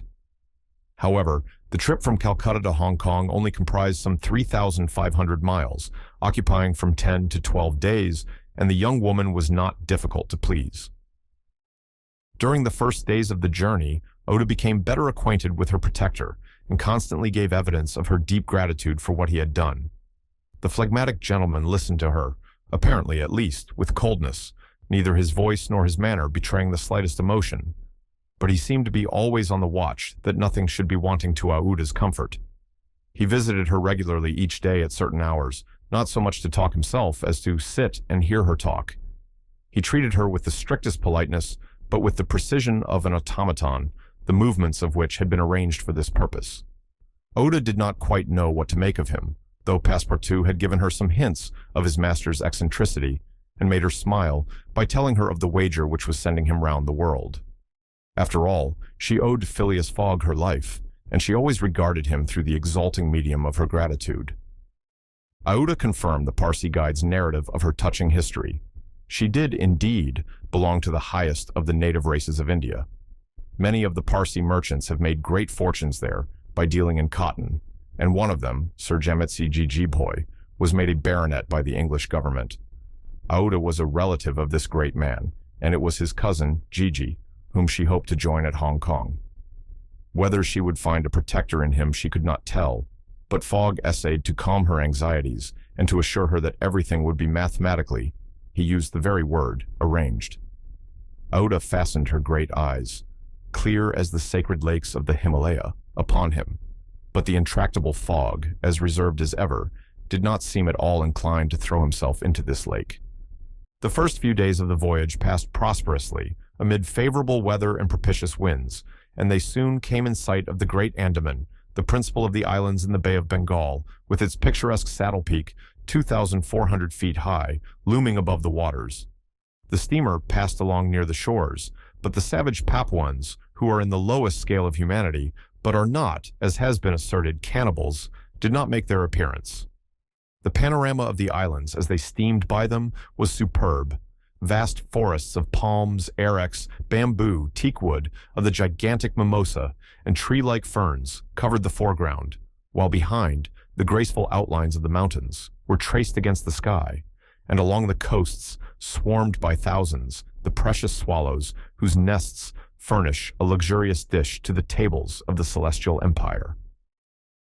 The varied landscape afforded by the Andaman Islands was soon passed, however, and the Rangoon rapidly approached the Straits of Malacca, which gave access to the China Seas. What was Detective Fix, so unluckily drawn on from country to country, doing all this while? He had managed to embark on the Rangoon at Calcutta without being seen by Passepartout, after leaving orders that, if the warrant should arrive, it should be forwarded to him at Hong Kong, and he hoped to conceal his presence to the end of the voyage. It would have been difficult to explain why he was on board without awakening Passepartout's suspicions, who thought him still at Bombay. But necessity impelled him, nevertheless, to renew his acquaintance with the worthy servant, as will be seen. All the detective's hopes and wishes were now centered on Hong Kong, for the steamer's stay at Singapore would be too brief to enable him to take any steps there. The arrest must be made at Hong Kong, or the robber would probably escape him forever. Hong Kong was the last English ground on which he would set foot, beyond China, Japan, America, offered to Fogg an almost certain refuge. If the warrant should at last make its appearance at Hong Kong, Fix could arrest him and give him into the hands of the local police, and there would be no further trouble. But beyond Hong Kong, a simple warrant would be of no avail. An extradition warrant would be necessary, and that would result in delays and obstacles, of which the rascal would take advantage to elude justice. Fix thought over these probabilities during the long hours which he spent in his cabin, and kept repeating to himself, "Now, either the warrant will be at Hong Kong, in which case I shall arrest my man, or it will not be there, and this time it is absolutely necessary that I should delay his departure. I have failed at Bombay, and I have failed at Calcutta. If I fail at Hong Kong, my reputation is lost. Cost what it may, I must succeed. But how shall I prevent his departure if that should turn out to be my last resource?" Fix made up his mind that, if worst came to worst, he would make a confidant of Passepartout and tell him what kind of a fellow his master really was. That Passepartout was not Fogg's accomplice, he was very certain. The servant, enlightened by his disclosure and afraid of being himself implicated in the crime, would doubtless become an ally of the detective. But this method was a dangerous one, only to be employed when everything else had failed. A word from Passepartout to his master would ruin all. The detective was therefore in a sore strait, but suddenly a new idea struck him. The presence of Aouda on the Rangoon, in company with Phileas Fogg, gave him new material for reflection. Who was this woman? What combination of events had made her Fogg's traveling companion? They had evidently met somewhere between Bombay and Calcutta, but where? Had they met accidentally, or had Fogg gone into the interior purposely in quest of this charming damsel? Fix was fairly puzzled. He asked himself whether there had not been a wicked elopement, and this idea so impressed itself upon his mind that he determined to make use of the supposed intrigue. Whether the young woman were married or not, he would be able to create such difficulties for Fogg at Hong Kong that he could not escape by paying any amount of money. But could he even wait till they reached Hong Kong? Fogg had an abominable way of jumping from one boat to another, and, before anything could be effected, might get full underway again for Yokohama. Fix decided that he must warn the English authorities and signal the Rangoon before her arrival. This was easy to do, since the steamer stopped at Singapore, whence there is a telegraphic wire to Hong Kong. He finally resolved, moreover, before acting more positively, to question Passepartout. It would not be difficult to make him talk, and, as there was no time to lose, Fix prepared to make himself known. It was now the 30th of October, and on the following day, the Rangoon was due at Singapore. Fix emerged from his cabin and went on deck. Passepartout was promenading up and down in the forward part of the steamer. The detective rushed forward with every appearance of extreme surprise and exclaimed, "You here, on the Rangoon?" "What, Monsieur Fix, are you on board?" returned the really astonished Passepartout, recognizing his crony of the Mongolia. "Why, I left you at Bombay, and here you are, on the way to Hong Kong. Are you going round the world too?" "No, no," replied Fix. "I shall stop at Hong Kong, at least for some days." Said Passepartout, who seemed for an instant perplexed. "But how is it I have not seen you on board since we left Calcutta?" "Oh, a trifle of seasickness. I've been staying in my berth. The Gulf of Bengal does not agree with me as well as the Indian Ocean. And how is Fogg?" "As well and as punctual as ever, not a day behind time. But, Monsieur Fix, you don't know that we have a young lady with us." "A young lady?" replied the detective, not seeming to comprehend what was said. Passepartout thereupon recounted Aouda's history, the affair at the Bombay Pagoda, the purchase of the elephant for £2,000, the rescue, the arrest, and sentence of the Calcutta court, and the restoration of Fogg and himself to liberty on bail. Fix, who was familiar with the last events, seemed to be equally ignorant of all that Passepartout related, and the latter was charmed to find so interested a listener. "But does your master propose to carry this young woman to Europe?" "Not at all. We are simply going to place her under the protection of one of her relatives, a rich merchant at Hong Kong." "Nothing to be done there," said Fix to himself, concealing his disappointment. "A glass of gin, Passepartout?" "Willingly, Monsieur Fix. We must at least have a friendly glass on board the Rangoon, showing what happened on the voyage from Singapore to Hong Kong." The detective and Passepartout met often on deck after this interview, though Fix was reserved and did not attempt to induce his companion to divulge any more facts concerning Fogg. He caught a glimpse of that mysterious gentleman once or twice, but Fogg usually confined himself to the cabin, where he kept Aouda company, or, according to his inveterate habit, took a hand at whist. Passepartout began very seriously to conjecture what strange chance kept Fix still on the route that his master was pursuing. It was really worth considering why this certainly very amiable and complacent person, whom he had first met at Suez, had then encountered on board the Mongolia, who disembarked at Bombay, which he announced as his destination, and now turned up so unexpectedly on the Rangoon, was following Fogg's tracks step by step. What was Fix's object? Passepartout was ready to wager his Indian shoes, which he religiously preserved, that Fix would also leave Hong Kong at the same time with them, and probably on the same steamer. Passepartout might have cudgeled his brain for a century without hitting upon the real object which the detective had in view. He never could have imagined that Phileas Fogg was being tracked as a robber around the globe. But, as it is in human nature to attempt the solution of every mystery, Passepartout suddenly discovered an explanation of Fix's movements, which was in truth far from unreasonable. Fix, he thought, could only be an agent of Fogg's friends at the Reform Club, sent to follow him up, and to ascertain that he really went round the world as had been agreed upon. "It's clear," repeated the worthy servant to himself, proud of his shrewdness. "He's a spy sent to keep us in view. That isn't quite the thing, either, to be spying Fogg, who is so honorable a man. Ah, gentlemen of the Reform, this shall cost you dear." Passepartout, enchanted with his discovery, resolved to say nothing to his master, lest he should be justly offended at this mistrust on the part of his adversaries. But he determined to chaff Fix, when he had the chance, with mysterious allusions, which, however, need not betray his real suspicions. During the afternoon of Wednesday, 30th October, the Rangoon entered the Strait of Malacca, which separates the peninsula of that name from Sumatra. The mountainous and craggy islets intercepted the beauties of this noble island from the view of the travelers. The Rangoon weighed anchor at Singapore the next day at 4 to receive coal, having gained half a day on the prescribed time of her arrival. Phileas Fogg noted this gain in his journal, and then, accompanied by Aouda, who betrayed a desire for a walk on shore, disembarked. Fix, who suspected Fogg's every movement, followed them cautiously, without being himself perceived, while Passepartout, laughing in his sleeve at Fix's maneuvers, went about his usual errands. The island of Singapore is not imposing in aspect, for there are no mountains, yet its appearance is not without attractions. It is a park checkered by pleasant highways and avenues. A handsome carriage, drawn by a sleek pair of New Holland horses, carried Phileas Fogg and Aouda into the midst of rows of palms with brilliant foliage, and of clove trees, whereof the cloves form the heart of a half-open flower. Pepper plants replaced the prickly hedges of European fields. Sago bushes, large ferns with gorgeous branches, varied the aspect of this tropical clime, while nutmeg trees in full foliage filled the air with a penetrating perfume. Agile and grinning bands of monkeys skipped about in the trees, nor were tigers wanting in the jungles.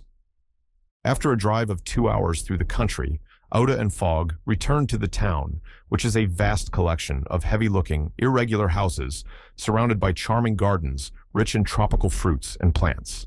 And at 10 o'clock they re-embarked, closely followed by the detective, who had kept them constantly in sight. Passepartout, who had been purchasing several dozen mangoes, a fruit as large as good-sized apples, of a dark brown color outside and a bright red within, and whose white pulp, melting in the mouth, affords gourmands a delicious sensation, was waiting for them on deck. He was only too glad to offer some mangoes to Aouda, who thanked him very gracefully for them. At 11 o'clock, the Rangoon rode out of Singapore harbor, and in a few hours, the high mountains of Malacca, with their forests, inhabited by the most beautifully furred tigers in the world, were lost to view. Singapore is distant some 1,300 miles from the island of Hong Kong, which is a little English colony near the Chinese coast. Phileas Fogg hoped to accomplish the journey in 6 days, so as to be in time for the steamer, which would leave on the 6th of November for Yokohama, the principal Japanese port. The Rangoon had a large quota of passengers, many of whom disembarked at Singapore, among them a number of Indians, Ceylonese, Chinamen, Malays, and Portuguese, mostly second-class travelers. The weather, which had hitherto been fine, changed with the last quarter of the moon. The sea rolled heavily, and the wind at intervals rose almost to a storm, but happily blew from the southwest, and thus aided the steamer's progress. The captain, as often as possible, put up his sails, and under the double action of steam and sail, the vessel made rapid progress along the coasts of Annam and Cochin China. Owing to the defective construction of the Rangoon, however, unusual precautions became necessary in unfavorable weather. But the loss of time which resulted from this cause, while it nearly drove Passepartout out of his senses, did not seem to affect his master in the least. Passepartout blamed the captain, the engineer, and the crew, and consigned all who were connected with the ship to the land where the pepper grows. Perhaps the thought of the gas, which was remorselessly burning at his expense in Savile Row, had something to do with his hot impatience. "You are in a great hurry, then," said Fix to him one day, "to reach Hong Kong." "A very great hurry." "Fogg, I suppose, is anxious to catch the steamer for Yokohama?" "Terribly anxious." "You believe in this journey around the world, then?" "Absolutely. Don't you, Fix?" I don't believe a word of it." "You're a sly dog," said Passepartout, winking at him. This expression rather disturbed Fix, without his knowing why. Had the Frenchman guessed his real purpose? He knew not what to think. But how could Passepartout have discovered that he was a detective? Yet, in speaking as he did, the man evidently meant more than he expressed. Passepartout went still further the next day. He could not hold his tongue. "Fix," said he in a bantering tone, "shall we be so unfortunate as to lose you when we get to Hong Kong?" "Why," responded Fix, a little embarrassed, "I don't know. Perhaps—" "Ah, if you would only go on with us. An agent of the Peninsular Company, you know, can't stop on the way. You were only going to Bombay, and here you are in China. America is not far off, and from America to Europe is only a step." Fix looked intently at his companion, whose countenance was as serene as possible, and laughed with him. But Passepartout persisted in chaffing him by asking him if he made much by his present occupation. "Yes and no," returned Fix. "There is good and bad luck in such things. But you must understand that I don't travel at my own expense." "Oh, I am quite sure of that," cried Passepartout, laughing heartily. Fix, fairly puzzled, descended to his cabin and gave himself up to his reflections. He was evidently suspected. Somehow or other, the Frenchman had found out that he was a detective. But had he told his master? What part was he playing in all this? Was he an accomplice or not? Was the game, then, up? Fix spent several hours turning these things over in his mind, sometimes thinking that all was lost, then persuading himself that Fogg was ignorant of his presence, and then undecided what course it was best to take. Nevertheless, he preserved his coolness of mind, and at last resolved to deal plainly with Passepartout. If he did not find it practicable to arrest Fogg at Hong Kong, and if Fogg made preparations to leave that last foothold of English territory, he, Fix, would tell Passepartout all. Either the servant was the accomplice of his master, and in this case, the master knew of his operations, and he should fail, or else the servant knew nothing about the robbery, and then his interest would be to abandon the robber. Such was the situation between Fix and Passepartout. Meanwhile, Phileas Fogg moved about above them in the most majestic and unconscious indifference. He was passing methodically in his orbit around the world, regardless of the lesser stars which gravitated around him. Yet there was nearby what the astronomers would call a disturbing star, which might have produced an agitation in this gentleman's heart. But no, the charms of Aouda failed to act, to Passepartout's great surprise, and the disturbances, if they existed, would have been more difficult to calculate than those of Uranus, which led to the discovery of Neptune. It was every day an increasing wonder to Passepartout, who read in Aouda's eyes the depths of her gratitude to his master. Phileas Fogg, though brave and gallant, must be, he thought, quite heartless. As to the sentiment which this journey might have awakened in him, there was clearly no trace of such a thing, while poor Passepartout existed in perpetual reveries. One day, he was leaning on the railing of the engine room and was observing the engine when a sudden pitch of the steamer threw the screw out of the water. The steam came hissing out of the valves, and this made Passepartout indignant. "The valves are not sufficiently charged," he exclaimed. "We are not going. Oh, these English! If this was an American craft, we should blow up, perhaps, but we should at all events go faster." In which Phileas Fogg, Passepartout, and Fix go each about his business. The weather was bad during the latter days of the voyage. The wind, obstinately remaining in the northwest, blew a gale and retarded the steamer. The Rangoon rolled heavily, and the passengers became impatient of the long, monstrous waves which the wind raised before their path. A sort of tempest arose on the 3rd of November, the squall knocking the vessel about with fury and the waves running high. The Rangoon reefed all her sails, and even the rigging proved too much, whistling and shaking amid the squall. The steamer was forced to proceed slowly, and the captain estimated that she would reach Hong Kong 20 hours behind time, and more, if the storm lasted. Phileas Fogg gazed at the tempestuous sea, which seemed to be struggling especially to delay him with his habitual tranquility. He never changed countenance for an instant, though a delay of 20 hours, by making him too late for the Yokohama boat, would almost inevitably cause the loss of the wager. But this man of nerve manifested neither impatience nor annoyance. It seemed as if the storm were a part of his program and had been foreseen. Aouda was amazed to find him as calm as he had been from the first time she saw him. Fix did not look at the state of things in the same light. The storm greatly pleased him. His satisfaction would have been complete had the Rangoon been forced to retreat before the violence of wind and waves. Each delay filled him with hope, for it became more and more probable that Fogg would be obliged to remain some days at Hong Kong, and now the heavens themselves became his allies with the gusts and squalls. It mattered not that they made him seasick. He made no account of this inconvenience, and whilst his body was writhing under their effects, his spirit bounded with hopeful exultation. Passepartout was enraged beyond expression by the unpropitious weather. Everything had gone so well till now. Earth and sea had seemed to be at his master's service. Steamers and railways obeyed him. Wind and steam united to speed his journey. Had the hour of adversity come? Passepartout was as much excited as if the 20,000 pounds were to come from his own pocket. The storm exasperated him, the gale made him furious, and he longed to lash the obstinate sea into obedience. Poor fellow, Fix carefully concealed from him his own satisfaction, for, had he betrayed it, Passepartout could scarcely have restrained himself from personal violence. Passepartout remained on deck as long as the tempest lasted, being unable to remain quiet below, and taking it into his head to aid the progress of the ship by lending a hand with the crew. He overwhelmed the captain, officers, and sailors, who could not help laughing at his impatience, with all sorts of questions. He wanted to know exactly how long the storm was going to last, whereupon he was referred to the barometer, which seemed to have no intention of rising. Passepartout shook it, but with no perceptible effect, for neither shaking nor maledictions could prevail upon it to change its mind. On the 4th, however, the sea became more calm, and the storm lessened its violence. The wind veered southward and was once more favorable. Passepartout cleared up with the weather. Some of the sails were unfurled, and the Rangoon resumed its most rapid speed. The time lost could not, however, be regained. Land was not signaled until 5 o'clock on the morning of the 6th. The steamer was due on the 5th.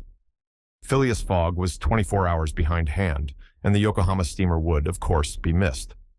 The pilot went on board at 6 and took his place on the bridge to guide the Rangoon through the channels to the port of Hong Kong.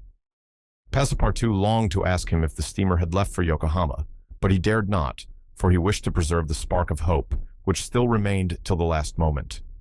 He had confided his anxiety to Fix, who, the sly rascal, tried to console him by saying that Fogg would be in time if he took the next boat, but this only put Passepartout in a passion. Fogg, bolder than his servant, did not hesitate to approach the pilot and tranquilly ask him if he knew when a steamer would leave Hong Kong for Yokohama. "At high tide tomorrow morning," answered the pilot. "Ah," said Fogg, without betraying any astonishment. Passepartout, who heard what passed, would willingly have embraced the pilot, while Fix would have been glad to twist his neck. "What is the steamer's name?" asked Fogg. "The Carnatic." Ought she not to have gone yesterday? Yes, sir, but they had to repair one of her boilers, and so her departure was postponed till tomorrow. Thank you, returned Fogg, descending mathematically to the saloon. Passepartout clasped the pilot's hand and shook it heartily in his delight, exclaiming, "Pilot, you are the best of good fellows." The pilot probably does not know to this day why his responses won him this enthusiastic greeting. He remounted the bridge and guided the steamer through the flotilla of junks, tankas, and fishing boats which crowd the harbor of Hong Kong. At 1 o'clock, the Rangoon was at the quay, and the passengers were going ashore. Chance had strangely favored Phileas Fogg, for had not the Carnatic been forced to lie over for repairing her boilers, she would have left on the 6th of November, and the passengers for Japan would have been obliged to await for a week the sailing of the next steamer. Fogg was, it is true, 24 hours behind his time, but this could not seriously imperil the remainder of his tour. The steamer which crossed the Pacific from Yokohama to San Francisco made a direct connection with that from Hong Kong, and it could not sail until the latter reached Yokohama. And if Fogg was 24 hours late on reaching Yokohama, this time would no doubt be easily regained in the voyage of 22 days across the Pacific. He found himself, then, about 24 hours behindhand, 35 days after leaving London. The Carnatic was announced to leave Hong Kong at 5 the next morning. Fogg had 16 hours in which to attend to his business there, which was to deposit Aouda safely with her wealthy relative. On landing, he conducted her to a palanquin, in which they repaired to the Club Hotel. A room was engaged for the young woman, and Fogg, after seeing that she wanted for nothing, set out in search of her cousin Gigi. He instructed Passepartout to remain at the hotel until his return, that Aouda might not be left entirely alone. Fogg repaired to the Exchange, where, he did not doubt, everyone would know so wealthy and considerable a personage as the Parsi merchant. Meeting a broker, he made the inquiry, to learn that Gigi had left China 2 years before, and, retiring from business with an immense fortune, had taken up his residence in Europe, in Holland the broker thought, with the merchants of which country he had principally traded. Phileas Fogg returned to the hotel, begged a moment's conversation with Aouda, and without more ado, apprised her that Gigi was no longer at Hong Kong, but probably in Holland. Aouda at first said nothing. She passed her hand across her forehead and reflected a few moments. Then, in her sweet, soft voice, she said, "What ought I to do, Fogg?" "It is very simple," responded the gentleman. "Go on to Europe." "But I cannot intrude." "You do not intrude, nor do you in the least embarrass my project. Passepartout." "Monsieur." "Go to the Carnatic and engage 3 cabins." Passepartout, delighted that the young woman, who was very gracious to him, was going to continue the journey with them, went off at a brisk gait to obey his master's order. Hong Kong is an island which came into the possession of the English by the Treaty of Nankin after the War of 1842, and the colonizing genius of the English has created upon it an important city and an excellent port. The island is situated at the mouth of the Canton River and is separated by about 60 miles from the Portuguese town of Macau on the opposite coast. Hong Kong has beaten Macau in the struggle for the Chinese trade, and now the greater part of the transportation of Chinese goods finds its depot at the former place. Docks, hospitals, wharves, a Gothic cathedral, a government house, macadamized streets, give to Hong Kong the appearance of a town in Kent or Surrey, transferred by some strange magic to the antipodes. Passepartout wandered with his hands in his pockets towards the Victoria port, gazing as he went at the curious palanquins and other modes of conveyance, and the groups of Chinese, Japanese, and Europeans who passed to and fro in the streets. Hong Kong seemed to him not unlike Bombay, Calcutta, and Singapore, since, like them, it betrayed everywhere the evidence of English supremacy. At the Victoria port, he found a confused mass of ships of all nations, English, French, American, and Dutch, men of war and trading vessels, Japanese and Chinese junks, sempas, tankas, and flower boats, which formed so many floating parterres. Passepartout noticed in the crowd a number of the natives who seemed very old and were dressed in yellow. On going into a barber's to get shaved, he learned that these ancient men were all at least 80 years old, at which age they are permitted to wear yellow, which is the imperial color.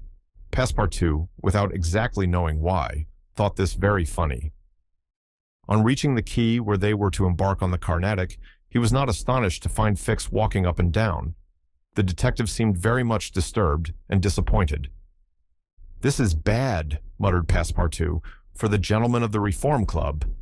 He accosted Fix with a merry smile, as if he had not perceived that gentleman's chagrin. The detective had, indeed, good reasons to inveigh against the bad luck which pursued him. The warrant had not come. It was certainly on the way, but as certainly it could not now reach Hong Kong for several days, and, this being the last English territory on Fogg's route, the robber would escape, unless he could manage to detain him. "Well, Monsieur Fix," said Passepartout, "have you decided to go with us so far as America?" "Yes," returned Fix through his set teeth. "Good," exclaimed Passepartout, laughing heartily. "I knew you could not persuade yourself to separate from us. Come and engage your berth." They entered the steamer office and secured cabins for 4 persons. The clerk, as he gave them the tickets, informed them that, the repairs on the Carnatic having been completed, the steamer would leave that very evening, and not next morning, as had been announced. "That will suit my master all the better," said Passepartout. "I will go and let him know." Fix now decided to make a bold move. He resolved to tell Passepartout all. It seemed to be the only possible means of keeping Phileas Fogg several days longer at Hong Kong. He accordingly invited his companion into a tavern, which caught his eye on the quay. On entering, they found themselves in a large room, handsomely decorated, at the end of which was a large camp bed furnished with cushions. Several persons lay upon this bed in a deep sleep. At the small tables which were arranged about the room, some 30 customers were drinking English beer, porter, gin, and brandy, smoking, the while, long red clay pipes stuffed with little balls of opium mingled with essence of rose. From time to time, one of the smokers, overcome with the narcotic, would slip under the table, whereupon the waiters, taking him by the head and feet, carried and laid him upon the bed. The bed already supported 20 of these stupefied sots. Fix and Passepartout saw that they were in a smoking house, haunted by those wretched, cadaverous, idiotic creatures, to whom the English merchants sell every year the miserable drug called opium, to the amount of £1,400,000, thousands devoted to one of the most despicable vices which afflict humanity. The Chinese government has in vain attempted to deal with the evil by stringent laws. It passed gradually from the rich, to whom it was at first exclusively reserved, to the lower classes, and then its ravages could not be arrested. Opium is smoked everywhere at all times by men and women in the Celestial Empire, and once accustomed to it, the victims cannot dispense with it, except by suffering horrible bodily contortions and agonies. A great smoker can smoke as many as 8 pipes a day, but he dies in 5 years. It was in one of these dens that Fix and Passepartout, in search of a friendly glass, found themselves. Passepartout had no money, but willingly accepted Fix's invitation in the hope of returning the obligation at some future time. They ordered 2 bottles of port, to which the Frenchman did ample justice, whilst Fix observed him with close attention. They chatted about the journey, and Passepartout was especially merry at the idea that Fix was going to continue it with them. When the bottles were empty, however, he rose to go and tell his master of the change in the time of the sailing of the Carnatic. Fix caught him by the arm and said, "Wait a moment." "What for, Fix?" "I want to have a serious talk with you." "A serious talk?" cried Passepartout, drinking up the little wine that was left in the bottom of his glass. "Well, we'll talk about it tomorrow. I haven't time now." "Stay, what I have to say concerns your master." Passepartout, at this, looked attentively at his companion. Fix's face seemed to have a singular expression. He resumed his seat. "What is it that you have to say?" Fix placed his hand upon Passepartout's arm, and lowering his voice, said, "You have guessed who I am?" "Parbleu!" said Passepartout, smiling. "Then I'm going to tell you everything." "Now that I know everything, my friend." "Ah, that's very good. But go on, go on. First, though, let me tell you that those gentlemen have put themselves to a useless expense." "Useless," said Fix. "You speak confidently. It's clear that you don't know how large the sum is." "Of course I do," returned Passepartout. £20,000.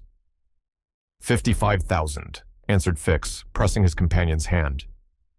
What? Cried the Frenchman. Has Monsieur Fogg dared? 55,000 pounds. Well, there's all the more reason for not losing an instant, he continued, getting up hastily. Fix pushed Passepartout back in his chair and resumed. 55,000 pounds, and if I succeed, I get 2,000 pounds. If you'll help me, I'll let you have 500 of them. Help you? Cried Passepartout, whose eyes were standing wide open. Yes, help me keep Fogg here for 2 or 3 days. Why, what are you saying? Those gentlemen are not satisfied with following my master and suspecting his honor, but they must try to put obstacles in his way. I blush for them. What do you mean? I mean that it is a piece of shameful trickery. They might as well waylay Fogg and put his money in their pockets. That's just what we count on doing. It's a conspiracy, then, cried Passepartout, who became more and more excited as the liquor mounted in his head, for he drank without perceiving it. A real conspiracy, and gentlemen, too. Bah! Fix began to be puzzled. Members of the Reform Club, continued Passepartout, you must know, Monsieur Fix, that my master is an honest man, and that, when he makes a wager, he tries to win it fairly. But who do you think I am? Asked Fix, looking at him intently.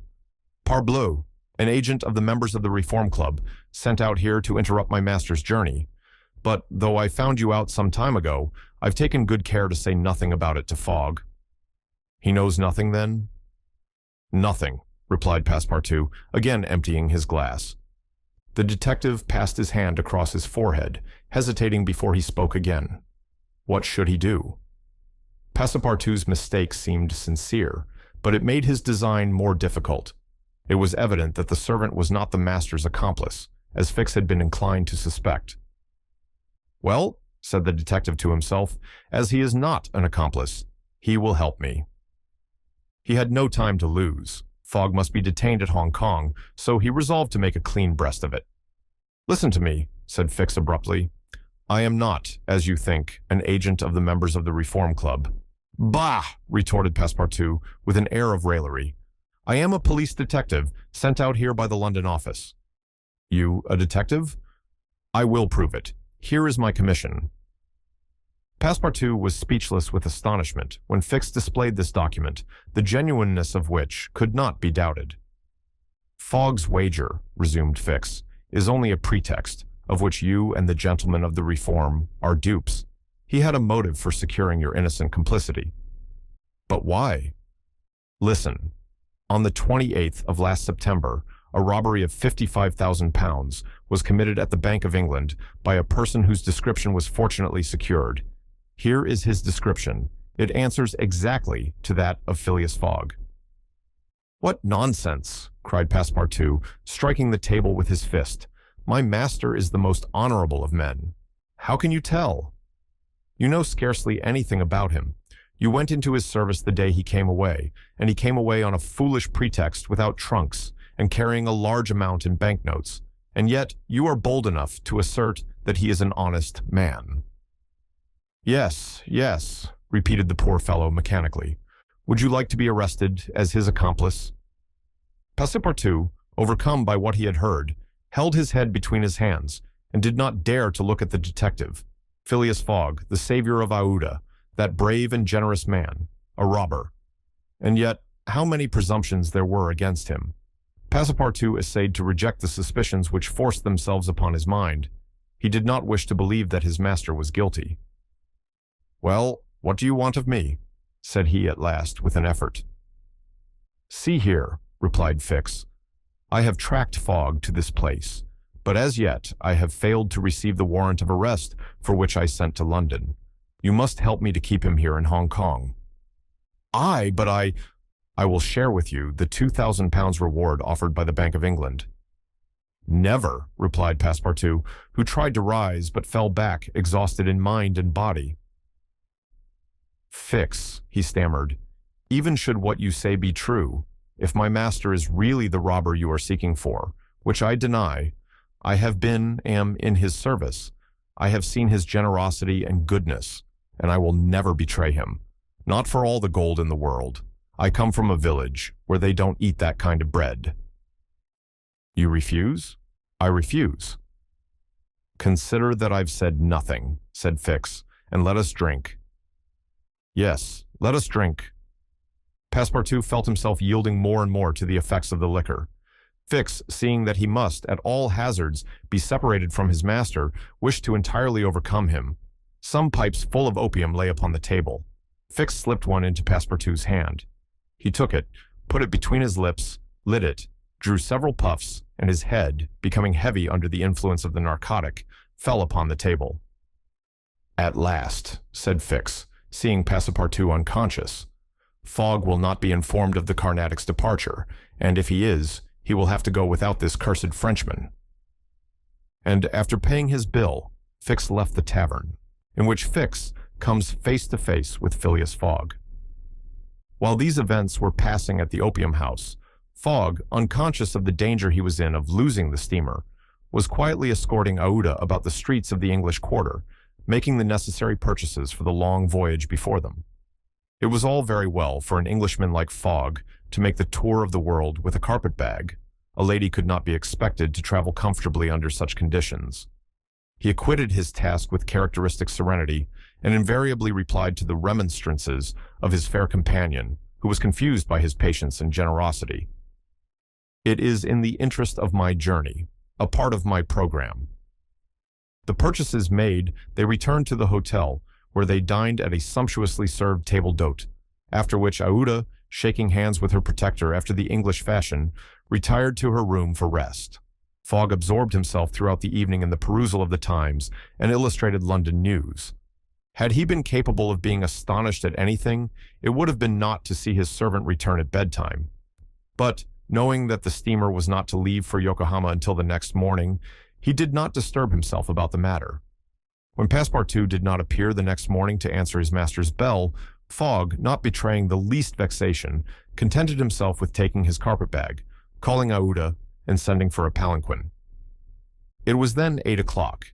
At 9:30, it being then high tide, the Carnatic would leave the harbor. Fogg and Aouda got into the palanquin, their luggage being brought after on a wheelbarrow, and half an hour later stepped upon the quay whence they were to embark. Fogg then learned that the Carnatic had sailed the evening before. He had expected to find not only the steamer, but his domestic, and was forced to give up both. But no sign of disappointment appeared on his face, and he merely remarked to Aouda, "It is an accident, madam, nothing more." At this moment, a man who had been observing him attentively approached. It was Fix, who, bowing, addressed Fogg. "Were you not, like me, sir, a passenger by the Rangoon which arrived yesterday?" "I was, sir," replied Fogg coldly, "but I have not the honor." "Pardon me, I thought I should find your servant here." "Do you know where he is, sir?" asked Aouda anxiously. "What?" responded Fix, feigning surprise. "Is he not with you?" "No," said Aouda. "He has not made his appearance since yesterday. Could he have gone on board the Carnatic without us?" "Without you, madam," answered the detective. "Excuse me, did you intend to sail in the Carnatic?" "Yes, sir." "So did I, madam, and I am excessively disappointed. The Carnatic, its repairs being completed, left Hong Kong 12 hours before the stated time, without any notice being given, and we must now wait a week for another steamer." As he said, "a week," Fix felt his heart leap for joy. Fogg detained at Hong Kong for a week. There would be time for the warrant to arrive, and fortune at last favored the representative of the law.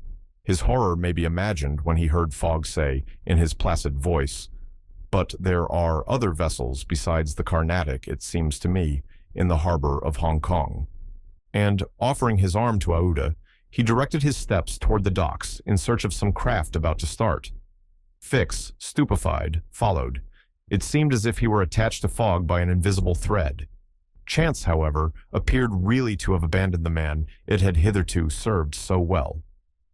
For 3 hours, Phileas Fogg wandered about the docks, with the determination, if necessary, to charter a vessel to carry him to Yokohama. But he could only find vessels which were loading or unloading, and which could not therefore set sail. Fix began to hope again. But Fogg, far from being discouraged, was continuing his search, resolved not to stop if he had to resort to Macau, when he was accosted by a sailor on one of the wharves. "Is your honor looking for a boat? Have you a boat ready to sail?" "Yes, your honor. A pilot boat, 43, the best in the harbor." "Does she go fast?" "Between 8 and 9 knots the hour. Will you look at her?" "Yes." "Your honor will be satisfied with her. Is it for a sea excursion?"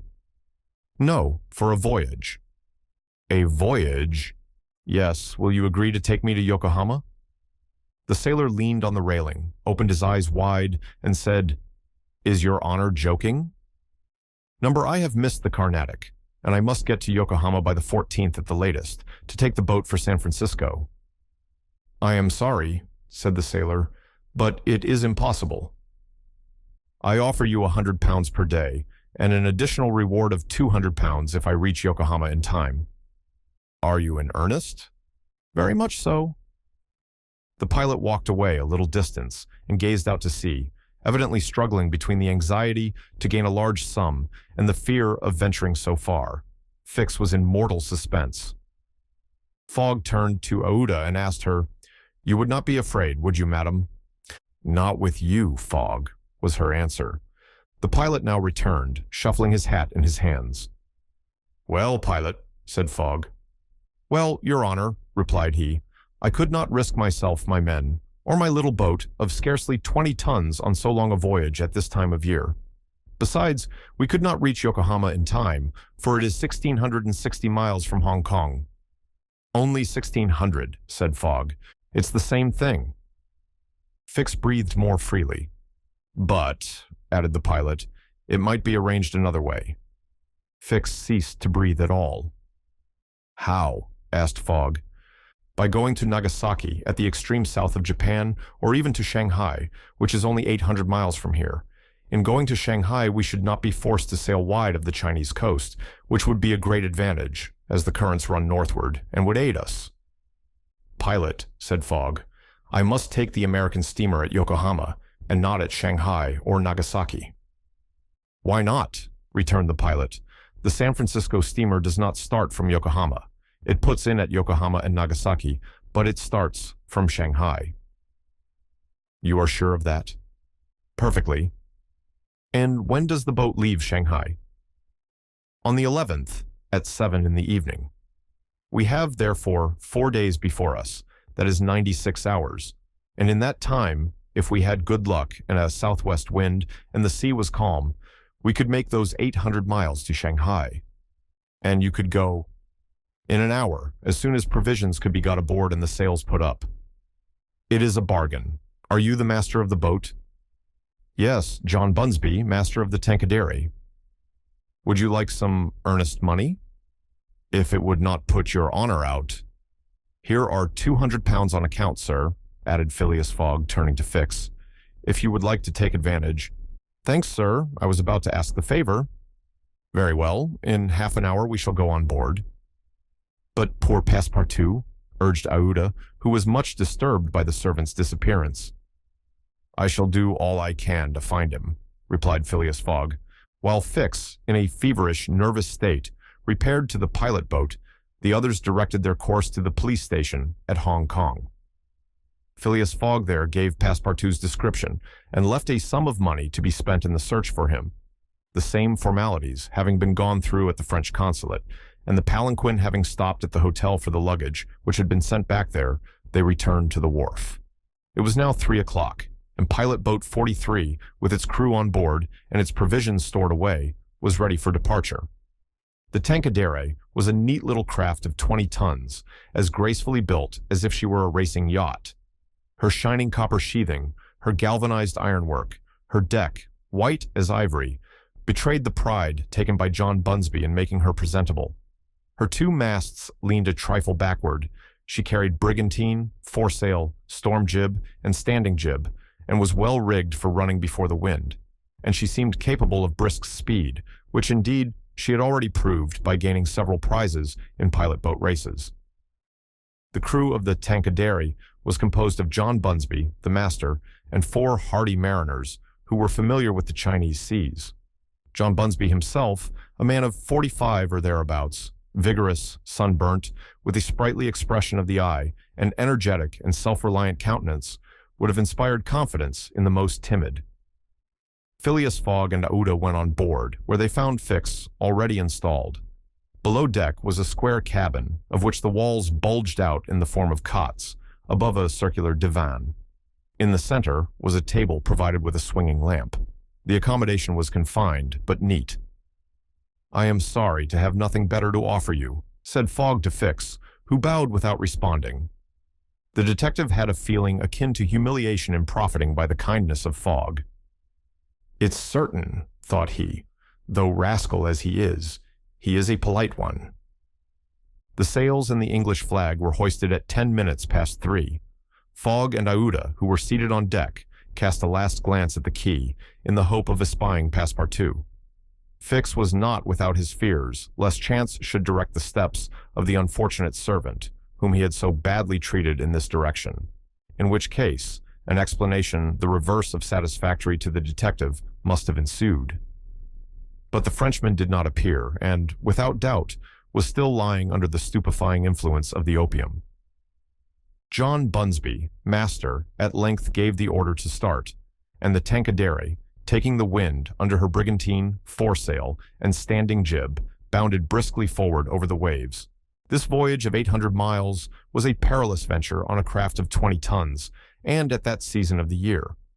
The Chinese seas are usually boisterous, subject to terrible gales of wind, and especially during the equinoxes. And it was now early November.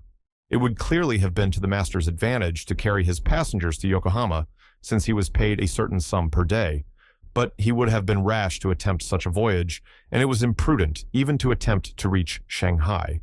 But John Bunsby believed in the Tankadere, which rode on the waves like a seagull, and perhaps he was not wrong. Late in the day they passed through the capricious channels of Hong Kong, and the Tankadere, impelled by favorable winds, conducted herself admirably.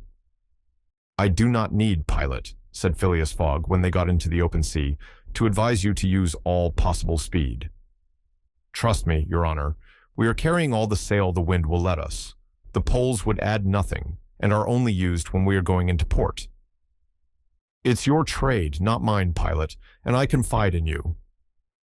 Phileas Fogg, with body erect and legs wide apart, standing like a sailor, gazed without staggering at the swelling waters. The young woman, who was seated aft, was profoundly affected as she looked out upon the ocean, darkening now with the twilight on which she had ventured in so frail a vessel. Above her head rustled the white sails, which seemed like great white wings. The boat, carried forward by the wind, seemed to be flying in the air. Night came. The moon was entering her first quarter, and her insufficient light would soon die out in the mist on the horizon. Clouds were rising from the east, and already overcast a part of the heavens. The pilot had hung out his lights, which was very necessary in these seas crowded with vessels bound landward, for collisions are not uncommon occurrences, and, at the speed she was going, the least shock would shatter the gallant little craft. Fix, seated in the bow, gave himself up to meditation. He kept apart from his fellow travelers, knowing Fogg's taciturn tastes. Besides, he did not quite like to talk to the man whose favors he had accepted. He was thinking, too, of the future. It seemed certain that Fogg would not stop at Yokohama, but would at once take the boat for San Francisco, and the vast extent of America would ensure him impunity and safety. Fogg's plan appeared to him the simplest in the world. Instead of sailing directly from England to the United States, like a common villain, he had traversed 3/4 of the globe so as to gain the American continent more surely, and there, after throwing the police off his track, he would quietly enjoy himself with the fortune stolen from the bank. But once in the United States, what should he, Fix, do? Should he abandon this man? No, 100 times no. Until he had secured his extradition, he would not lose sight of him for an hour. It was his duty, and he would fulfill it to the end.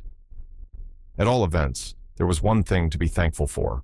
Passepartout was not with his master, and it was above all important, after the confidences Fix had imparted to him, that the servant should never have speech with his master. Phileas Fogg was also thinking of Passepartout, who had so strangely disappeared. Looking at the matter from every point of view, it did not seem to him impossible that, by some mistake, the man might have embarked on the Carnatic at the last moment.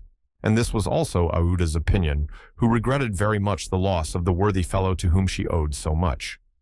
They might then find him at Yokohama, for if the Carnatic was carrying him thither, it would be easy to ascertain if he had been on board. A brisk breeze arose about 10 o'clock, but, though it might have been prudent to take in a reef, the pilot, after carefully examining the heavens, let the craft remain rigged as before. The Tankadere bore sail admirably, as she drew a great deal of water, and everything was prepared for high speed in case of a gale. Fogg and Aouda descended into the cabin at midnight, having been already preceded by Fix, who had lain down on one of the cots. The pilot and crew remained on deck all night. At sunrise the next day, which was the 8th of November, the boat had made more than 100 miles. The log indicated a mean speed of between 8 and 9 miles. The Tankadere still carried all sail, and was accomplishing her greatest capacity of speed. If the wind held as it was, the chances would be in her favor. During the day she kept along the coast, where the currents were favorable. The coast, irregular in profile, and visible sometimes across the clearings, was at most 5 miles distant.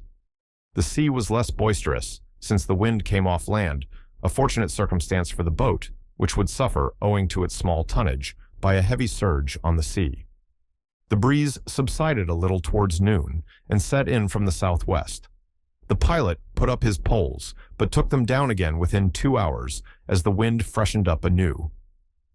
Fogg and Aouda, happily unaffected by the roughness of the sea, ate with a good appetite, Fix being invited to share their repast, which he accepted with secret chagrin. To travel at this man's expense and live upon his provisions was not palatable to him. Still, he was obliged to eat, and so he ate. When the meal was over, he took Fogg apart and said, "Sir." This "sir" scorched his lips, and he had to control himself to avoid collaring this gentleman. "Sir, you have been very kind to give me a passage on this boat, but though my means will not admit of my expending them as freely as you, I must ask to pay my share." "Let us not speak of that, sir," replied Fogg. "But if I insist—" "No, sir," repeated Fogg, in a tone which did not admit of a reply. "This enters into my general expenses."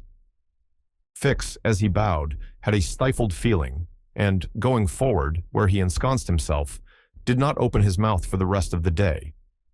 Meanwhile, they were progressing famously, and John Bunsby was in high hope. He several times assured Fogg that they would reach Shanghai in time, to which that gentleman responded that he counted upon it. The crew set to work in good earnest, inspired by the reward to be gained. There was not a sheet which was not tightened, not a sail which was not vigorously hoisted, not a lurch could be charged to the man at the helm. They worked as desperately as if they were contesting in a royal yacht regatta. By evening, the logs showed that 220 miles had been accomplished from Hong Kong, and Fogg might hope that he would be able to reach Yokohama without recording any delay in his journal, in which case the many misadventures which had overtaken him since he left London would not seriously affect his journey. The Tankadere entered the Straits of Fokien, which separate the island of Formosa from the Chinese coast, in the small hours of the night, and crossed the Tropic of Cancer. The sea was very rough in the straits, full of eddies, formed by the countercurrents, and the chopping waves broke her course, whilst it became very difficult to stand on deck. At daybreak, the wind began to blow hard again, and the heavens seemed to predict a gale. The barometer announced a speedy change, the mercury rising and falling capriciously. The sea also, in the southeast, raised long surges which indicated a tempest. The sun had set the evening before in a red mist, in the midst of the phosphorescent scintillations of the ocean. John Bunsby long examined the threatening aspect of the heavens, muttering indistinctly between his teeth. At last, he said in a low voice to Fogg, "Shall I speak out to your honor?" "Of course." "Well, we are going to have a squall." "Is the wind north or south?" asked Fogg quietly. "South. Look, a typhoon is coming up." "Glad it's a typhoon from the south, for it will carry us forward." "Oh, if you take it that way," said John Bunsby, "I've nothing more to say." John Bunsby's suspicions were confirmed. At a less advanced season of the year, The typhoon, according to a famous meteorologist, would have passed away like a luminous cascade of electric flame. But in the winter equinox, it was to be feared that it would burst upon them with great violence.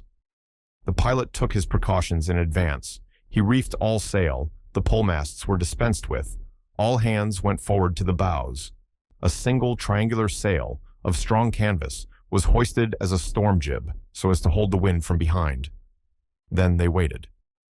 John Bunsby had requested his passengers to go below, but this imprisonment in so narrow a space, with little air and the boat bouncing in the gale, was far from pleasant. Neither Fogg, Fix, nor Aouda consented to leave the deck. The storm of rain and wind descended upon them towards 8 o'clock.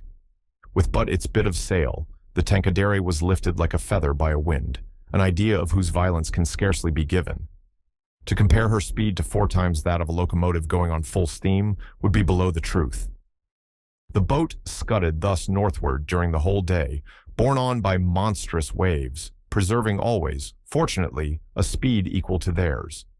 20 times she seemed almost to be submerged by these mountains of water which rose behind her, but the adroit management of the pilot saved her. The passengers were often bathed in spray, but they submitted to it philosophically. Fix cursed it, no doubt, but Aouda, with her eyes fastened upon her protector, whose coolness amazed her, showed herself worthy of him, and bravely weathered the storm. As for Phileas Fogg, it seemed just as if the typhoon were a part of his program. Up to this time, the Tankadere had always held her course to the north, but towards evening, the wind, veering 3/4, bore down from the northwest. The boat, now lying in the trough of the waves, shook and rolled terribly. The sea struck her with fearful violence. At night, the tempest increased in violence. John Bunsby saw the approach of darkness and the rising of the storm with dark misgivings. He thought a while, and then asked his crew if it was not time to slacken speed. After a consultation, he approached Fogg and said, "I think, Your Honor, that we should do well to make for one of the ports on the coast." "I think so too." "Ah," said the pilot, "but which one?" "I know of but one," returned Fogg tranquilly, "and that is Shanghai." The pilot at first did not seem to comprehend. He could scarcely realize so much determination and tenacity. Then he cried, "Well, yes, Your Honor is right, to Shanghai." So the Tankadere kept steadily on her northward track. The night was really terrible. It would be a miracle if the craft did not founder. Twice it could have been all over with her if the crew had not been constantly on the watch. Aouda was exhausted, but did not utter a complaint. More than once, Fogg rushed to protect her from the violence of the waves. Day reappeared. The tempest still raged, with undiminished fury, but the wind now returned to the southeast. It was a favorable change, and the Tankadere again bounded forward on this mountainous sea, though the waves crossed each other and imparted shocks and countershocks which would have crushed a craft less solidly built. From time to time the coast was visible through the broken mist, but no vessel was in sight. The Tankadere was alone upon the sea. There were some signs of a calm at noon, and these became more distinct as the sun descended toward the horizon. The tempest had been as brief as terrific. The passengers, thoroughly exhausted, could now eat a little and take some repose. The night was comparatively quiet. Some of the sails were again hoisted, and the speed of the boat was very good. The next morning at dawn, they espied the coast, and John Bunsby was able to assert that they were not 100 miles from Shanghai, 100 miles and only 1 day to traverse them. That very evening, Fogg was due at Shanghai if he did not wish to miss the steamer to Yokohama. Had there been no storm, during which several hours were lost, they would be at this moment within 30 miles of their destination. The wind grew decidedly calmer, and happily the sea fell with it. All sails were now hoisted, and at noon the Tankadere was within 45 miles of Shanghai. There remained yet 6 hours in which to accomplish that distance. All on board feared that it could not be done, and everyone, Phileas Fogg, no doubt, excepted, felt his heart beat with impatience. The boat must keep up an average of 9 miles an hour, and the wind was becoming calmer every moment. It was a capricious breeze, coming from the coast, and after it passed, the sea became smooth. Still, the Tankadere was so light, and her fine sails caught the fickle zephyrs so well that with the aid of the currents, John Bunsby found himself at 6 o'clock not more than 10 miles from the mouth of Shanghai River. Shanghai itself is situated at least 12 miles up the stream. At 7, they were still 3 miles from Shanghai. The pilot swore an angry oath. The reward of £200 was evidently on the point of escaping him. He looked at Fogg. Fogg was perfectly tranquil, and yet his whole fortune was at this moment at stake. At this moment, also, a long black funnel, crowned with wreaths of smoke, appeared on the edge of the waters. It was the American steamer, leaving for Yokohama at the appointed time. "Confound her!" cried John Bunsby, pushing back the rudder with a desperate jerk. "Signal her," said Phileas Fogg quietly. A small brass cannon stood on the forward deck of the Tankadere for making signals in the fogs. It was loaded to the muzzle, but just as the pilot was about to apply a red-hot coal to the touch-hole, Fogg said, "Hoist your flag." The flag was run up at half-mast, and this being the signal of distress, it was hoped that the American steamer, perceiving it, would change her course a little so as to succor the pilot boat. "Fire," said Fogg, and the booming of the little cannon resounded in the air, in which Passepartout finds out that, even at the antipodes, it is convenient to have some money in one's pocket. The Carnatic, setting sail from Hong Kong at 6:30 on the 7th of November, directed her course at full steam towards Japan.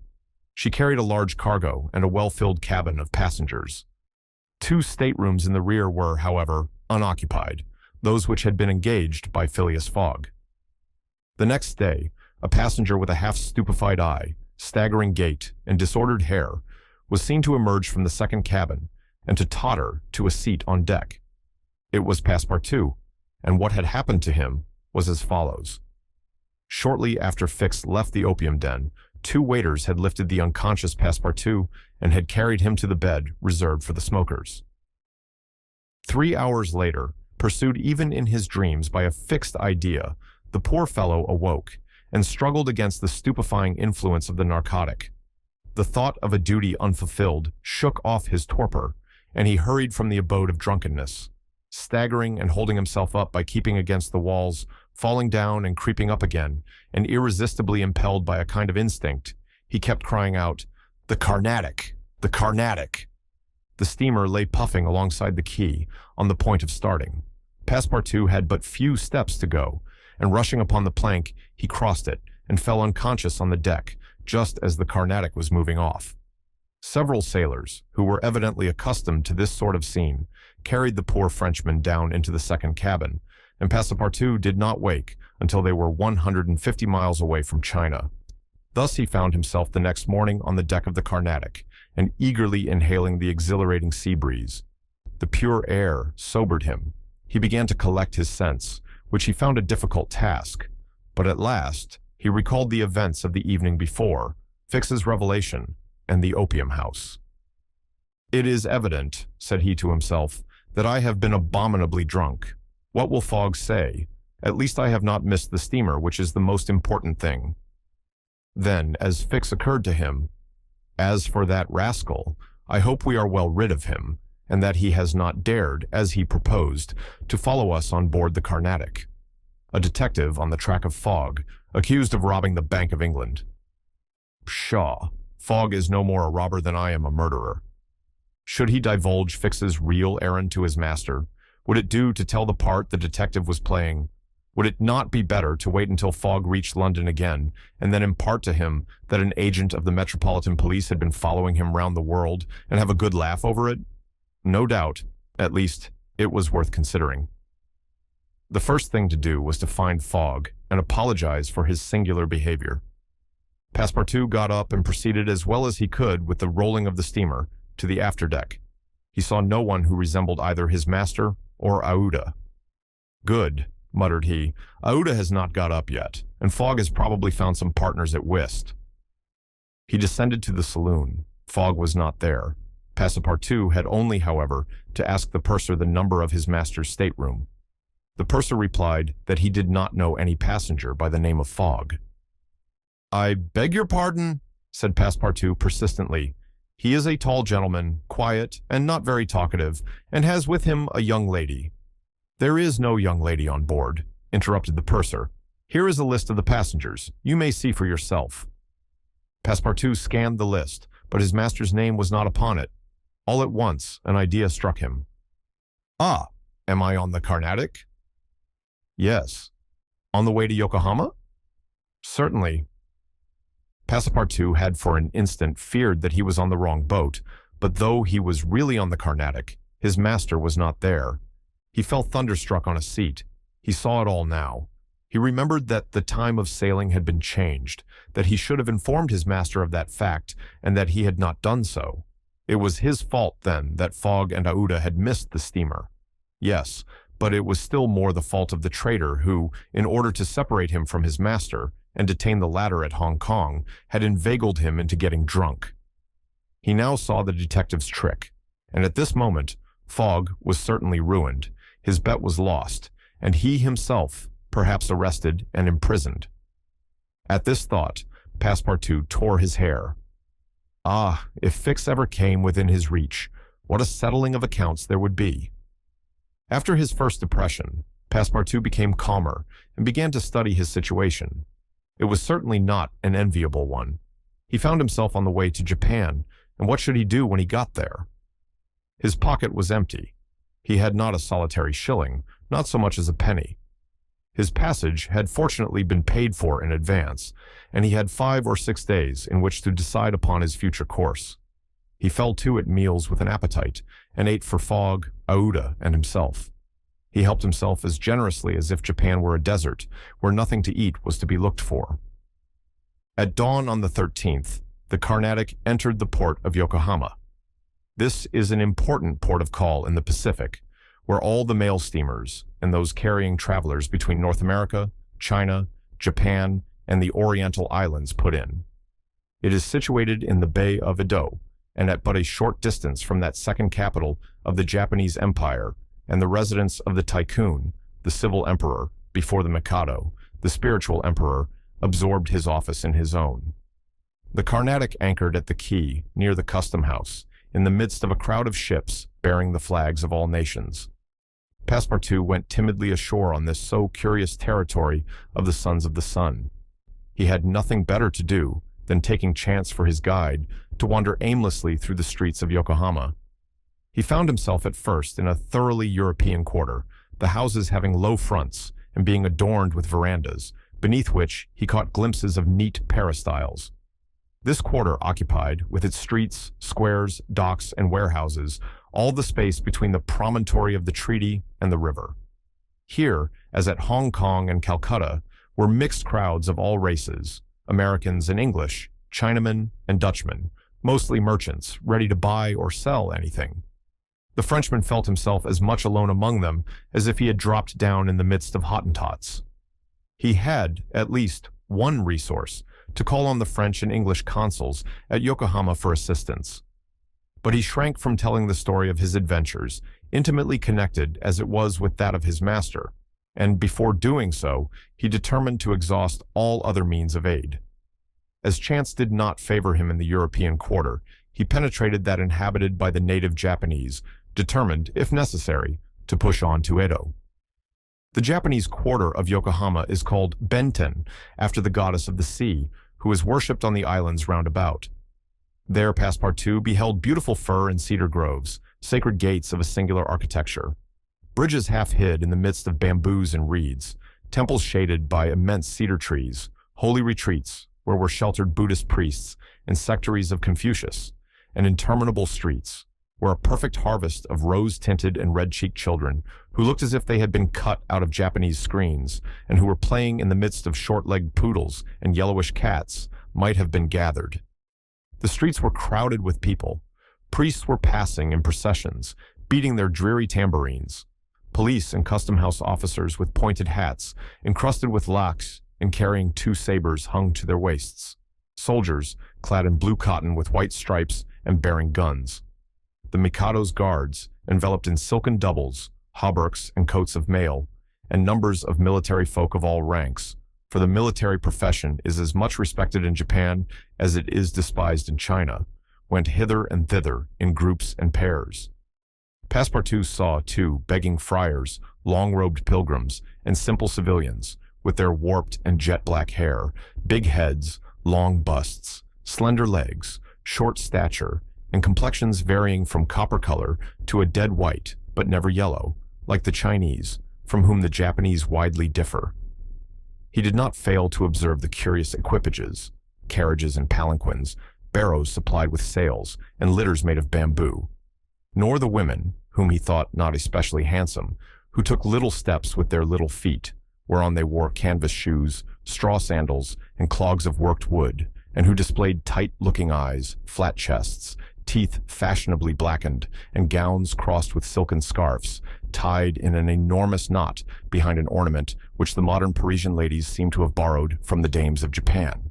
Passepartout wandered for several hours in the midst of this motley crowd, looking in at the windows of the rich and curious shops, the jewelry establishments glittering with quaint Japanese ornaments, the restaurants decked with streamers and banners, the tea houses where the odorous beverage was being drunk with sake, a liquor concocted from the fermentation of rice, and the comfortable smoking houses where they were puffing, not opium, which is almost unknown in Japan, but a very fine, stringy tobacco.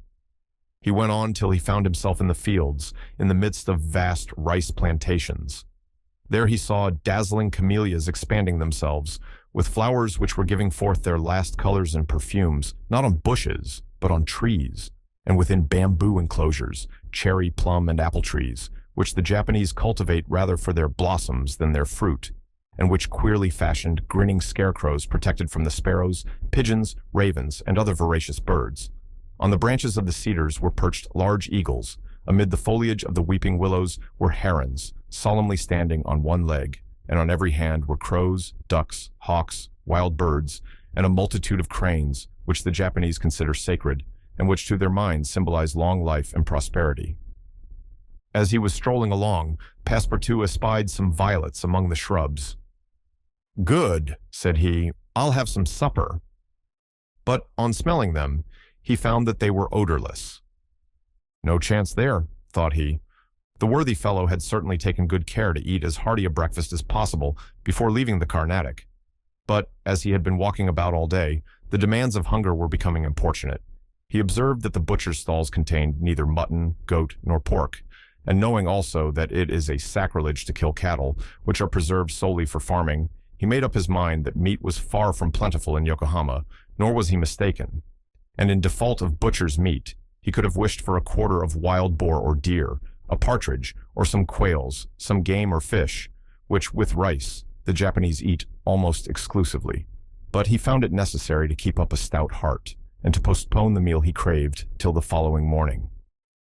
Night came, and Passepartout re-entered the native quarter, where he wandered through the streets, lit by vari-colored lanterns, looking on at the dancers, who were executing skillful steps and boundings, and the astrologers who stood in the open air with their telescopes.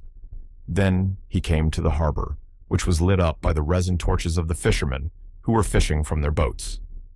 The streets at last became quiet, and the patrol, the officers of which, in their splendid costumes and surrounded by their suites, Passepartout thought seemed like ambassadors, succeeded the bustling crowd. Each time a company passed, Passepartout chuckled and said to himself, "Good, another Japanese embassy departing for Europe," in which Passepartout's nose becomes outrageously long. The next morning, poor, jaded, famished Passepartout said to himself that he must get something to eat at all hazards, and the sooner he did so, the better. He might indeed sell his watch, but he would have starved first. Now or never, he must use the strong, if not melodious voice, which nature had bestowed upon him. He knew several French and English songs, and resolved to try them upon the Japanese, who must be lovers of music, since they were forever pounding on their cymbals, tam-tams, and tambourines, and could not but appreciate European talent. It was, perhaps, rather early in the morning to get up a concert, and the audience prematurely aroused from their slumbers might not possibly pay their entertainer with coin bearing the Mikado's features. Passepartout therefore decided to wait several hours, and as he was sauntering along, it occurred to him that he would seem rather too well dressed for a wandering artist. The idea struck him to change his garments for clothes more in harmony with his project, by which he might also get a little money to satisfy the immediate cravings of hunger. The resolution taken, it remained to carry it out. It was only after a long search that Passepartout discovered a native dealer in old clothes to whom he applied for an exchange. The man liked the European costume, and ere long, Passepartout issued from his shop accoutered in an old Japanese coat and a sort of one-sided turban, faded with long use. A few small pieces of silver, moreover, jingled in his pocket. "Good," thought he, "I will imagine I am at the carnival." His first care, after being thus Japanesed, was to enter a tea-house of modest appearance, and upon half a bird and a little rice, to breakfast like a man for whom dinner was as yet a problem to be solved. "Now," thought he when he had eaten heartily, "I mustn't lose my head. I can't sell this costume again for one still more Japanese. I must consider how to leave this country of the sun, of which I shall not retain the most delightful of memories, as quickly as possible." It occurred to him to visit the steamers which were about to leave for America. He would offer himself as a cook or servant in payment of his passage and meals. Once at San Francisco, he would find some means of going on. The difficulty was how to traverse the 4,700 miles of the Pacific which lay between Japan and the New World. Passepartout was not the man to let an idea go begging, and directed his steps towards the docks. But as he approached them, his project, which at first had seemed so simple, began to grow more and more formidable to his mind. What need would they have of a cook or servant on an American steamer, and what confidence would they put in him, dressed as he was? What references could he give? As he was reflecting in this wise, his eyes fell upon an immense placard which a sort of clown was carrying through the streets. This placard, which was in English, read as follows: "Acrobatic Japanese Troupe, Honorable William Batulcar, Proprietor, last representations, prior to their departure to the United States of the Long Noses, under the direct patronage of the god Tingu. Great attraction." "The United States," said Passepartout. "That's just what I want." He followed the clown, and soon found himself once more in the Japanese quarter. A quarter of an hour later, he stopped before a large cabin, adorned with several clusters of streamers, the exterior walls of which were designed to represent, in violent colors and without perspective, a company of jugglers. This was the Honorable William Batulcar's establishment.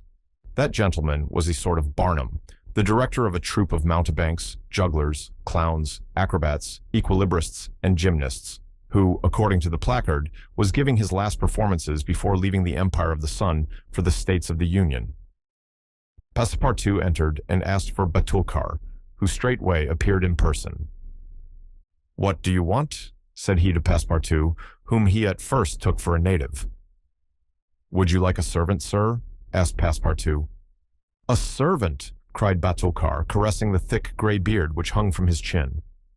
"I already have two who are obedient and faithful, have never left me, and serve me for their nourishment, and here they are," added he, holding out his two robust arms, furrowed with veins as large as the strings of a bass viol. "So I can be of no use to you?" "None." "The devil! I should so like to cross the Pacific with you." "Ah," said the Honorable Batulcar, "you are no more a Japanese than I am a monkey. Who are you dressed up in that way?" "A man dresses as he can." "That's true. You are a Frenchman, aren't you?" "Yes, a Parisian of Paris." "Then you ought to know how to make grimaces." "Why?" replied Passepartout, a little vexed that his nationality should cause this question. "We Frenchmen know how to make grimaces, it is true, but not any better than the Americans do." "True. Well, if I can't take you as a servant, I can as a clown. You see, my friend, in France, they exhibit foreign clowns, and in foreign parts, French clowns." "Ah, you are pretty strong, eh?" "Especially after a good meal." "And you can sing?" "Yes," returned Passepartout, who had formerly been wont to sing in the streets. "But can you sing standing on your head, with a top spinning on your left foot, and a saber balanced on your right?" "Humph, I think so," replied Passepartout, recalling the exercises of his younger days. "Well, that's enough," said the Honorable William Batulcar. The engagement was concluded there and then. Passepartout had at last found something to do. He was engaged to act in the celebrated Japanese troupe, It was not a very dignified position, but within a week he would be on his way to San Francisco. The performance, so noisily announced by the Honorable Batulcar, was to commence at 3 o'clock, and soon the deafening instruments of a Japanese orchestra resounded at the door. Passepartout, though he had not been able to study or rehearse a part, was designated to lend the aid of his sturdy shoulders in the great exhibition of the human pyramid, executed by the long noses of the god Tingu. This great attraction was to close the performance.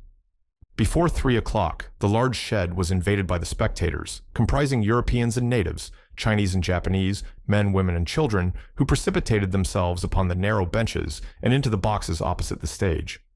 The musicians took up a position inside and were vigorously performing on their gongs, tam-tams, flutes, bones, tambourines, and immense drums. The performance was much like all acrobatic displays, but it must be confessed that the Japanese are the first equilibrists in the world. One, with a fan and some bits of paper, performed the graceful trick of the butterflies and the flowers. Another traced in the air, with the odorous smoke of his pipe, a series of blue words, which composed a compliment to the audience, while a third juggled with some lighted candles, which he extinguished successively as they passed his lips, and relit again without interrupting for an instant his juggling. Another reproduced the most singular combinations with a spinning top. In his hands, the revolving tops seemed to be animated with a life of their own in their interminable whirling. They ran over pipe stems, the edges of sabers, wires, and even hairs stretched across the stage. They turned around on the edges of large glasses, crossed bamboo ladders, dispersed into all the corners, and produced strange musical effects by the combination of their various pitches of tone. The jugglers tossed them in the air, threw them like shuttlecocks with wooden battledores, and yet they kept on spinning. They put them into their pockets and took them out, still whirling as before. It is useless to describe the astonishing performances of the acrobats and gymnasts. The turning on ladders, poles, balls, barrels was executed with wonderful precision. But the principal attraction was the exhibition of the long noses, a show to which Europe is as yet a stranger. The long noses form a peculiar company under the direct patronage of the god Tingu. Attired after the fashion of the Middle Ages, they bore upon their shoulders a splendid pair of wings, but what especially distinguished them was the long noses which were fastened to their faces and the uses which they made of them. These noses were made of bamboo and were 5, 6, and even 10 feet long, some straight, others curved, some ribboned, and some having imitation warts upon them. It was upon these appendages, fixed tightly on their real noses, that they performed their gymnastic exercises. A dozen of these sectaries of Tingu lay flat upon their backs, while others, dressed to represent lightning rods, came and frolicked on their noses, jumping from one to another and performing the most skillful leapings and somersaults. As a last scene, a human pyramid had been announced, in which 50 long noses were to represent the car of Juggernaut. But instead of forming a pyramid by mounting each other's shoulders, the artists were to group themselves on top of the noses. It happened that the performer who had hitherto formed the base of the car had quitted the troupe, and as, to fill this part, only strength and adroitness were necessary, Passepartout had been chosen to take his place. The poor fellow really felt sad when, melancholy reminiscence of his youth, he donned his costume, adorned with varicolored wings, and fastened to his natural feature a false nose 6 feet long. But he cheered up when he thought that this nose was winning him something to eat. He went upon the stage and took his place beside the rest, who were to compose the base of the car of Juggernaut. They all stretched themselves on the floor, their noses pointing to the ceiling. A second group of artists disposed themselves on these long appendages, then a third above these, then a fourth, until a human monument reaching to the very cornices of the theater soon arose on top of the noses. This elicited loud applause, in the midst of which the orchestra was just striking up a deafening air. When the pyramid tottered, the balance was lost. One of the lower noses vanished from the pyramid, and the human monument was shattered like a castle built of cards. It was Passepartout's fault. Abandoning his position, clearing the footlights without the aid of his wings, and clambering up to the right-hand gallery, he fell at the feet of one of the spectators, crying, "Ah, my master, my master! You hear?" Myself. Very well, then let us go to the steamer, young man. Fogg, Aouda, and Passepartout passed through the lobby of the theater to the outside, where they encountered the Honorable Batulcar, furious with rage. He demanded damages for the breakage of the pyramid, and Phileas Fogg appeased him by giving him a handful of banknotes. At 6:30, the very hour of departure, Fogg and Aouda, followed by Passepartout, who in his hurry had retained his wings and nose 6 feet long, stepped upon the American steamer, during which Fogg and party crossed the Pacific Ocean. What happened when the pilot boat came in sight of Shanghai will be easily guessed. The signals made by the Tankadere had been seen by the captain of the Yokohama steamer, who, espying the flag at half-mast, had directed his course towards the little craft. Phileas Fogg, after paying the stipulated price of his passage to John Busby and rewarding that worthy with the additional sum of £550, ascended the steamer with Aouda and Fix, and they started at once for Nagasaki and Yokohama. They reached their destination on the morning of the 14th of November. Phileas Fogg lost no time in going on board the Carnatic, where he learned, to Aouda's great delight, and perhaps to his own, though he betrayed no emotion, that Passepartout, a Frenchman, had really arrived on her the day before. The San Francisco steamer was announced to leave that very evening, and it became necessary to find Passepartout, if possible, without delay. Fogg applied in vain to the French and English consuls, and, after wandering through the streets a long time, began to despair of finding his missing servant. Chance, or perhaps a kind of presentiment, at last led him into the Honorable Batulcar's theater. He certainly would not have recognized Passepartout in the eccentric mountebank's costume, but the latter, lying on his back, perceived his master in the gallery. He could not help starting, which so changed the position of his nose as to bring the pyramid pell-mell upon the stage.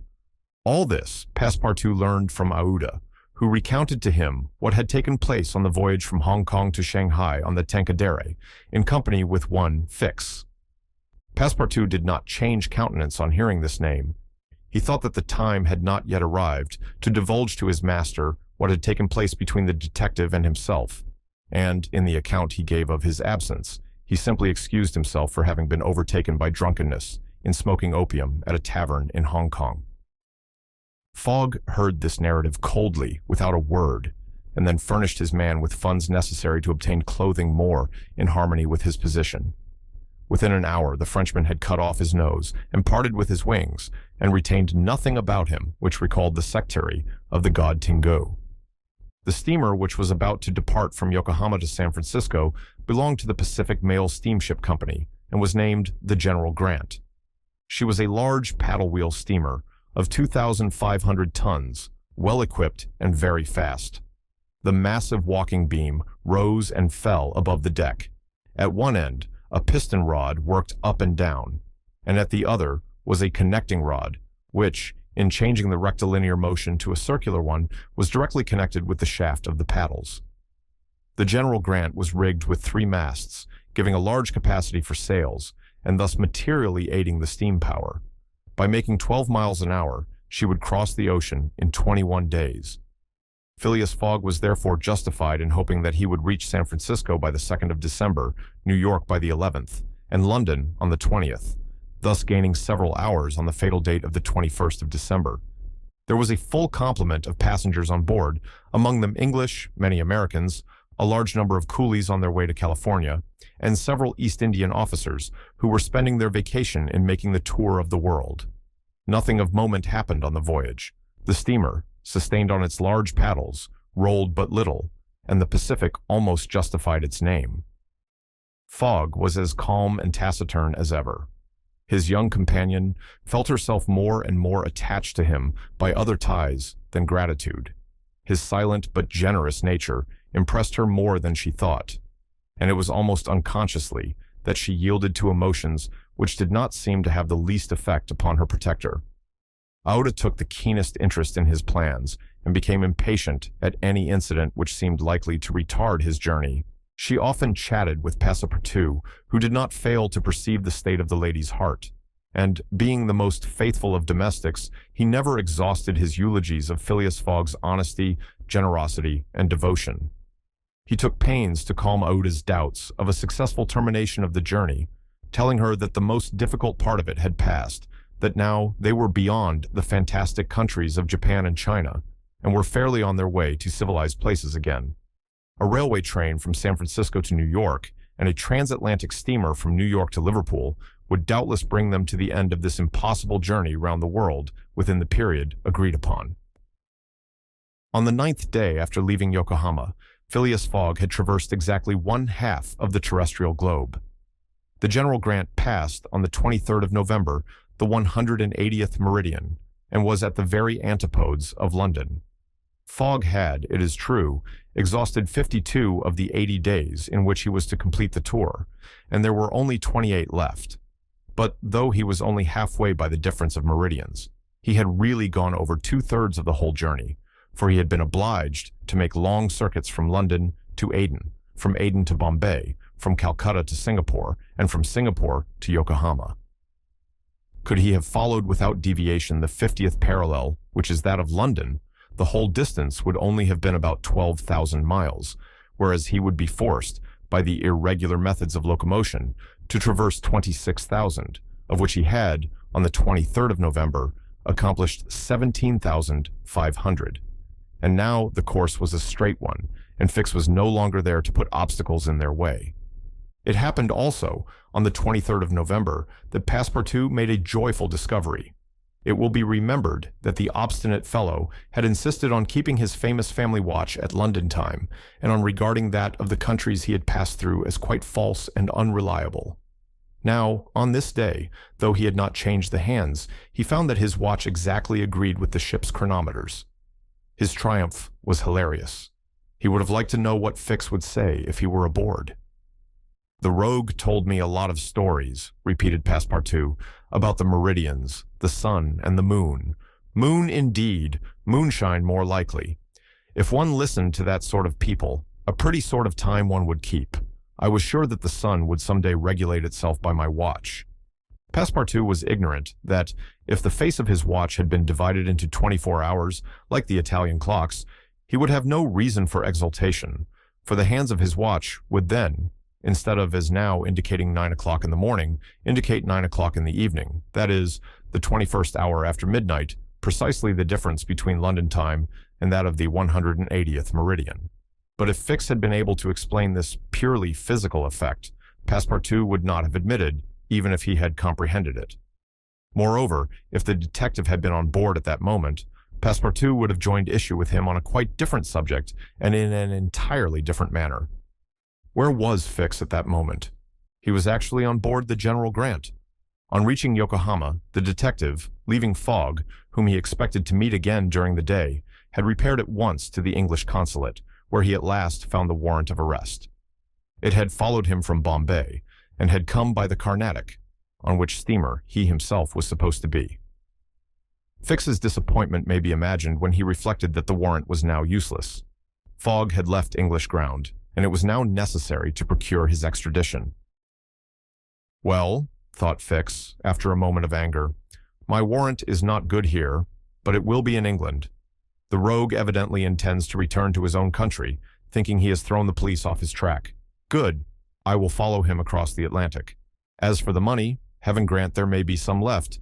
But the fellow has already spent in traveling, rewards, trials, bail, elephants, and all sorts of charges, more than £5,000. Yet, after all, the bank is rich." His course decided on, he went on board the General Grant and was there when Fogg and Oda arrived. To his utter amazement, he recognized Passepartout despite his theatrical disguise. He quickly concealed himself in his cabin to avoid an awkward explanation and hoped, thanks to the number of passengers, to remain unperceived by Fogg's servant. On that very day, however, he met Passepartout face to face on the forward deck. The latter, without a word, made a rush for him, grasped him by the throat, and, much to the amusement of a group of Americans, who immediately began to bet on him, administered to the detective a perfect volley of blows, which proved the great superiority of French over English pugilistic skill. When Passepartout had finished, he found himself relieved and comforted. Fix got up in a somewhat rumpled condition, and looking at his adversary coldly said, "Have you done?" For this time, yes. Then let me have a word with you. But in your master's interests? Passepartout seemed to be vanquished by Fix's coolness, for he quietly followed him, and they sat down aside from the rest of the passengers. You have given me a thrashing, said Fix. Good, I expected it. Now listen to me. Up to this time, I have been Fogg's adversary. I am now in his game. Aha, cried Passepartout. You are convinced he is an honest man? No, replied Fix coldly. I think him a rascal. Shh, don't budge and let me speak.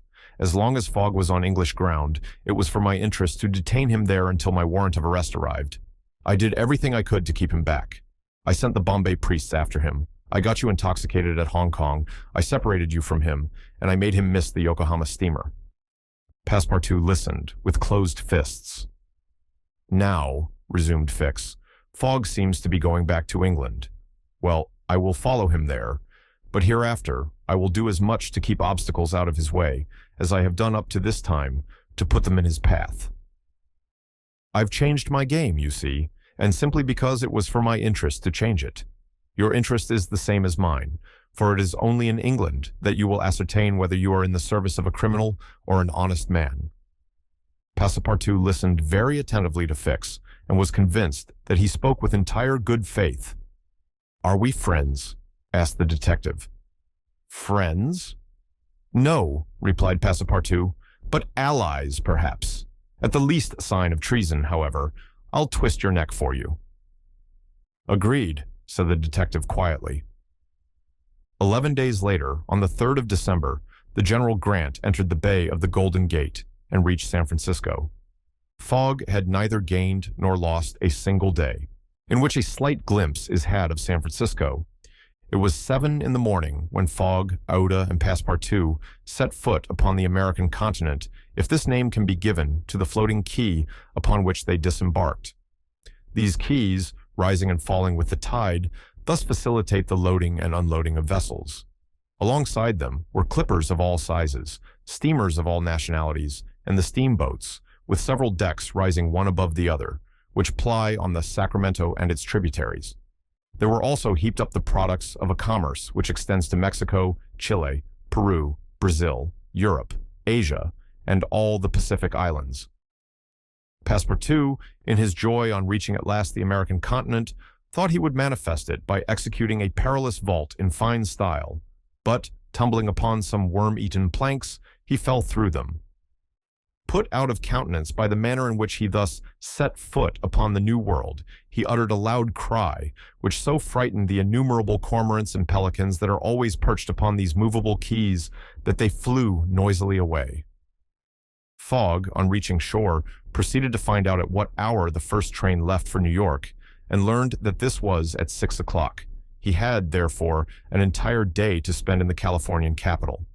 Taking a carriage at a charge of $3, he and Aouda entered it, while Passepartout mounted the box beside the driver, and they set out for the International Hotel. From his exalted position, Passepartout observed with much curiosity the wide streets, the low, evenly ranged houses, the Anglo-Saxon Gothic churches, the great docks, the palatial wooden and brick warehouses, the numerous conveyances, omnibuses, horse cars, and upon the sidewalks, not only Americans and Europeans, but Chinese and Indians. Passepartout was surprised at all he saw.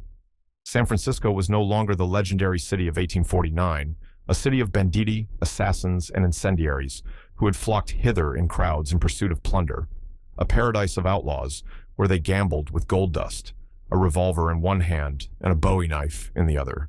It was now a great commercial emporium. The lofty tower of its city hall overlooked the whole panorama of the streets and avenues, which cut each other at right angles, and in the midst of which appeared pleasant, verdant squares, while beyond appeared the Chinese Quarter, seemingly imported from the Celestial Empire in a toy box. Sombreros and red shirts and plumed Indians were rarely to be seen, but there were silk hats and black coats everywhere worn by a multitude of nervously active, gentlemanly-looking men. Some of the streets, especially Montgomery Street, which is to San Francisco what Regent Street is to London, the Boulevard des Italiens to Paris, and Broadway to New York, were lined with splendid and spacious stores, which exposed in their windows the products of the entire world. When Passepartout reached the International Hotel, it did not seem to him as if he had left England at all. The ground floor of the hotel was occupied by a large bar, a sort of restaurant freely open to all passers-by, who might partake of dried beef, oyster soup, biscuits, and cheese without taking out their purses. Payment was made only for the ale, porter, or sherry, which was drunk. This seemed very American to Passepartout. The hotel refreshment rooms were comfortable, and Fogg and Aouda, installing themselves at a table, were abundantly served on diminutive plates by Negroes of darkest hue. After breakfast, Fogg, accompanied by Aouda, started for the English consulate to have his passport visaed. As he was going out, he met Passepartout, who asked him if it would not be well, before taking the train, to purchase some dozens of Enfield rifles and Colt's revolvers. He had been listening to stories of attacks upon the trains by the Sioux and Pawnees. Fogg thought it a useless precaution, but told him to do as he thought best, and went on to the consulate. He had not proceeded 200 steps, however, when, by the greatest chance in the world, he met Fix. The detective seemed wholly taken by surprise. What? Had Fogg and himself crossed the Pacific together, and not met on the steamer? At least Fix felt honored to behold once more the gentleman to whom he owed so much, and, as his business recalled him to Europe, he should be delighted to continue the journey in such pleasant company. Fogg replied that the honor would be his, and the detective, who was determined not to lose sight of him, begged permission to accompany them in their walk about San Francisco, a request which Fogg readily granted. They soon found themselves in Montgomery Street, where a great crowd was collected. The sidewalks, street, horse-car rails, the shop doors, the windows of the houses, and even the roofs were full of people. Men were going about carrying large posters, and flags and streamers were floating in the wind, while loud cries were heard on every hand. "Hurrah for Camerfield! Hurrah for Mandyboy!" It was a political meeting, at least so Fix conjectured, who said to Fogg, "Perhaps we had better not mingle with the crowd. There may be danger in it." "Yes," returned Fogg, "and blows, even if they are political, are still blows." Fix smiled at this remark, and, in order to be able to see without being jostled about, the party took up a position on the top of a flight of steps situated at the upper end of Montgomery Street. Opposite them, on the other side of the street, between a coal wharf and a petroleum warehouse, a large platform had been erected in the open air, towards which the current of the crowd seemed to be directed. For what purpose was this meeting? What was the occasion of this excited assemblage? Phileas Fogg could not imagine. Was it to nominate some high official, a governor, or member of Congress? It was not improbable, so agitated was the multitude before them. Just at this moment there was an unusual stir in the human mass. All the hands were raised in the air.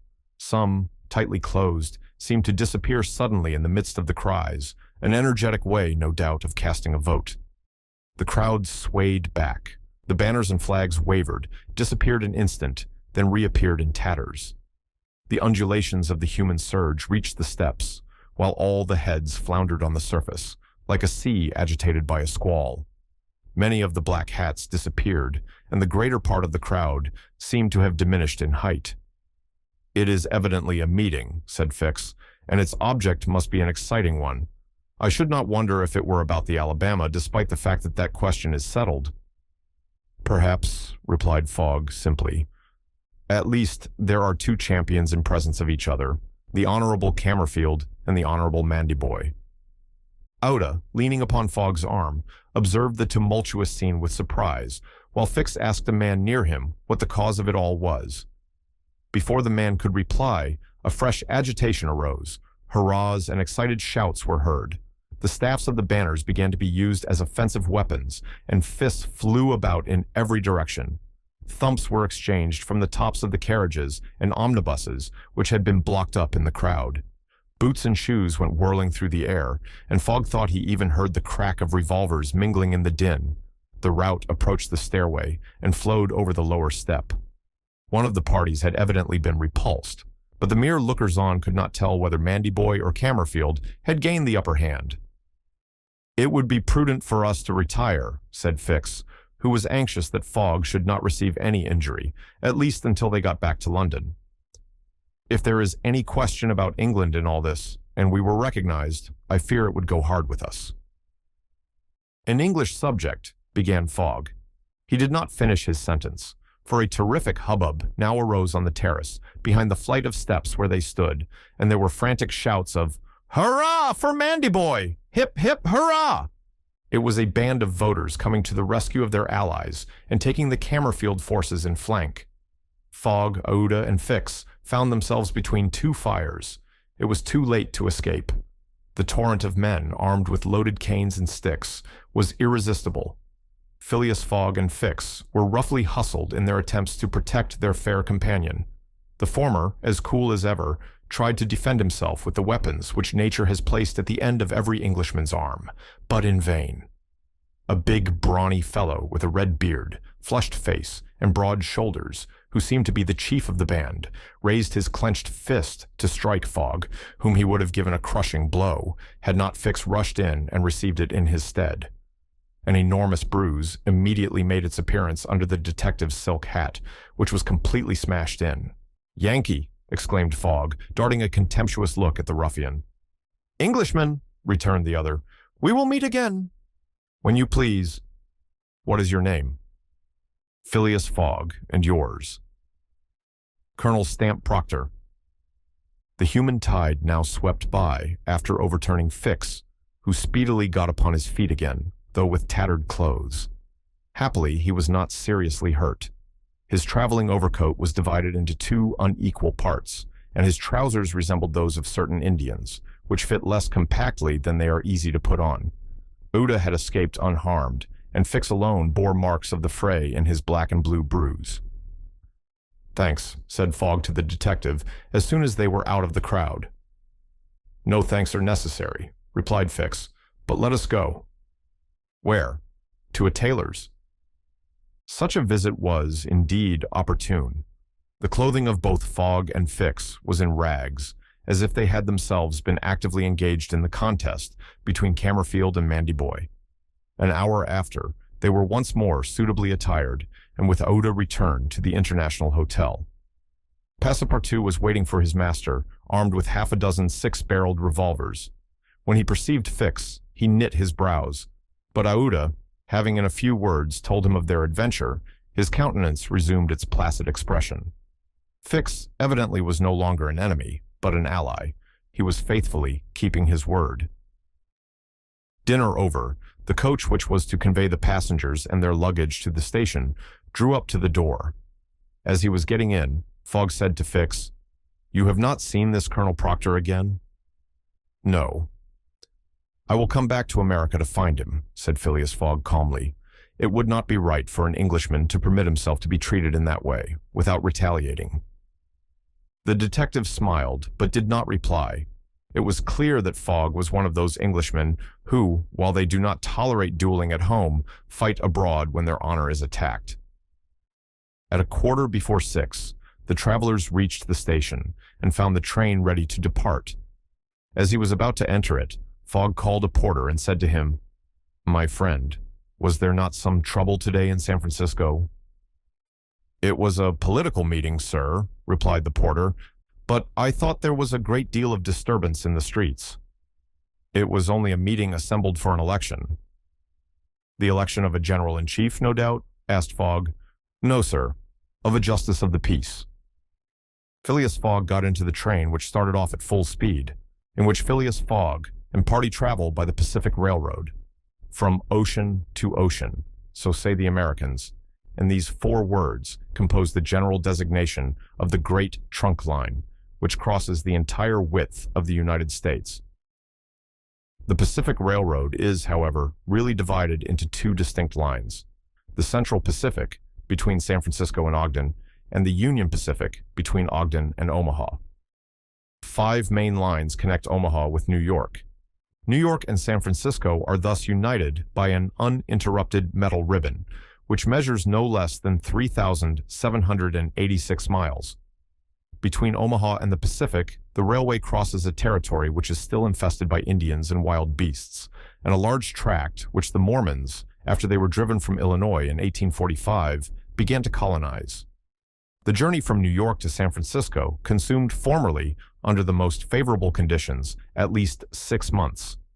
It is now accomplished in 7 days. It was in 1862 that, in spite of the Southern members of Congress, who wished a more southerly route, it was decided to lay the road between the 41st and 42nd parallels. President Lincoln himself fixed the end of the line at Omaha in Nebraska.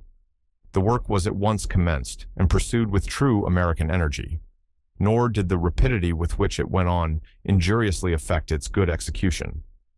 The road grew on the prairies 1.5 miles a day. A locomotive, running on the rails laid down the evening before, brought the rails to be laid on the morrow, and advanced upon them as fast as they were put in position. The Pacific Railroad is joined by several branches in Iowa, Kansas, Colorado, and Oregon.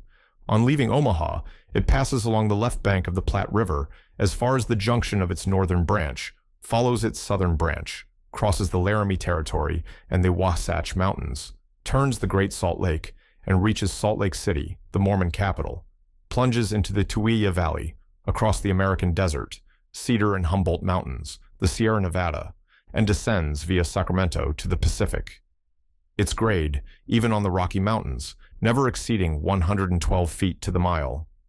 Such was the road to be traversed in 7 days, which would enable Phileas Fogg, at least so he hoped, to take the Atlantic steamer at New York on the 11th for Liverpool. The car which he occupied was a sort of long omnibus on 8 wheels, and with no compartments in the interior. It was supplied with 2 rows of seats, perpendicular to the direction of the train on either side of an aisle, which conducted to the front and rear platforms. These platforms were found throughout the train, and the passengers were able to pass from one end of the train to the other. It was supplied with saloon cars, balcony cars, restaurants, and smoking cars. Theater cars alone were wanting, and they will have these some day. Book and news dealers, sellers of edibles, drinkables, and cigars, who seemed to have plenty of customers, were continually circulating in the aisles. The train left Oakland Station at 6 o'clock. It was already night, cold and cheerless, the heavens being overcast with clouds which seemed to threaten snow. The train did not proceed rapidly. Counting the stoppages, it did not run more than 20 miles an hour, which was a sufficient speed, however, to enable it to reach Omaha within its designated time. There was but little conversation in the car, and soon many of the passengers were overcome with sleep. Passepartout found himself beside the detective, but he did not talk to him. After recent events, their relations with each other had grown somewhat cold. There could no longer be mutual sympathy or intimacy between them. Fix's manner had not changed, but Passepartout was very reserved and ready to strangle his former friend on the slightest provocation. Snow began to fall an hour after they started. A fine snow, however, which happily could not obstruct the train. Nothing could be seen from the windows but a vast white sheet, against which the smoke of the locomotive had a grayish aspect. At 8 o'clock, a steward entered the car and announced that the time for going to bed had arrived, and in a few minutes, the car was transformed into a dormitory. The backs of the seats were thrown back, bedsteads carefully packed were rolled out by an ingenious system, berths were suddenly improvised, and each traveler had soon at his disposition a comfortable bed, protected from curious eyes by thick curtains. The sheets were clean and the pillows soft. It only remained to go to bed and sleep, which everybody did, while the train sped on across the state of California. The country between San Francisco and Sacramento is not very hilly. The Central Pacific, taking Sacramento for its starting point, extends eastward to meet the road from Omaha. The line from San Francisco to Sacramento runs in a northeasterly direction along the American River, which empties into San Pablo Bay. The 120 miles between these cities were accomplished in 6 hours, and towards midnight, while fast asleep, the travelers passed through Sacramento, so that they saw nothing of that important place, the seat of the state government, with its fine quays, its broad streets, its noble hotels, squares, and churches. The train, on leaving Sacramento and passing the junction, Rockland, Auburn, and Colfax, entered the range of the Sierra Nevada. Cisco was reached at 7 in the morning, and an hour later, the dormitory was transformed into an ordinary car, and the travelers could observe the picturesque beauties of the mountain region through which they were steaming. The railway track wound in and out among the passes, now approaching the mountainsides, now suspended over precipices, avoiding abrupt angles by bold curves, plunging into narrow defiles which seemed to have no outlet. The locomotive, its great funnel emitting a weird light, with its sharp bell and its cowcatcher extended like a spur, mingled its shrieks and bellowings with the noise of torrents and cascades, and twined its smoke among the branches of the gigantic pines. There were few or no bridges or tunnels on the route. The railway turned around the sides of the mountains and did not attempt to violate nature by taking the shortest cut from one point to another. The train entered the state of Nevada through the Carson Valley about 9 o'clock, going always northeasterly, and at midday reached Reno, where there was a delay of 20 minutes for breakfast. From this point, the road, running along Humboldt River, passed northward for several miles by its banks. Then it turned eastward and kept by the river until it reached the Humboldt Range, nearly at the extreme eastern limit of Nevada. Having breakfasted, Fogg and his companions resumed their places in the car and observed the varied landscape which unfolded itself as they passed along the vast prairies, the mountains lining the horizon, and the creeks with their frothy, foaming streams. Sometimes a great herd of buffaloes, massing together in the distance, seemed like a movable dam. These innumerable multitudes of ruminating beasts often form an insurmountable obstacle to the passage of the trains. Thousands of them have been seen passing over the track for hours together in compact ranks.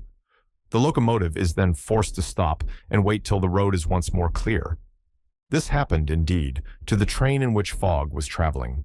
About 12 o'clock, a troop of 10 or 12,000 head of buffalo encumbered the track. The locomotive, slackening its speed, tried to clear the way with its cowcatcher, but the mass of animals was too great. The buffaloes marched along with a tranquil gait, uttering now and then deafening bellowings. There was no use of interrupting them, for, having taken a particular direction, nothing can moderate and change their course. It is a torrent of living flesh which no dam could contain. The travelers gazed on this curious spectacle from the platforms, but Phileas Fogg, who had the most reason of all to be in a hurry, remained in his seat and waited philosophically until it should please the buffaloes to get out of the way. Passepartout was furious at the delay they occasioned and longed to discharge his arsenal of revolvers upon them. "What a country!" cried he. "Mere cattle stop the trains and go by in a procession, just as if they were not impeding travel. Parbleu, I should like to know if Fogg foresaw this mishap in his program. And here's an engineer who doesn't dare to run the locomotive into this herd of beasts." The engineer did not try to overcome the obstacle, and he was wise. He would have crushed the first buffaloes, no doubt, with the cowcatcher, but the locomotive, however powerful, would soon have been checked. The train would inevitably have been thrown off the track and would then have been helpless. The best course was to wait patiently and regain the lost time by greater speed when the obstacle was removed. The procession of buffaloes lasted 3 full hours, and it was night before the track was clear. The last ranks of the herd were now passing over the rails, while the first had already disappeared below the southern horizon. It was 8 o'clock when the train passed through the defiles of the Humboldt Range, and 9:30 when it penetrated Utah, the region of the Great Salt Lake, the singular colony of the Mormons, in which Passepartout undergoes, at a speed of 20 miles an hour, a course of Mormon history. During the night of the 5th of December, the train ran southeasterly for about 50 miles, then rose an equal distance in a northeasterly direction towards the Great Salt Lake. Passepartout, about 9 o'clock, went out upon the platform to take the air. The weather was cold, the heavens gray, but it was not snowing. The sun's disk, enlarged by the mist, seemed an enormous ring of gold, and Passepartout was amusing himself by calculating its value in pounds sterling when he was diverted from this interesting study by a strange-looking personage who made his appearance on the platform. This personage, who had taken the train at Elko, was tall and dark, with black mustache, black stockings, a black silk hat, a black waistcoat, black trousers, a white cravat, and dogskin gloves. He might have been taken for a clergyman. He went from one end of the train to the other and affixed to the door of each car a notice written in manuscript. Passepartout approached and read one of these notices, which stated that Elder William Hitch, Mormon missionary, taking advantage of his presence on train 48, would deliver a lecture on Mormonism in car 117 from 11 to 12 o'clock. and that he invited all who were desirous of being instructed concerning the mysteries of the religion of the Latter-day Saints to attend. "I'll go," said Passepartout to himself. He knew nothing of Mormonism except the custom of polygamy, which is its foundation. The news quickly spread through the train, which contained about 100 passengers, 30 of whom, at most, attracted by the notice, ensconced themselves in car 117. Passepartout took one of the front seats. Neither Fogg nor Fix cared to attend. At the appointed hour, Elder William Hitch rose and, in an irritated voice, as if he had already been contradicted, said, "I tell you that Joe Smith is a martyr, that his brother Hiram is a martyr, and that the persecutions of the United States government against the prophets will also make a martyr of Brigham Young. Who dares to say the contrary?" No one ventured to gainsay the missionary, whose excited tone contrasted curiously with his naturally calm visage. No doubt his anger arose from the hardships to which the Mormons were actually subjected. The government had just succeeded with some difficulty in reducing these independent fanatics to its rule. It had made itself master of Utah and subjected that territory to the laws of the Union after imprisoning Brigham Young on a charge of rebellion and polygamy. The disciples of the prophet had since redoubled their efforts and resisted, by words at least, the authority of Congress. Elder Hitch, as is seen, was trying to make proselytes on the very railway trains. Then, emphasizing his words with his loud voice and frequent gestures, he related the history of the Mormons from biblical times, how that in Israel, a Mormon prophet of the tribe of Joseph published the annals of the new religion and bequeathed them to his son Mormon. How, many centuries later, a translation of this precious book, which was written in Egyptian, was made by Joseph Smith, Jr., a Vermont farmer, who revealed himself as a mystical prophet in 1825, and how, in short, the celestial messenger appeared to him in an illuminated forest and gave him the annals of the Lord.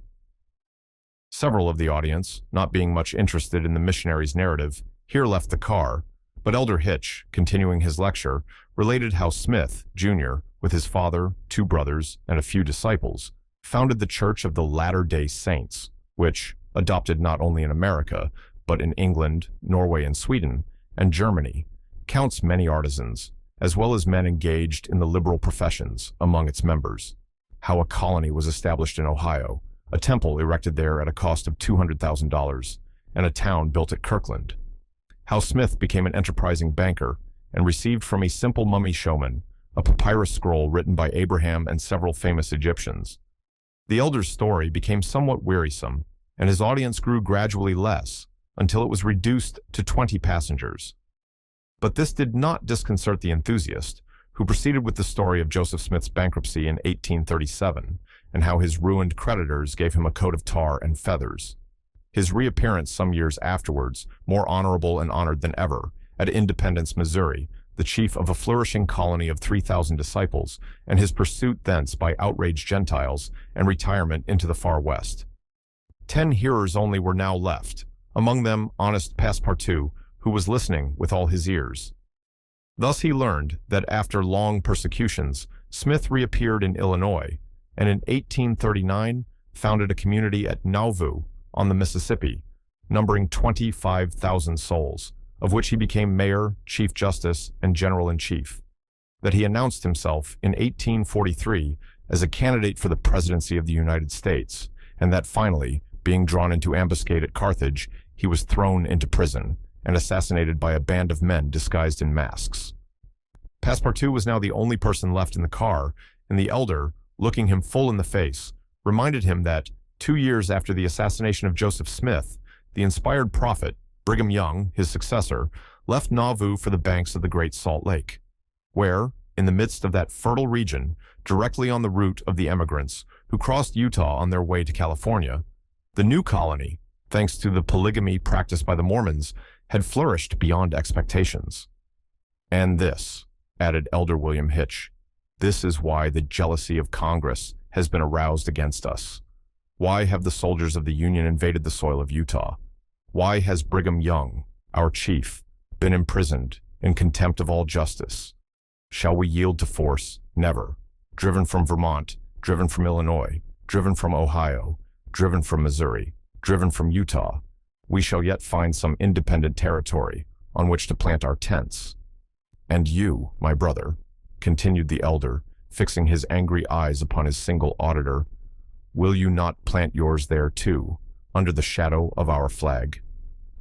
No, replied Passepartout courageously, in his turn retiring from the car and leaving the elder to preach to vacancy. During the lecture, the train had been making good progress, and towards 12:30 it reached the northwest border of the Great Salt Lake. Thence the passengers could observe the vast extent of this interior sea, which is also called the Dead Sea, and into which flows an American Jordan. It is a picturesque expanse, framed in lofty crags and large strata, encrusted with white salt, a superb sheet of water, which was formerly of larger extent than now, its shores having encroached with the lapse of time, and thus at once reduced its breadth and increased its depth. The Salt Lake, 70 miles long and 35 wide, is situated 3 miles, 800 feet above the sea. Quite different from Lake Asphaltite, whose depression is 1,200 feet below the sea, it contains considerable salt, and 1/4 of the weight of its water is solid matter, its specific weight being 1,170, and, after being distilled, 1,000. Fishes are, of course, unable to live in it, and those which descend through the Jordan, the Weber, and other streams soon perish. The country around the lake was well cultivated, for the Mormons are mostly farmers, while ranches and pens for domesticated animals, fields of wheat, corn, and other cereals, luxuriant prairies, hedges of wild rose, clumps of acacias and milkwort would have been seen 6 months later. Now the ground was covered with a thin powdering of snow. The train reached Ogden at 2 o'clock, where it rested for 6 hours. Fogg and his party had time to pay a visit to Salt Lake City, connected with Ogden by a branch road, and they spent 2 hours in this strikingly American town, built on the pattern of other cities of the Union, like a checkerboard, with the somber sadness of right angles, as Victor Hugo expresses it. The founder of the City of the Saints could not escape from the taste for symmetry which distinguishes the Anglo-Saxons. In this strange country, where the people are certainly not up to the level of their institutions, everything is done squarely, cities, houses, and follies. The travelers, then, were promenading at 3 o'clock about the streets of the town built between the banks of the Jordan and the spurs of the Wasatch Range. They saw few or no churches, but the prophet's mansion, the courthouse, and the arsenal, blue brick houses with verandas and porches, surrounded by gardens bordered with acacias, palms, and locusts. A clay and pebble wall, built in 1853, surrounded the town, and in the principal street were the market and several hotels adorned with pavilions. The place did not seem thickly populated. The streets were almost deserted, except in the vicinity of the temple, which they only reached after having traversed several quarters surrounded by palisades. There were many women, which was easily accounted for by the peculiar institution of the Mormons. But it must not be supposed that all the Mormons are polygamists. They are free to marry or not as they please, but it is worth noting that it is mainly the female citizens of Utah who are anxious to marry, as, according to the Mormon religion, maiden ladies are not admitted to the possession of its highest joys. These poor creatures seem to be neither well off nor happy. Some, the more well-to-do, no doubt, wore short, open, black silk dresses under a hood or modest shawl. Others were habited in Indian fashion. Passepartout could not behold without a certain fright these women charged, in groups, with conferring happiness on a single Mormon. His common sense pitied above all the husband. It seemed to him a terrible thing to have to guide so many wives at once across the vicissitudes of life, and to conduct them, as it were, in a body to the Mormon paradise, with the prospect of seeing them in the company of the glorious Smith, who doubtless was the chief ornament of that delightful place to all eternity. He felt decidedly repelled from such a vocation, and he imagined, perhaps he was mistaken, that the fair ones of Salt Lake City cast rather alarming glances on his person. Happily his stay there was but brief. At 4 the party found themselves again at the station, took their places in the train, and the whistle sounded for starting. Just at the moment, however, that the locomotive wheels began to move, cries of "Stop! Stop!" were heard. Trains, like time and tide, stop for no one. The gentleman who uttered the cries was evidently a belated Mormon. He was breathless with running. Happily for him, the station had neither gates nor barriers. He rushed along the track, jumped on the rear platform of the train, and fell, exhausted, into one of the seats. Passepartout, who had been anxiously watching this amateur gymnast, approached him with lively interest and learned that he had taken flight after an unpleasant domestic scene. When the Mormon had recovered his breath, Passepartout ventured to ask him politely how many wives he had, for from the manner in which he had decamped, it might be thought that he had 20 at least. "One, sir," replied the Mormon, raising his arms heavenward. "One, and that was enough." In which Passepartout does not succeed in making anybody listen to reason. The train, on leaving Great Salt Lake at Ogden, passed northward for an hour as far as Weber River, having completed nearly 900 miles from San Francisco. From this point, it took an easterly direction towards the jagged Wasatch Mountains. It was in the section included between this range and the Rocky Mountains that the American engineers found the most formidable difficulties in laying the road, and that the government granted a subsidy of $48,000 per mile instead of $16,000 allowed for the work done on the plains. But the engineers, instead of violating nature, avoided its difficulties by winding around, instead of penetrating the rocks. One tunnel only, 14,000 feet in length, was pierced in order to arrive at the Great Basin. The track up to this time had reached its highest elevation at the Great Salt Lake. From this point, it described a long curve, descending towards Bitter Creek Valley, to rise again to the dividing ridge of the waters between the Atlantic and the Pacific. There were many creeks in this mountainous region, and it was necessary to cross Muddy Creek, Green Creek, and others upon culverts. Passepartout grew more and more impatient as they went on, while Fix longed to get out of this difficult region and was more anxious than Phileas Fogg himself to be beyond the danger of delays and accidents and set foot on English soil. At 10 o'clock at night, the train stopped at Fort Bridger Station, and 20 minutes later entered Wyoming Territory, following the valley of Bitter Creek throughout. The next day, 7th December, they stopped for a quarter of an hour at Green River Station. Snow had fallen abundantly during the night, but being mixed with rain, it had half melted and did not interrupt their progress. The bad weather, however, annoyed Passepartout, for the accumulation of snow by blocking the wheels of the cars would certainly have been fatal to Fogg's tour. "What an idea," he said to himself.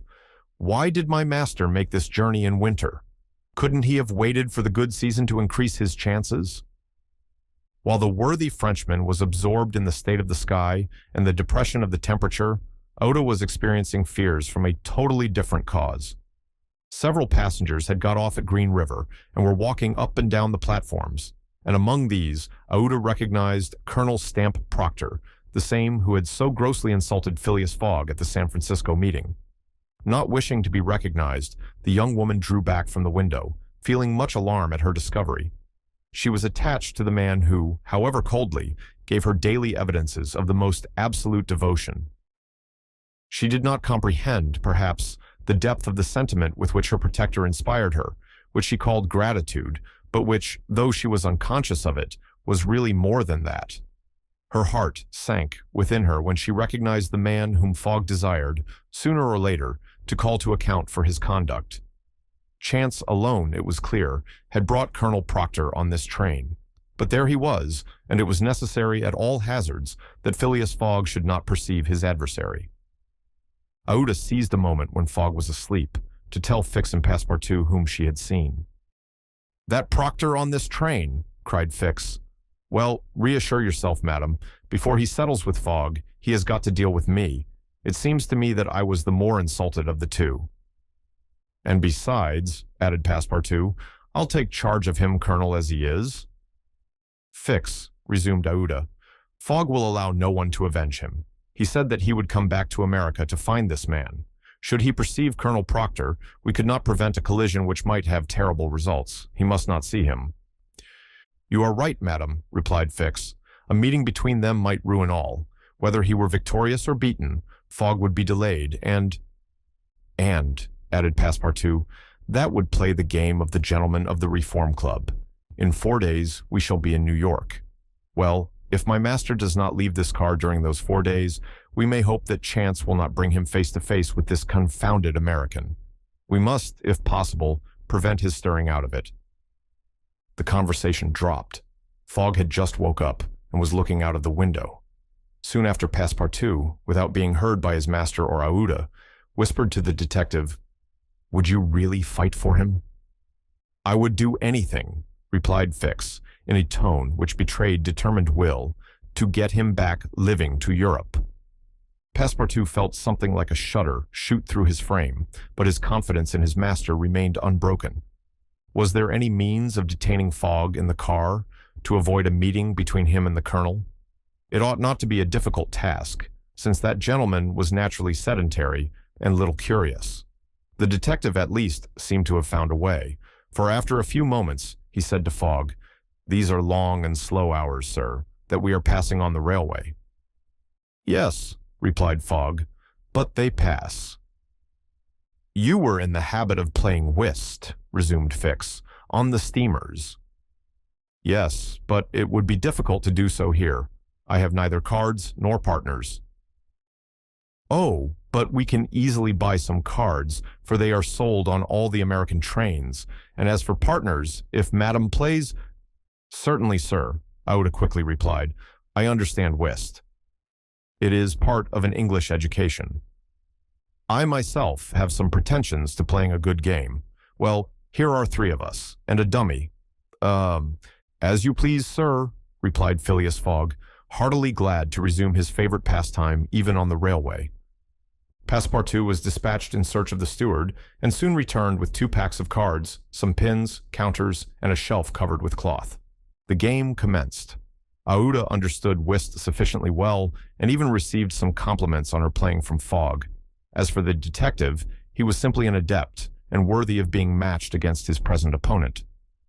"Now," thought Passepartout, "we've got him. He won't budge." At 11 in the morning, the train had reached the dividing ridge of the waters at Bridger Pass, 7,524 feet above the level of the sea, one of the highest points attained by the track in crossing the Rocky Mountains. After going about 200 miles, the travelers at last found themselves on one of those vast plains which extend to the Atlantic, and which nature has made so propitious for laying the iron road.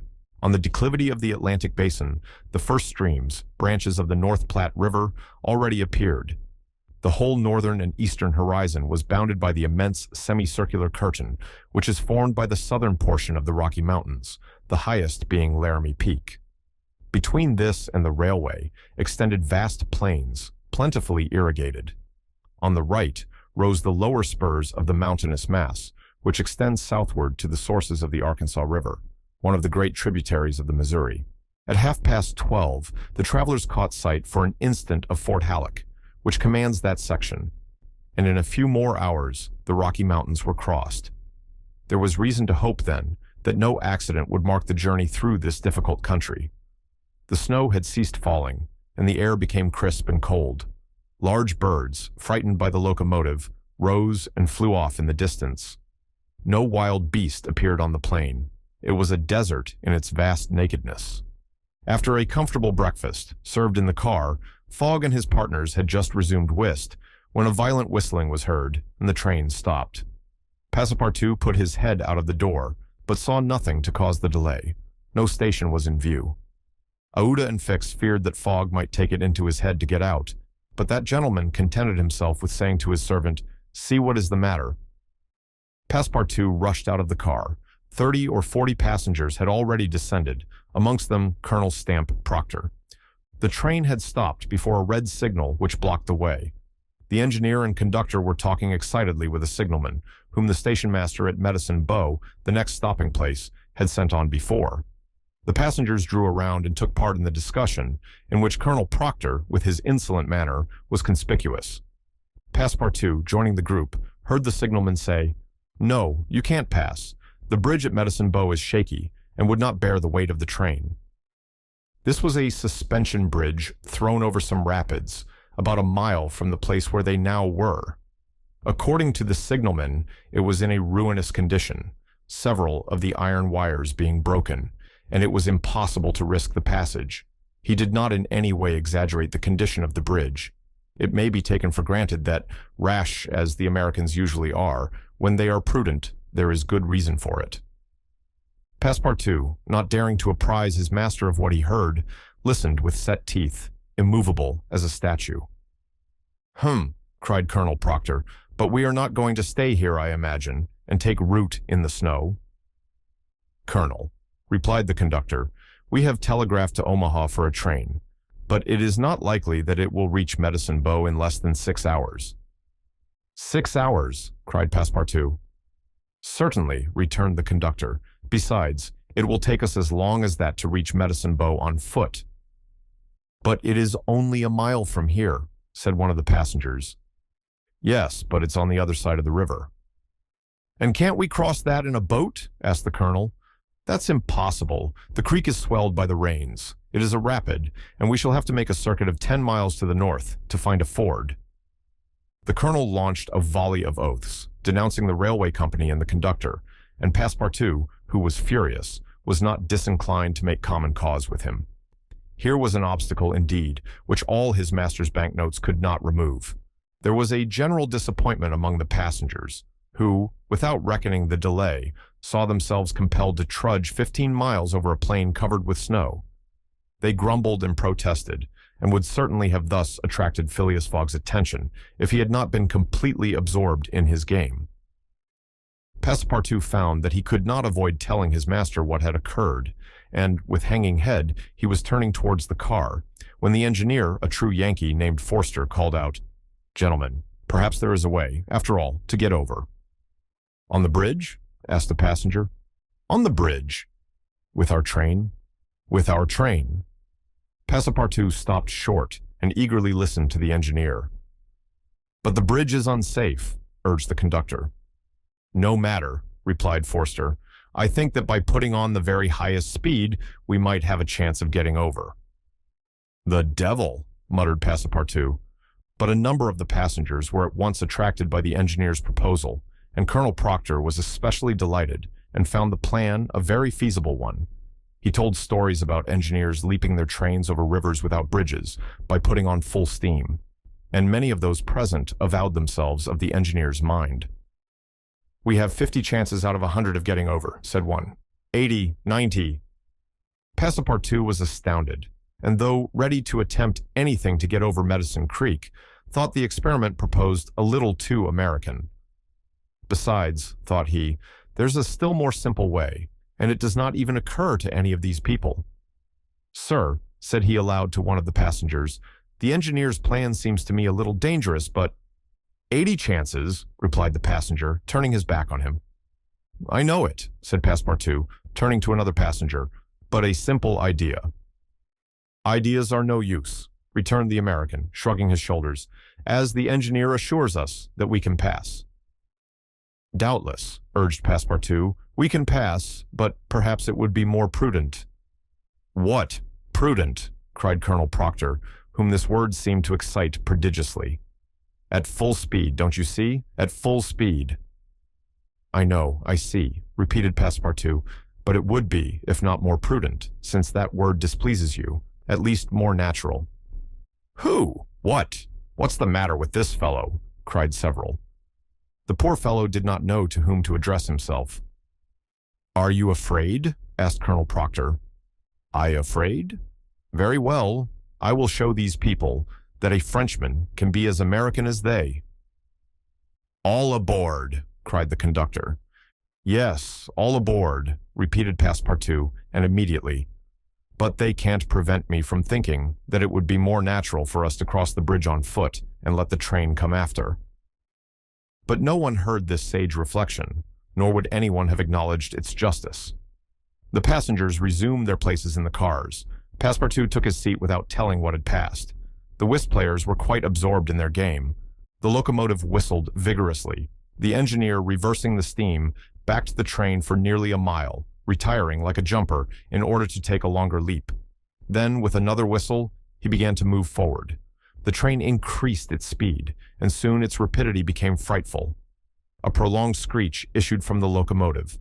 The piston worked up and down 20 strokes to the second. They perceived that the whole train, rushing on at the rate of 100 miles an hour, hardly bore upon the rails at all. And they passed over. It was like a flash. No one saw the bridge. The train leaped, so to speak, from one bank to the other, and the engineer could not stop it until it had gone 5 miles beyond the station. But scarcely had the train passed the river when the bridge, completely ruined, fell with a crash into the rapids of Medicine Bow, in which certain incidents are narrated which are only to be met with on American railroads. The train pursued its course that evening without interruption, passing Fort Saunders, crossing Cheney Pass, and reaching Evans Pass. The road here attained the highest elevation of the journey, 8,092 feet above the level of the sea. The travelers had now only to descend to the Atlantic by limitless plains leveled by nature. A branch of the Grand Trunk led off southward to Denver, the capital of Colorado. The country round about is rich in gold and silver, and more than 50,000 inhabitants are already settled there. 1,382 miles had been passed over from San Francisco in 3 days and 3 nights. 4 days and nights more would probably bring them to New York. Phileas Fogg was not as yet behindhand. During the night, Camp Walbach was passed on the left. Lodge Pole Creek ran parallel with the road, marking the boundary between the territories of Wyoming and Colorado. They entered Nebraska at 11, passed near Sedgwick, and touched at Julesburg on the southern branch of the Platte River. It was here that the Union Pacific Railroad was inaugurated on the 23rd of October, 1867, by the chief engineer, General Dodge. 2 powerful locomotives, carrying 9 cars of invited guests, amongst whom was Thomas Durant, vice president of the road, stopped at this point. Cheers were given. The Sioux and Pawnees performed an imitation Indian battle. Fireworks were let off, and the first number of the Railway Pioneer was printed by a press brought on the train. Thus was celebrated the inauguration of this great railroad, a mighty instrument of progress and civilization, thrown across the desert, and destined to link together cities and towns which do not yet exist. The whistle of the locomotive, more powerful than Amphion's lyre, was about to bid them rise from American soil. Fort McPherson was left behind at 8 in the morning, and 357 miles had yet to be traversed before reaching Omaha. The road followed the capricious windings of the southern branch of the Platte River on its left bank.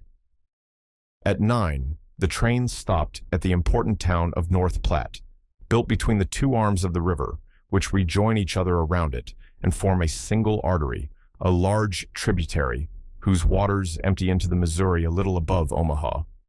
The 101st meridian was passed. Fogg and his partners had resumed their game. No one, not even the dummy, complained of the length of the trip. Fix had begun by winning several guineas, which he seemed likely to lose, but he showed himself a not less eager whist player than Fogg. During the morning, chance distinctly favored that gentleman. Trumps and honors were showered upon his hands. Once, having resolved on a bold stroke, he was on the point of playing a spade when a voice behind him said, "I should play a diamond." Fogg, Ouda, and Fix raised their heads and beheld Colonel Proctor. Stamp Proctor and Phileas Fogg recognized each other at once. "Ah, it's you, is it, Englishman?" cried the colonel. "It's you who are going to play a spade." "And who plays it?" replied Phileas Fogg coolly, throwing down the 10 of spades. "Well, it pleases me to have it diamonds," replied Colonel Proctor in an insolent tone. He made a movement as if to seize the card which had just been played, adding, "You don't understand anything about whist." "Perhaps I do, as well as another," said Phileas Fogg, rising.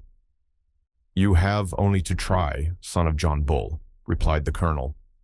Ouda turned pale, and her blood ran cold. She seized Fogg's arm and gently pulled him back.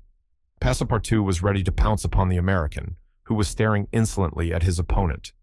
But Fix got up, and going to Colonel Proctor said, "You forget that it is I with whom you have to deal, sir, for it was I whom you not only insulted, but struck." "Fix," said Fogg, "pardon me, but this affair is mine, and mine only. The colonel has again insulted me by insisting that I should not play a spade, and he shall give me satisfaction for it." "When and where you will," replied the American, "and with whatever weapon you choose." Ouda in vain attempted to retain Fogg, as vainly did the detective endeavor to make the quarrel his. Passepartout wished to throw the colonel out of the window, but a sign from his master checked him. Phileas Fogg left the car, and the American followed him upon the platform. "Sir," said Fogg to his adversary, "I am in a great hurry to get back to Europe. and any delay whatever will be greatly to my disadvantage." "Well, what's that to me?" replied Colonel Proctor. "Sir," said Fogg very politely, "after our meeting at San Francisco, I determined to return to America and find you as soon as I had completed the business which called me to England." "Really? Will you appoint a meeting for 6 months hence?" "Why not 10 years hence?" "I say 6 months," returned Phileas Fogg, "and I shall be at the place of meeting promptly." "All this is an evasion," cried Stamp Proctor. "Now or never." "Very good. You are going to New York?" "No." "To Chicago?"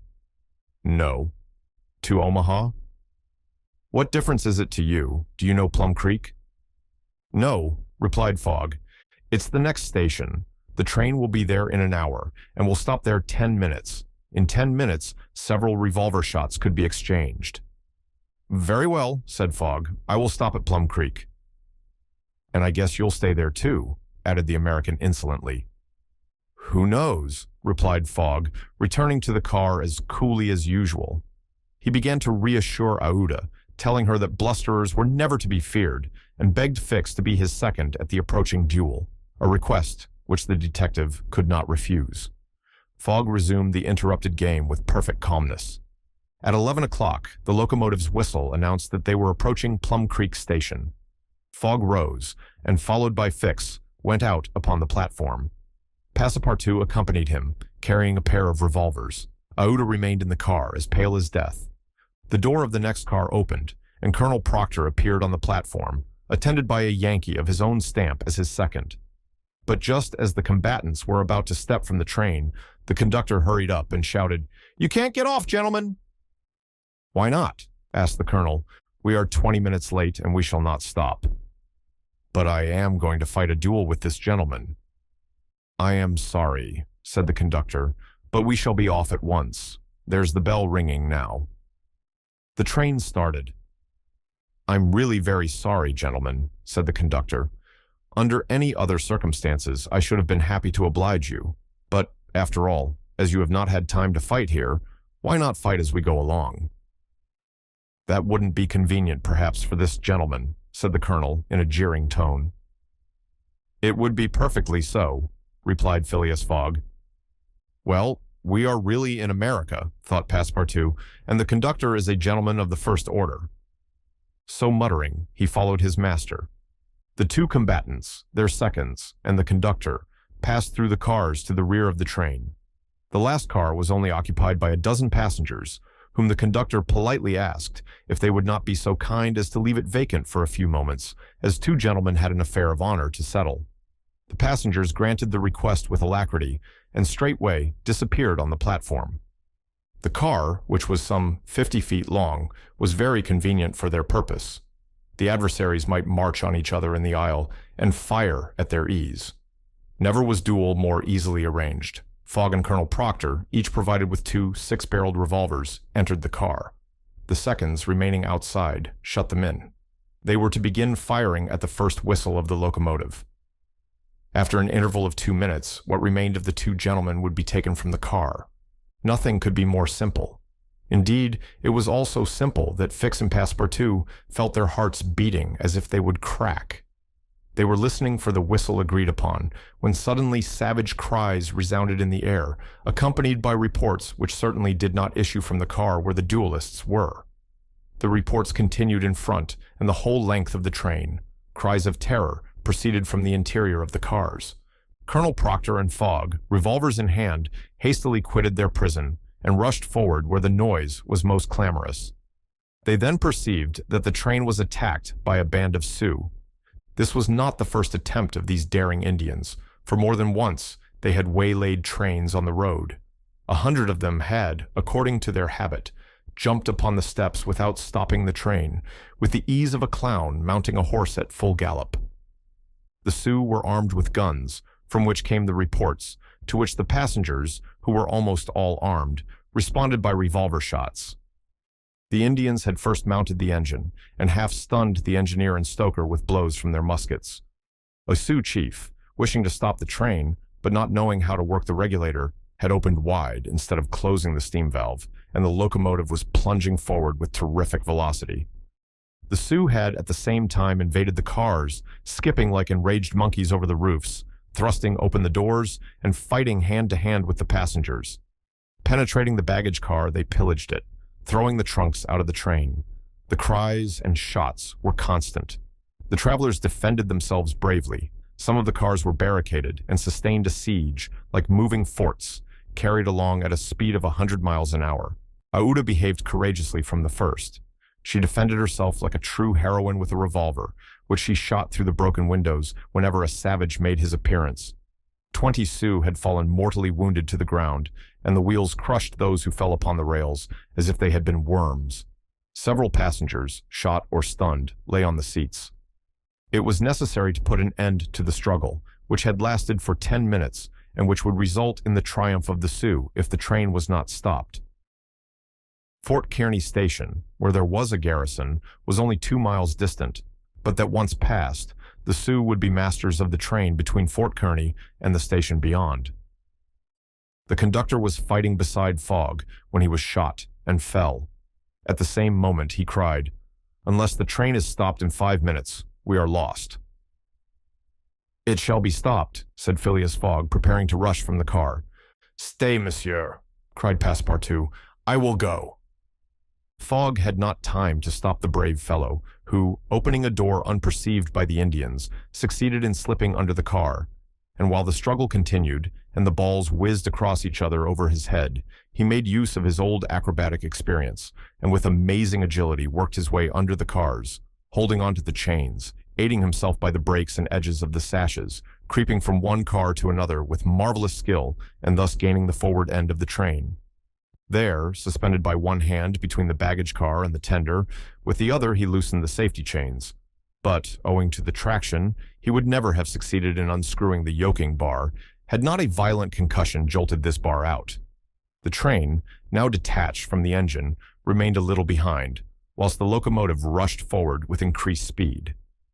Carried on by the force already acquired, the train still moved for several minutes, but the brakes were worked, and at last they stopped, less than 100 feet from Kearny Station. The soldiers of the fort, attracted by the shots, hurried up. The Sioux had not expected them, and decamped in a body before the train entirely stopped. But when the passengers counted each other on the station platform, several were found missing, among others the courageous Frenchman whose devotion had just saved them, in which Phileas Fogg simply does his duty. 3 passengers, including Passepartout, had disappeared. Had they been killed in the struggle? Were they taken prisoners by the Sioux? It was impossible to tell. There were many wounded, but none mortally. Colonel Proctor was one of the most seriously hurt. He had fought bravely, and a ball had entered his groin. He was carried into the station with the other wounded passengers to receive such attention as could be of avail. Aouda was safe, and Phileas Fogg, who had been in the thickest of the fight, had not received a scratch. Fix was slightly wounded in the arm, but Passepartout was not to be found, and tears coursed down Aouda's cheeks. All the passengers had got out of the train, the wheels of which were stained with blood. From the tires and spokes hung ragged pieces of flesh. As far as the eye could reach on the white plain behind, red trails were visible. The last Sioux were disappearing in the south, along the banks of Republican River. Fogg, with folded arms, remained motionless. He had a serious decision to make. Aouda, standing near him, looked at him without speaking, and he understood her look. If his servant was a prisoner, ought he not to risk everything to rescue him from the Indians? "I will find him, living or dead," said he quietly to Aouda. "Ah, Mr. Fogg," cried she, clasping his hands and covering them with tears. "Living," added Fogg, "if we do not lose a moment." Phileas Fogg, by this resolution, inevitably sacrificed himself. He pronounced his own doom. The delay of a single day would make him lose the steamer at New York, and his bet would be certainly lost. But as he thought, "It is my duty," he did not hesitate. The commanding officer of Fort Kearny was there. 100 of his soldiers had placed themselves in a position to defend the station should the Sioux attack it. "Sir," said Fogg to the captain, 3 passengers have disappeared." "Dead?" asked the captain. "Dead or prisoners. That is the uncertainty which must be solved. Do you propose to pursue the Sioux?" "That's a serious thing to do, sir," returned the captain. "These Indians may retreat beyond the Arkansas, and I cannot leave the fort unprotected." "The lives of 3 men are in question, sir," said Phileas Fogg. "Doubtless, but can I risk the lives of 50 men to save 3?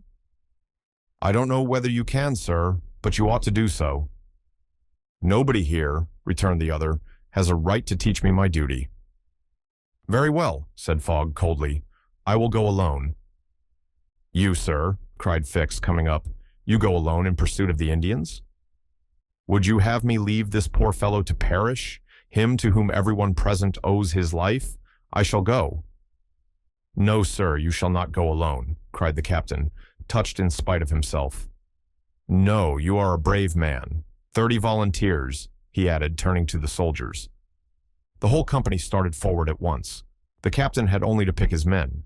30 were chosen, and an old sergeant placed at their head. "Thanks, Captain," said Fogg. "Will you let me go with you?" asked Fix. "Do as you please, sir, but if you wish to do me a favor, you will remain with Aouda, in case anything should happen to me." A sudden pallor overspread the detective's face. Separate himself from the man whom he had so persistently followed step by step. Leave him to wander about in this desert. Fix gazed attentively at Fogg, and, despite his suspicions and of the struggle which was going on within him, he lowered his eyes before that calm and frank look. "I will stay," said he. A few moments after, Fogg pressed the young woman's hand, and having confided to her his precious carpet-bag, went off with the sergeant and his little squad. But before going, he had said to the soldiers, "My friends, I will divide $5,000 among you, if we save the prisoners." It was then a little past noon. Oda retired to a waiting room, and there she waited alone, thinking of the simple and noble generosity, the tranquil courage of Phileas Fogg. He had sacrificed his fortune, and was now risking his life, all without hesitation, from duty, in silence. Fix did not have the same thoughts, and could scarcely conceal his agitation. He walked feverishly up and down the platform, but soon resumed his outward composure. He now saw the folly of which he had been guilty in letting Fogg go alone. What? This man, whom he had just followed around the world, was permitted now to separate himself from him. He began to accuse and abuse himself, and, as if he were director of police, administered to himself a sound lecture for his greenness. "I have been an idiot," he thought, "and this man will see it. He has gone and won't come back. But how is it that I, Fix, who have in my pocket a warrant for his arrest, have been so fascinated by him? Decidedly, I am nothing but an ass." So reasoned the detective, while the hours crept by all too slowly. He did not know what to do. Sometimes he was tempted to tell Oda all, but he could not doubt how the young woman would receive his confidences. What course should he take? He thought of pursuing Fogg across the vast white plains. It did not seem impossible that he might overtake him. Footsteps were easily printed on the snow, but soon, under a new sheet, every imprint would be effaced. Fix became discouraged. He felt a sort of insurmountable longing to abandon the game altogether. He could now leave Fort Kearny Station and pursue his journey homeward in peace. Towards 2 o'clock in the afternoon, while it was snowing hard, long whistles were heard approaching from the east. A great shadow, preceded by a wild light, slowly advanced, appearing still larger through the mist, which gave it a fantastic aspect.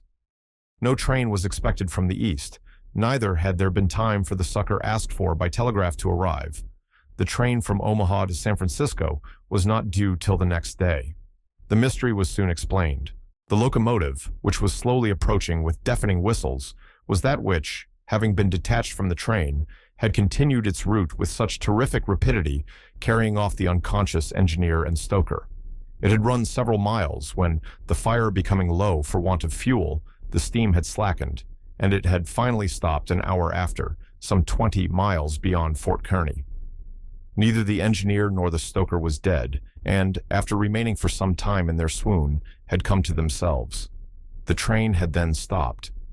The engineer, when he found himself in the desert, and the locomotive without cars, understood what had happened. He could not imagine how the locomotive had become separated from the train, but he did not doubt that the train left behind was in distress. He did not hesitate what to do. It would be prudent to continue on to Omaha, for it would be dangerous to return to the train, which the Indians might still be engaged in pillaging. Nevertheless, he began to rebuild the fire in the furnace. The pressure again mounted, and the locomotive returned, running backwards to Fort Kearny. This it was which was whistling in the mist. The travelers were glad to see the locomotive resume its place at the head of the train. They could now continue the journey so terribly interrupted. Aouda, on seeing the locomotive come up, hurried out of the station and asked the conductor, "Are you going to start?" "At once, madam." "But the prisoners, our unfortunate fellow travelers—" "I cannot interrupt the trip," replied the conductor. "We are already 3 hours behind time." "And when will another train pass here from San Francisco?" "Tomorrow evening, madam." "Tomorrow evening? But then it will be too late. We must wait." "It is impossible," responded the conductor. "If you wish to go, please get in." "I will not go," said Aouda.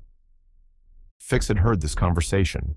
A little while before, when there was no prospect of proceeding on the journey, he had made up his mind to leave Fort Kearny. But now that the train was there, ready to start, and he had only to take his seat in the car, an irresistible influence held him back. The station platform burned his feet, and he could not stir. The conflict in his mind again began. Anger and failure stifled him. He wished to struggle on to the end. Meanwhile, the passengers and some of the wounded, among them Colonel Proctor, whose injuries were serious, had taken their places in the train. The buzzing of the overheated boiler was heard, and the steam was escaping from the valves. The engineer whistled, the train started, and soon disappeared, mingling its white smoke with the eddies of the densely falling snow. The detective had remained behind. Several hours passed. The weather was dismal, and it was very cold. Fix sat motionless on a bench in the station. He might have been thought asleep. Aouda, despite the storm, kept coming out of the waiting room, going to the end of the platform, and peering through the tempest of snow, as if to pierce the mist, which narrowed the horizon around her, and to hear, if possible, some welcome sound. She heard and saw nothing. Then she would return, chilled through, to issue out again after the lapse of a few moments, but always in vain. Evening came, and the little band had not returned. Where could they be? Had they found the Indians, and were they having a conflict with them, or were they still wandering amid the mist? The commander of the fort was anxious, though he tried to conceal his apprehensions. As night approached, the snow fell less plentifully, but it became intensely cold. Absolute silence rested on the plains. Neither flight of bird nor passing of beast troubled the perfect calm, in which Fix, the detective, considerably furthers the interests of Phileas Fogg. Phileas Fogg found himself 20 hours behind time. Passepartout, the involuntary cause of this delay, was desperate. He had ruined his master. At this moment, the detective approached Fogg, and looking him intently in the face, said, "Seriously, sir, are you in great haste?" "Quite seriously." "I have a purpose in asking," resumed Fix. "Is it absolutely necessary that you should be in New York on the 11th, before 9 o'clock in the evening, the time that the steamer leaves for Liverpool?" "It is absolutely necessary." "And if your journey had not been interrupted by these Indians, you would have reached New York on the morning of the 11th?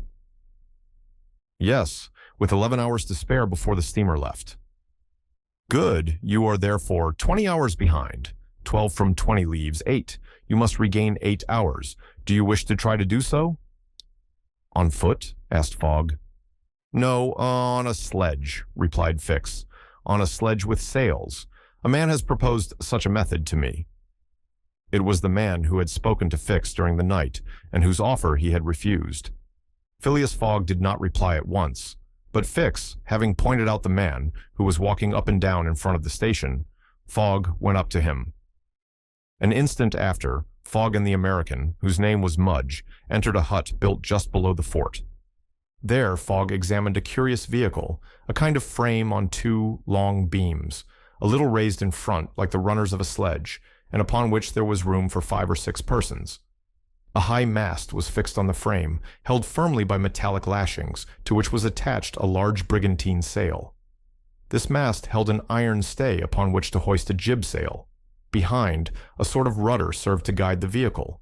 It was, in short, a sledge rigged like a sloop. During the winter, when the trains are blocked up by the snow, these sledges make extremely rapid journeys across the frozen plains from one station to another. Provided with more sails than a cutter, and with the wind behind them, they slip over the surface of the prairies with a speed equal, if not superior, to that of the express trains. Fogg readily made a bargain with the owner of this landcraft. The wind was favorable, being fresh and blowing from the west. The snow had hardened, and Mudge was very confident of being able to transport Fogg in a few hours to Omaha. Thence the trains eastward run frequently to Chicago and New York. It was not impossible that the lost time might yet be recovered, and such an opportunity was not to be rejected. Not wishing to expose Aouda to the discomforts of traveling in the open air, Fogg proposed to leave her with Passepartout at Fort Kearny, the servant taking upon himself to escort her to Europe by a better route and under more favorable conditions. But Aouda refused to separate from Fogg, and Passepartout was delighted with her decision, for nothing could induce him to leave his master while Fix was with him. It would be difficult to guess the detective's thoughts. Was this conviction shaken by Phileas Fogg's return, or did he still regard him as an exceedingly shrewd rascal who, his journey round the world completed, would think himself absolutely safe in England? Perhaps Fix's opinion of Phileas Fogg was somewhat modified, but he was nevertheless resolved to do his duty and to hasten the return of the whole party to England as much as possible. At 8 o'clock, the sledge was ready to start. The passengers took their places on it and wrapped themselves up closely in their traveling cloaks. The two great sails were hoisted, and under the pressure of the wind, the sledge slid over the hardened snow with a velocity of 40 miles an hour. The distance between Fort Kearny and Omaha, as the birds fly, is at most 200 miles. If the wind held good, the distance might be traversed in 5 hours. If no accident happened, the sledge might reach Omaha by 1 o'clock. What a journey! The travelers, huddled close together, could not speak for the cold, intensified by the rapidity at which they were going. The sledge sped on as lightly as a boat over the waves. When the breeze came skimming the earth, the sledge seemed to be lifted off the ground by its sails. Mudge, who was at the rudder, kept in a straight line, and by a turn of his hand, checked the lurches which the vehicle had a tendency to make. All the sails were up, and the jib was so arranged as not to screen the brigantine. A topmast was hoisted, and another jib, held out to the wind, added its force to the other sails. Although the speed could not be exactly estimated, the sledge could not be going at less than 40 miles an hour. "If nothing breaks," said Mudge, "we shall get there." Fogg had made it for Mudge's interest to reach Omaha within the time agreed on by the offer of a handsome reward. The prairie across which the sledge was moving in a straight line was as flat as a sea. It seemed like a vast frozen lake. The railroad which ran through this section ascended from the southwest to the northwest by Great Island, Columbus, an important Nebraska town, Schuyler, and Fremont, to Omaha. It followed throughout the right bank of the Platte River. The sledge, shortening this route, took a chord of the arc described by the railway. Mudge was not afraid of being stopped by the Platte River because it was frozen. The road, then, was quite clear of obstacles, and Phileas Fogg had but two things to fear: an accident to the sledge and a change or calm in the wind. But the breeze, far from lessening its force, blew as if to bend the mast, which, however, the metallic lashings held firmly. These lashings, like the chords of a stringed instrument, resounded as if vibrated by a violin bow. The sledge slid along in the midst of a plaintively intense melody. "Those chords give the fifth and the octave," said Fogg. These were the only words he uttered during the journey. Ouda, cozily packed in furs and cloaks, was sheltered as much as possible from the attacks of the freezing wind. As for Passepartout, his face was as red as the sun's disk when it sets in the mist, and he laboriously inhaled the biting air. With his natural buoyancy of spirits, he began to hope again. They would reach New York on the evening, if not on the morning, of the 11th, and there was still some chances that it would be before the steamer sailed for Liverpool. Passepartout even felt a strong desire to grasp his ally, Fix, by the hand. He remembered that it was the detective who procured the sledge, the only means of reaching Omaha in time, but, checked by some presentiment, he kept his usual reserve. One thing, however, Passepartout would never forget: and that was the sacrifice which Fogg had made, without hesitation, to rescue him from the Sioux. Fogg had risked his fortune and his life. No, his servant would never forget that. While each of the party was absorbed in reflections so different, the sledge flew past over the vast carpet of snow. The creeks it passed over were not perceived. Fields and streams disappeared under the uniform whiteness. The plain was absolutely deserted. Between the Union Pacific Road and the branch which unites Kearney with St. Joseph, it formed a great uninhabited island. Neither village, station, nor fort appeared. From time to time they sped by some phantom-like tree, whose white skeleton twisted and rattled in the wind. Sometimes flocks of wild birds rose, or bands of gaunt, famished, ferocious prairie wolves ran howling after the sledge. Passepartout, revolver in hand, held himself ready to fire on those which came too near. Had an accident then happened to the sledge, the travelers, attacked by these beasts, would have been in the most terrible danger, but it held on its even course, soon gained on the wolves, and ere long left the howling band at a safe distance behind. About noon, Mudge perceived by certain landmarks that he was crossing the Platte River. He said nothing, but he felt certain that he was now within 20 miles of Omaha. In less than an hour, he left the rudder and furled his sails, whilst the sledge, carried forward by the great impetus the wind had given it, went on half a mile further with its sails unspread. It stopped at last, and Mudge, pointing to a mass of roofs white with snow, said, "We have got there." Arrived at the station, which is in daily communication by numerous trains with the Atlantic seaboard. Passepartout and Fix jumped off, stretched their stiffened limbs, and aided Fogg and the young woman to descend from the sledge. Phileas Fogg generously rewarded Mudge, whose hand Passepartout warmly grasped, and the party directed their steps to the Omaha railway station. The Pacific Railroad proper finds its terminus at this important Nebraska town. Omaha is connected with Chicago by the Chicago and Rock Island Railroad, which runs directly east and passes 50 stations.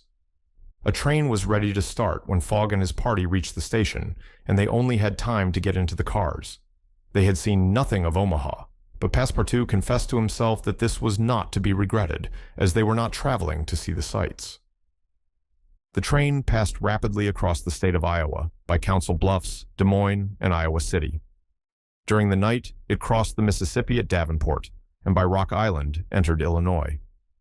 The next day, which was the 10th, at 4 o'clock in the evening, it reached Chicago, already risen from its ruins, and more proudly seated than ever on the borders of its beautiful Lake Michigan.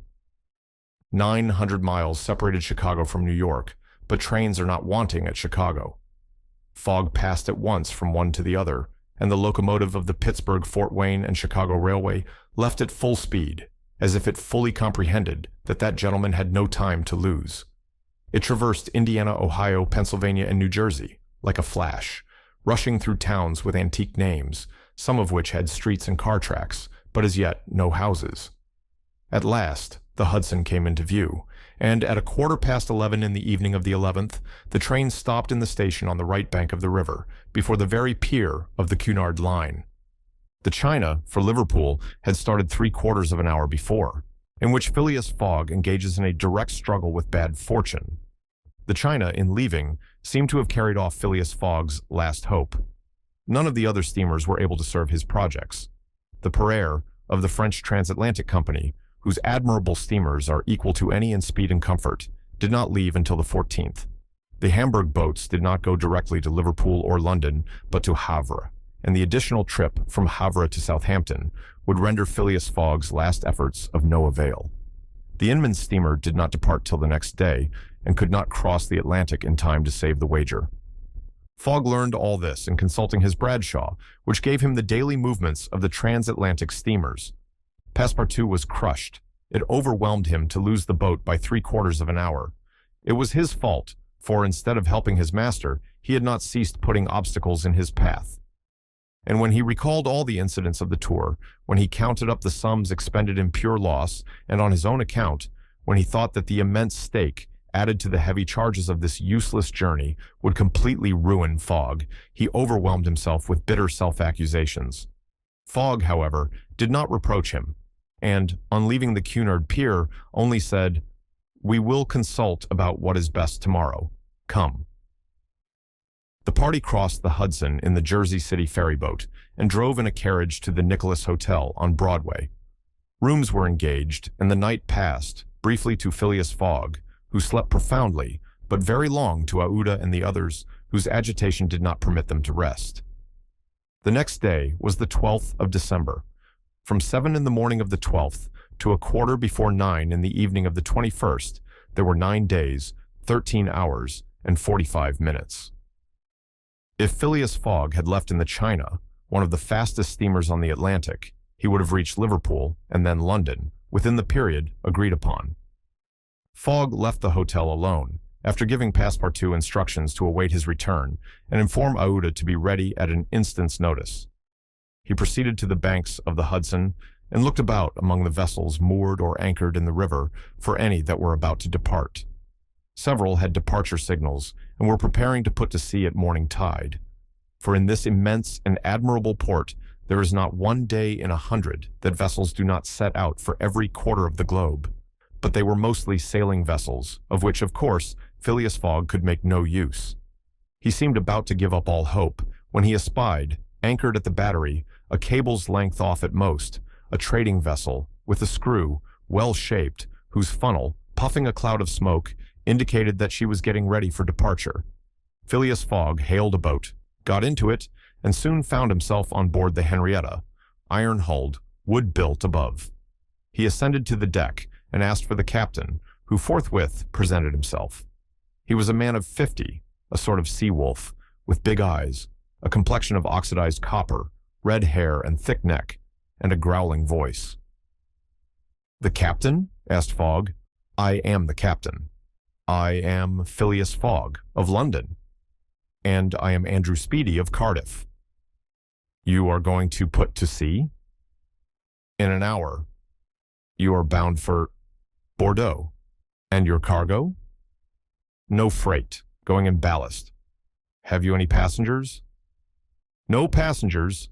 Never have passengers. Too much in the way." "Is your vessel a swift one?" "Between 11 and 12 knots, the Henrietta well known."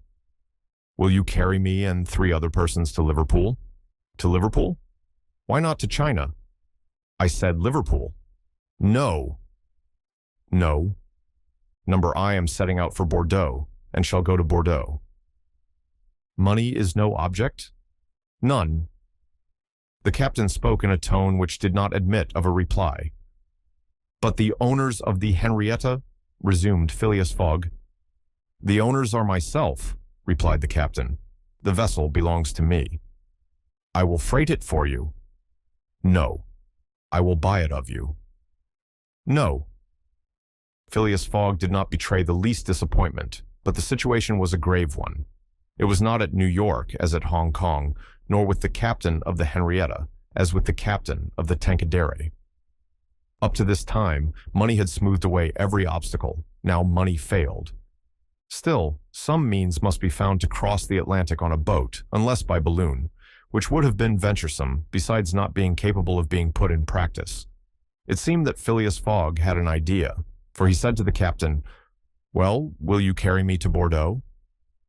"No, not if you paid me $200. I offer you 2,000. "A piece?" "A piece." "And there are 4 of you?" "4." Captain Speedy began to scratch his head. There were $8,000 to gain, without changing his route, for which it was well worth conquering the repugnance he had for all kinds of passengers. Besides, passengers at $2,000 are no longer passengers, but valuable merchandise. "I start at 9 o'clock, said Captain Speedy simply. "Are you and your party ready?" "We will be on board at 9 o'clock, replied, no less simply, Fogg. It was 8:30. To disembark from the Henrietta, jump into a hack, hurry to the Nicholas, and return with Aouda, Passepartout, and even the inseparable Fix was the work of a brief time, and was performed by Fogg with the coolness which never abandoned him. They were on board when the Henrietta made ready to weigh anchor. When Passepartout heard what this last voyage was going to cost, he uttered a prolonged "oh," which extended throughout his vocal gamut. As for Fix, he said to himself that the Bank of England would certainly not come out of this affair well indemnified. When they reached England, even if Fogg did not throw some handfuls of bank bills into the sea, more than £7,000 would have been spent, in which Phileas Fogg shows himself equal to the occasion. An hour after, the Henrietta passed the lighthouse which marks the entrance of the Hudson, turned the point of Sandy Hook, and put to sea. During the day, she skirted Long Island, passed Fire Island, and directed her course rapidly eastward. At noon the next day, a man mounted the bridge to ascertain the vessel's position. It might be thought that this was Captain Speedy, not the least in the world. It was Phileas Fogg, Esquire. As for Captain Speedy, he was shut up in his cabin under lock and key and was uttering loud cries, which signified an anger at once pardonable and excessive. What had happened was very simple. Phileas Fogg wished to go to Liverpool, but the captain would not carry him there. Then Phileas Fogg had taken passage for Bordeaux, and, during the 30 hours he had been on board, had so shrewdly managed with his banknotes that the sailors and stokers, who were only an occasional crew and were not on the best terms with the captain, went over to him in a body. This was why Phileas Fogg was in command instead of Captain Speedy, why the captain was a prisoner in his cabin, and why, in short, the Henrietta was directing her course towards Liverpool. It was very clear to see Fogg manage the craft that he had been a sailor. How the adventure ended will be seen anon. Aouda was anxious, though she said nothing. As for Passepartout, he thought Fogg's maneuver simply glorious. The captain had said between 11 and 12 knots, and the Henrietta confirmed his prediction. If, then, for there were ifs still, the sea did not become too boisterous, if the wind did not veer round to the east, if no accident happened to the boat or its machinery, the Henrietta might cross the 3,000 miles from New York to Liverpool in the 9 days, between the 12th and the 21st of December. It is true that, once arrived, the affair on board the Henrietta, added to that of the Bank of England, might create more difficulties for Fogg than he imagined or could desire. During the first days, they went along smoothly enough. The sea was not very unpropitious. The wind seemed stationary in the northeast. The sails were hoisted, and the Henrietta plowed across the waves like a real transatlantic steamer. Passepartout was delighted. His master's last exploit, the consequences of which he ignored, enchanted him. Never had the crew seen so jolly and dexterous a fellow. He formed warm friendships with the sailors and amazed them with his acrobatic feats. He thought they managed the vessel like gentlemen, and that the stokers fired up like heroes. His loquacious good humor infected everyone. He had forgotten the past, its vexations and delays. He only thought of the end, so nearly accomplished. And sometimes he boiled over with impatience, as if heated by the furnaces of the Henrietta. Often, also, the worthy fellow revolved around Fix, looking at him with a keen, distrustful eye, but he did not speak to him, for their old intimacy no longer existed. Fix, it must be confessed, understood nothing of what was going on. The conquest of the Henrietta, the bribery of the crew, Fogg managing the boat like a skilled seaman, amazed and confused him. He did not know what to think, for after all, a man who began by stealing £55,000 might end by stealing a vessel, and Fix was not unnaturally inclined to conclude that the Henrietta under Fogg's command was not going to Liverpool at all, but to some part of the world where the robber, turned into a pirate, would quietly put himself in safety. The conjecture was at least a plausible one, and the detective began to seriously regret that he had embarked on the affair. As for Captain Speedy, he continued to howl and growl in his cabin, and Passepartout, whose duty it was to carry him his meals, courageous as he was, took the greatest precautions. Fogg did not seem even to know that there was a captain on board. On the 13th, they passed the edge of the banks of Newfoundland, a dangerous locality. During the winter especially, there are frequent fogs and heavy gales of wind. Ever since the evening before the barometer, suddenly falling, had indicated an approaching change in the atmosphere, and during the night the temperature varied, the cold became sharper, and the wind veered to the southeast. This was a misfortune. Fogg, in order not to deviate from his course, furled his sails and increased the force of the steam, but the vessel's speed slackened, owing to the state of the sea, the long waves of which broke against the stern. She pitched violently, and this retarded her progress. The breeze little by little swelled into a tempest, and it was to be feared that the Henrietta might not be able to maintain herself upright on the waves. Passepartout's visage darkened with the skies, and for 2 days the poor fellow experienced constant fright. But Phileas Fogg was a bold mariner and knew how to maintain headway against the sea, and he kept on his course without even decreasing his steam. The Henrietta, when she could not rise upon the waves, crossed them, swamping her deck, but passing safely. Sometimes the screw rose out of the water, beating its protruding end, when a mountain of water raised the stern above the waves, but the craft always kept straight ahead. The wind, however, did not grow as boisterous as might have been feared. It was not one of those tempests which burst and rush on with a speed of 90 miles an hour. It continued fresh, but, unhappily, it remained obstinately in the southeast, rendering the sails useless. The 16th of December was the 75th day since Phileas Fogg's departure from London, and the Henrietta had not yet been seriously delayed. Half of the voyage was almost accomplished, and the worst localities had been passed. In summer, success would have been well nigh certain. In winter, they were at the mercy of the bad season. Passepartout said nothing, but he cherished hope in secret, and comforted himself with the reflection that, if the wind failed them, they might still count on the steam. On this day, the engineer came on deck, went up to Fogg, and began to speak earnestly with him. Without knowing why it was a presentiment, perhaps Passepartout became vaguely uneasy. He would have given one of his ears to hear with the other what the engineer was saying. He finally managed to catch a few words, and was sure he heard his master say, "You are certain of what you tell me?" "Certain, sir," replied the engineer. "You must remember that, since we started, we have kept up hot fires in all our furnaces, and though we had coal enough to go on short steam from New York to Bordeaux, we haven't enough to go with all steam from New York to Liverpool." "I will consider," replied Fogg. Passepartout understood it all. He was seized with mortal anxiety. The coal was giving out. "Ah, if my master can get over that," muttered he, "he'll be a famous man." He could not help imparting to Fix what he had overheard.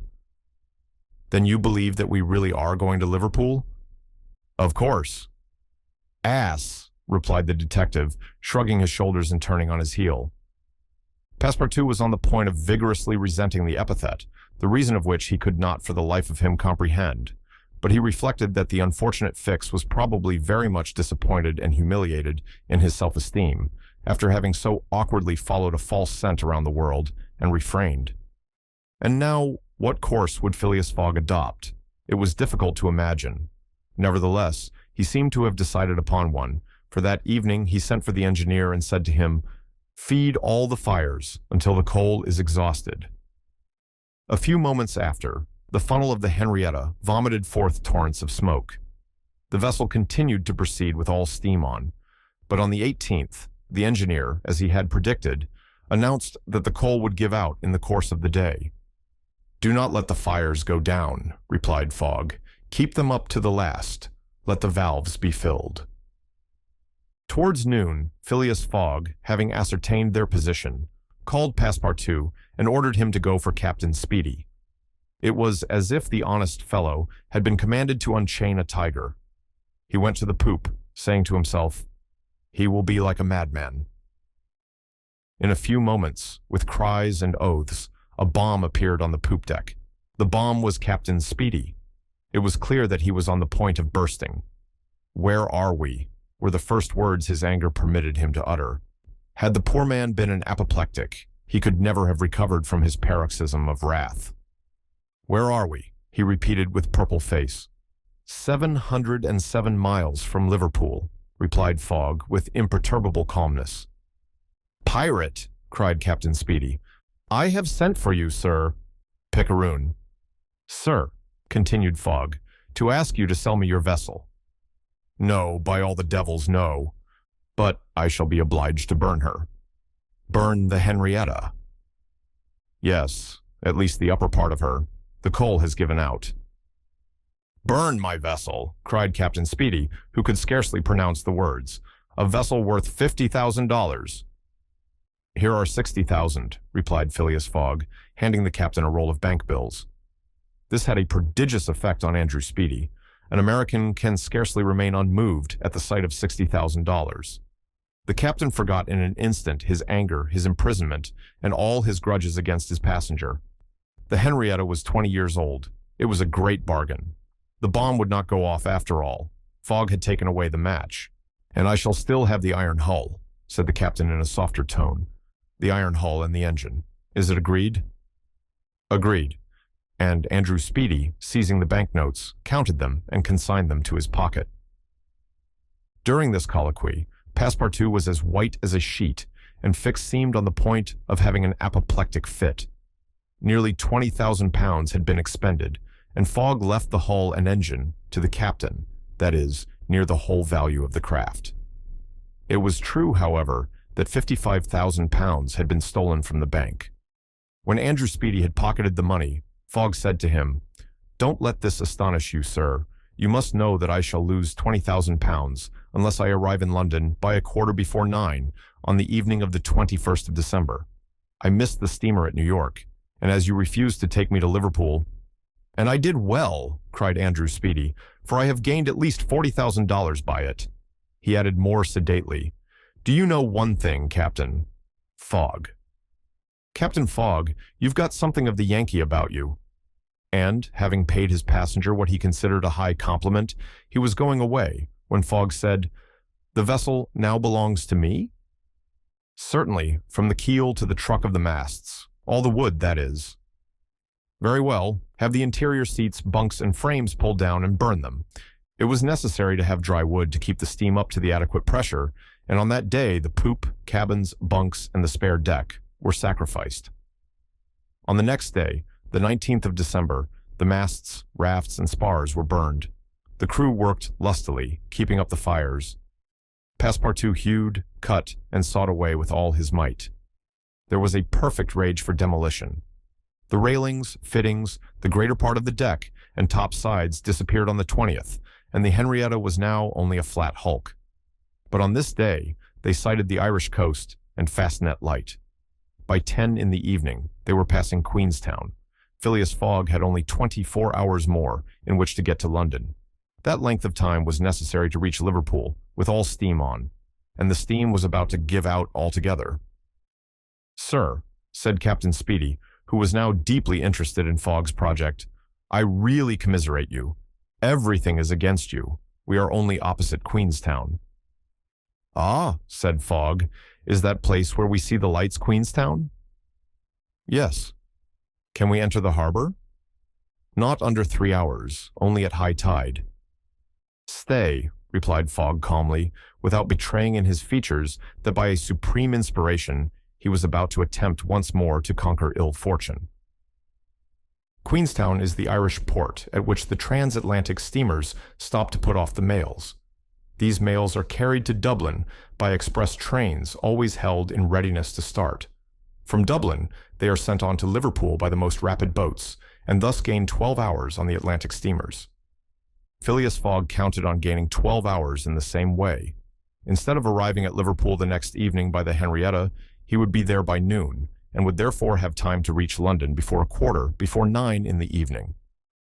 The Henrietta entered Queenstown Harbor at 1 o'clock in the morning, it then being high tide, and Phileas Fogg, after being grasped heartily by the hand by Captain Speedy, left that gentleman on the leveled hulk of his craft, which was still worth half what he had sold it for.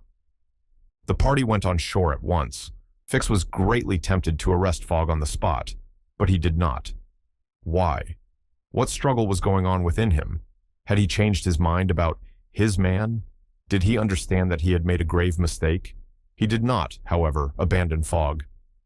They all got upon the train, which was just ready to start at 1:30. At dawn of day, they were in Dublin, and they lost no time in embarking on a steamer, which, disdaining to rise upon the waves, invariably cut through them. Phileas Fogg at last disembarked on the Liverpool quay at 20 minutes before 12, 21st December. He was only 6 hours distant from London.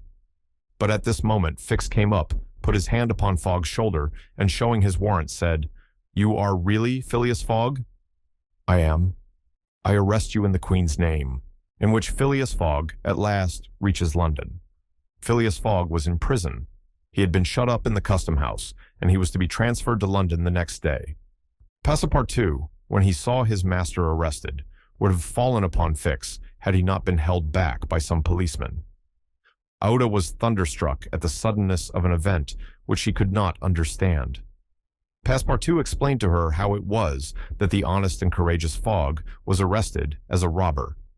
The young woman's heart revolted against so heinous a charge, and when she saw that she could attempt to do nothing to save her protector, she wept bitterly. As for Fix, he had arrested Fogg because it was his duty, whether Fogg were guilty or not. The thought then struck Passepartout that he was the cause of this new misfortune. Had he not concealed Fix's errand from his master? When Fix revealed his true character and purpose, why had he not told Fogg? If the latter had been warned, he would no doubt have given Fix proof of his innocence and satisfied him of his mistake.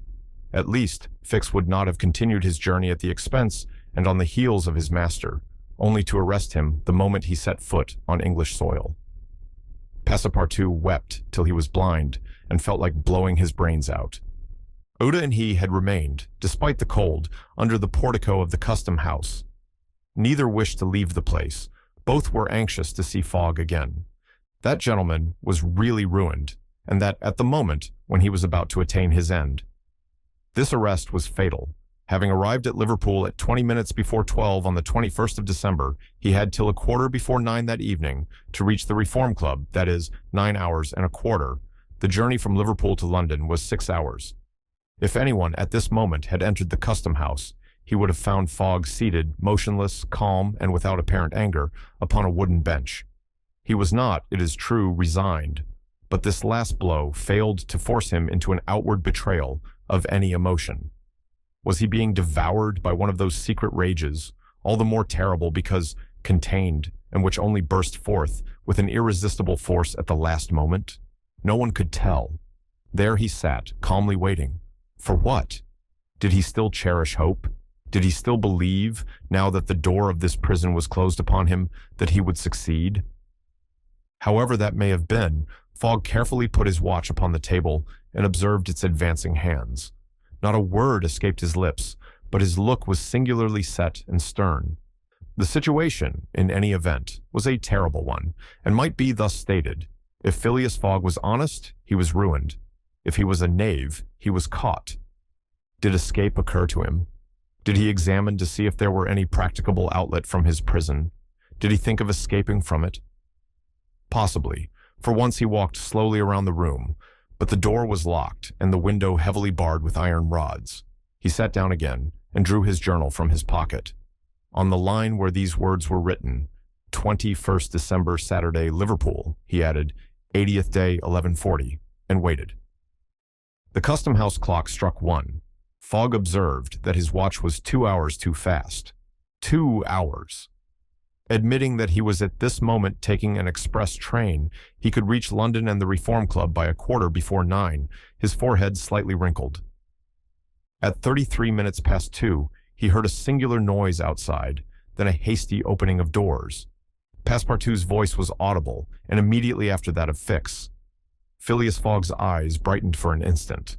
The door swung open, and he saw Passepartout, Aouda, and Fix, who hurried towards him. Fix was out of breath, and his hair was in disorder. He could not speak. "Sir," he stammered, "sir, forgive me, most unfortunate resemblance. Robber arrested 3 days ago. You are free." Phileas Fogg was free. He walked to the detective, looked him steadily in the face, and with the only rapid motion he had ever made in his life, or which he ever would make, drew back his arms, and with the precision of a machine, knocked Fix down. "Well hit," cried Passepartout. "Parbleu, that's what you might call a good application of English fists." Fix, who found himself on the floor, did not utter a word. He had only received his deserts. Fogg, Aouda, and Passepartout left the custom house without delay, got into a cab, and in a few moments descended at the station. Phileas Fogg asked if there was an express train about to leave for London. It was 40 minutes past 2. The express train had left 35 minutes before. Phileas Fogg then ordered a special train. There were several rapid locomotives on hand, but the railway arrangements did not permit the special train to leave until 3 o'clock. At that hour, Phileas Fogg, having stimulated the engineer by the offer of a generous reward, at last set out towards London with Aouda and his faithful servant. It was necessary to make the journey in 5 hours and a half, and this would have been easy on a clear road throughout. But there were forced delays, and when Fogg stepped from the train at the terminus, all the clocks in London were striking 10 minutes before 9. Having made the tour of the world, he was behindhand 5 minutes. He had lost the wager, in which Phileas Fogg does not have to repeat his orders to Passepartout twice. The dwellers in Savile Row would have been surprised the next day if they had been told that Phileas Fogg had returned home. His doors and windows were still closed, no appearance of change was visible. After leaving the station, Fogg gave Passepartout instructions to purchase some provisions, and quietly went to his domicile. He bore his misfortune with his habitual tranquility.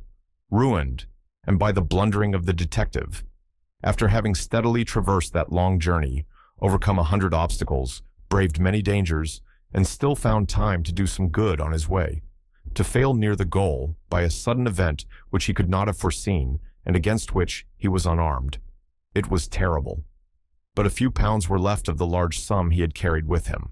There only remained of his fortune the £20,000 deposited at Barings, and this amount he owed to his friends of the Reform Club.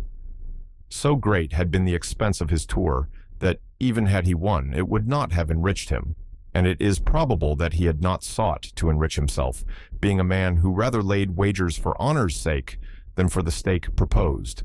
But this wager totally ruined him. Fogg's course, however, was fully decided upon. He knew what remained for him to do. A room in the house in Savile Row was set apart for Aouda, who was overwhelmed with grief at her protector's misfortune. From the words which Fogg dropped, she saw that he was meditating some serious project.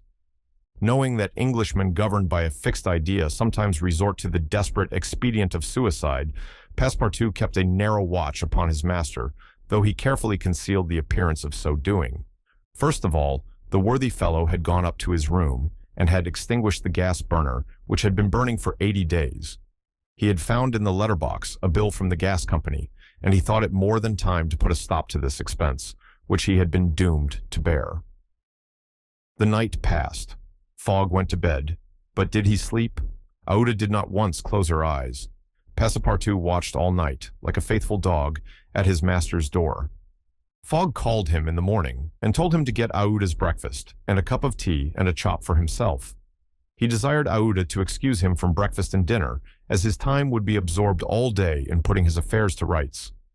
In the evening, he would ask permission to have a few moments' conversation with the young lady. Passepartout, having received his orders, had nothing to do but obey them. He looked at his imperturbable master and could scarcely bring his mind to leave him.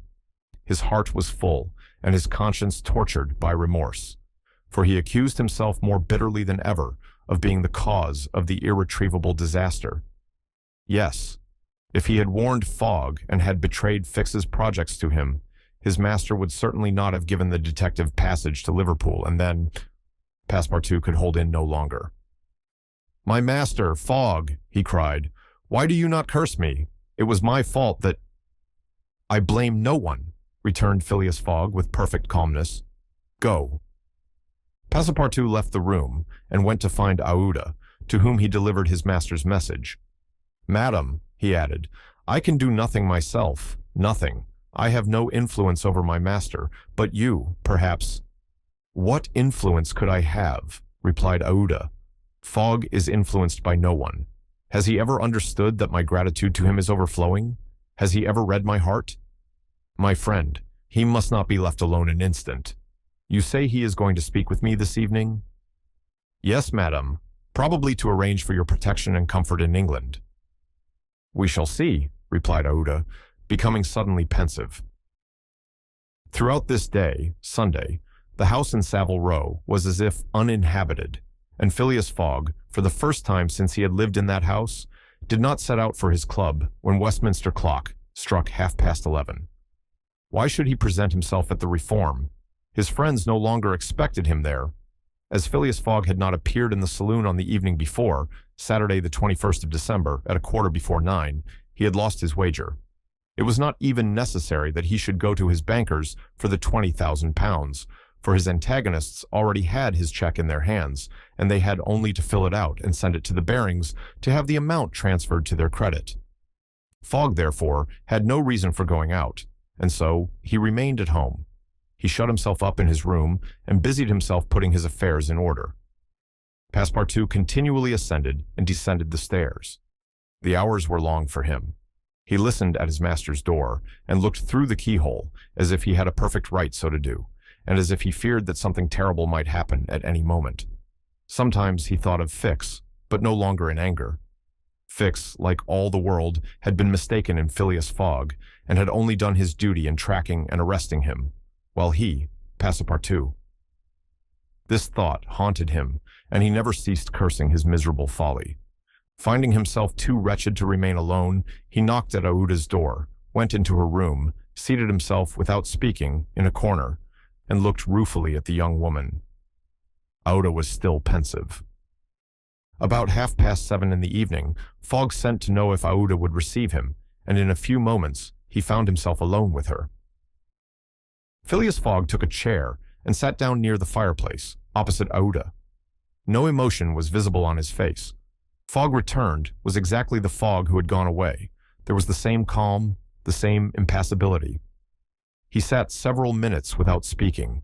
Then, bending his eyes on Aouda, "Madam," said he, "will you pardon me for bringing you to England?" "Aye, Fogg," replied Aouda, checking the pulsations of her heart. "Please let me finish," returned Fogg. "When I decided to bring you far away from the country, which was so unsafe for you, I was rich, and counted on putting a portion of my fortune at your disposal. Then your existence would have been free and happy, but now I am ruined." "I know it, Fogg," replied Aouda, "and I ask you in my turn, will you forgive me for having followed you, and, who knows, for having perhaps delayed you, and thus contributed to your ruin? Madam, you could not remain in India, and your safety could only be assured by bringing you to such a distance that your persecutors could not take you." "So, Fogg," resumed Aouda, "not content with rescuing me from a terrible death, you thought yourself bound to secure my comfort in a foreign land?" "Yes, madam, but circumstances have been against me. Still, I beg to place the little I have left at your service." "But what will become of you, Fogg?" "As for me, madam," replied the gentleman coldly, "I have need of nothing." "But how do you look upon the fate, sir, which awaits you?" "As I am in the habit of doing." "At least," said Aouda, "one should not overtake a man like you. Your friends—" "I have no friends, madam." "Your relatives—" "I have no longer any relatives." "I pity you then, Fogg, for solitude is a sad thing, with no heart to which to confide your griefs. They say, though, that misery itself, shared by two sympathetic souls, may be borne with patience." "They say so, madam." "Fogg," said Aouda, rising and seizing his hand, "do you wish at once a kinswoman and friend? Will you have me for your wife?" Fogg, at this, rose in his turn. There was an unwonted light in his eyes and a slight trembling of his lips. Aouda looked into his face. The sincerity, rectitude, firmness, and sweetness of this soft glance of a noble woman, who could dare all to save him to whom she owed all, at first astonished, then penetrated him. He shut his eyes for an instant, as if to avoid her look. When he opened them again, "I love you," he said simply. "Yes, by all that is holiest, I love you, and I am entirely yours." "Ah!" cried Aouda, pressing his hand to her heart. Passepartout was summoned and appeared immediately. Fogg still held Aouda's hand in his own. Passepartout understood, and his big, round face became as radiant as the tropical sun at its zenith. Fogg asked him if it was not too late to notify the Reverend Samuel Wilson of Marylebone Parish that evening. Passepartout smiled his most genial smile and said, "Never too late." It was 5 minutes past 8. "Will it be for tomorrow Monday?" "For tomorrow Monday," said Fogg, turning to Aouda. "Yes, for tomorrow Monday," she replied. Passepartout hurried off as fast as his legs could carry him, in which Phileas Fogg's name is once more at a premium on 'change. It is time to relate what a change took place in English public opinion when it transpired that the real bank robber, a certain James Strand, had been arrested on the 17th day of December at Edinburgh. 3 days before, Phileas Fogg had been a criminal who was being desperately followed up by the police. Now, he was an honorable gentleman, mathematically pursuing his eccentric journey round the world. The papers resumed their discussion about the wager. All those who had laid bets, for or against him, revived their interest, as if by magic. The Phileas Fogg bonds again became negotiable, and many new wagers were made. Phileas Fogg's name was once more at a premium on change. His 5 friends of the Reform Club passed these 3 days in a state of feverish suspense. Would Phileas Fogg, whom they had forgotten, reappear before their eyes? Where was he at this moment? The 17th of December, the day of James Strand's arrest, was the 76th since Phileas Fogg's departure, and no news of him had been received. Was he dead? Had he abandoned the effort, or was he continuing his journey along the route agreed upon? And would he appear on Saturday, the 21st of December, at 9:15 in the evening on the threshold of the Reform Club saloon? The anxiety in which, for 3 days, London society existed cannot be described. Telegrams were sent to America and Asia for news of Phileas Fogg. Messengers were dispatched to the house in Savile Row, morning and evening. No news. The police were ignorant what had become of the detective, Fix, who had so unfortunately followed up a false scent. Bets increased nevertheless in number and value. Phileas Fogg, like a racehorse, was drawing near his last turning point. The bonds were quoted, no longer at 100 below par, but at 20, at 10, and at 5, and paralytic old Lord Albemarle bet even in his favor.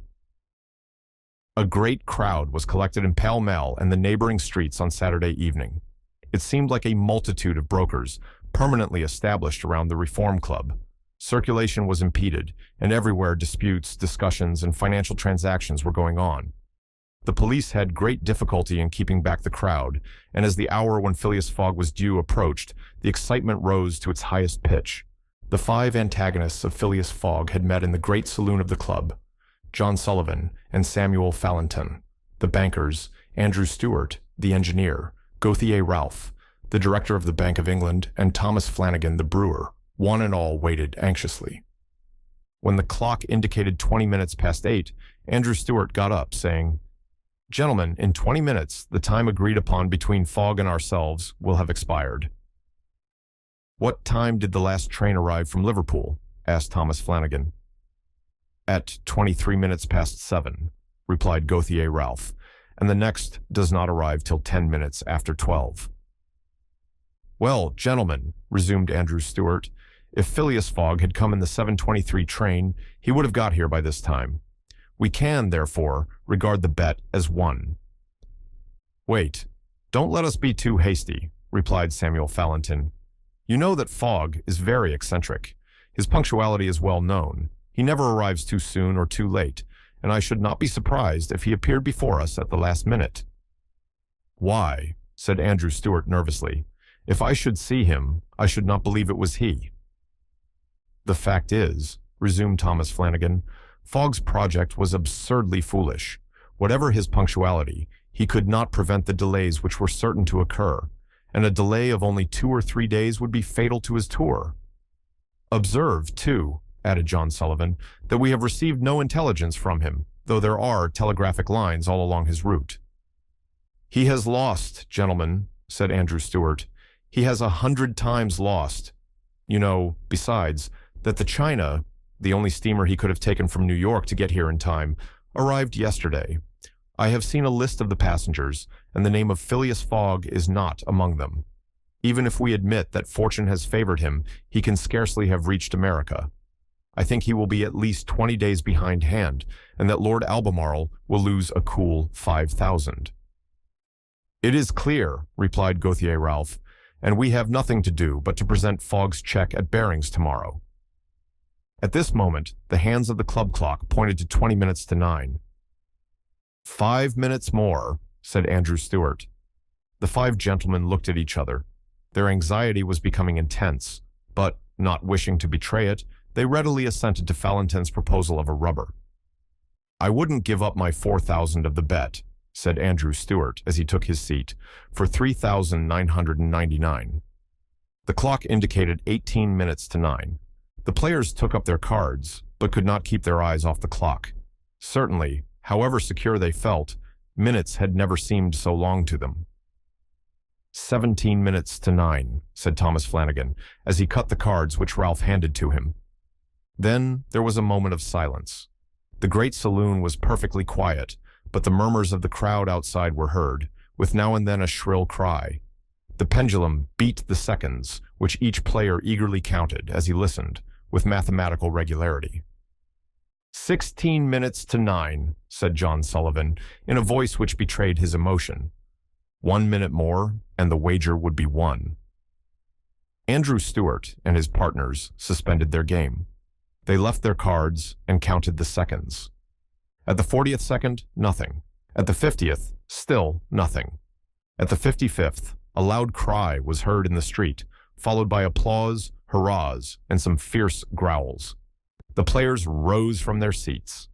At the 57th second, the door of the saloon opened, and the pendulum had not beat the 60th second when Phileas Fogg appeared, followed by an excited crowd who had forced their way through the club doors, and in his calm voice said, "Here I am, gentlemen." In which it is shown that Phileas Fogg gained nothing by his tour around the world, unless it were happiness. Yes, Phileas Fogg in person.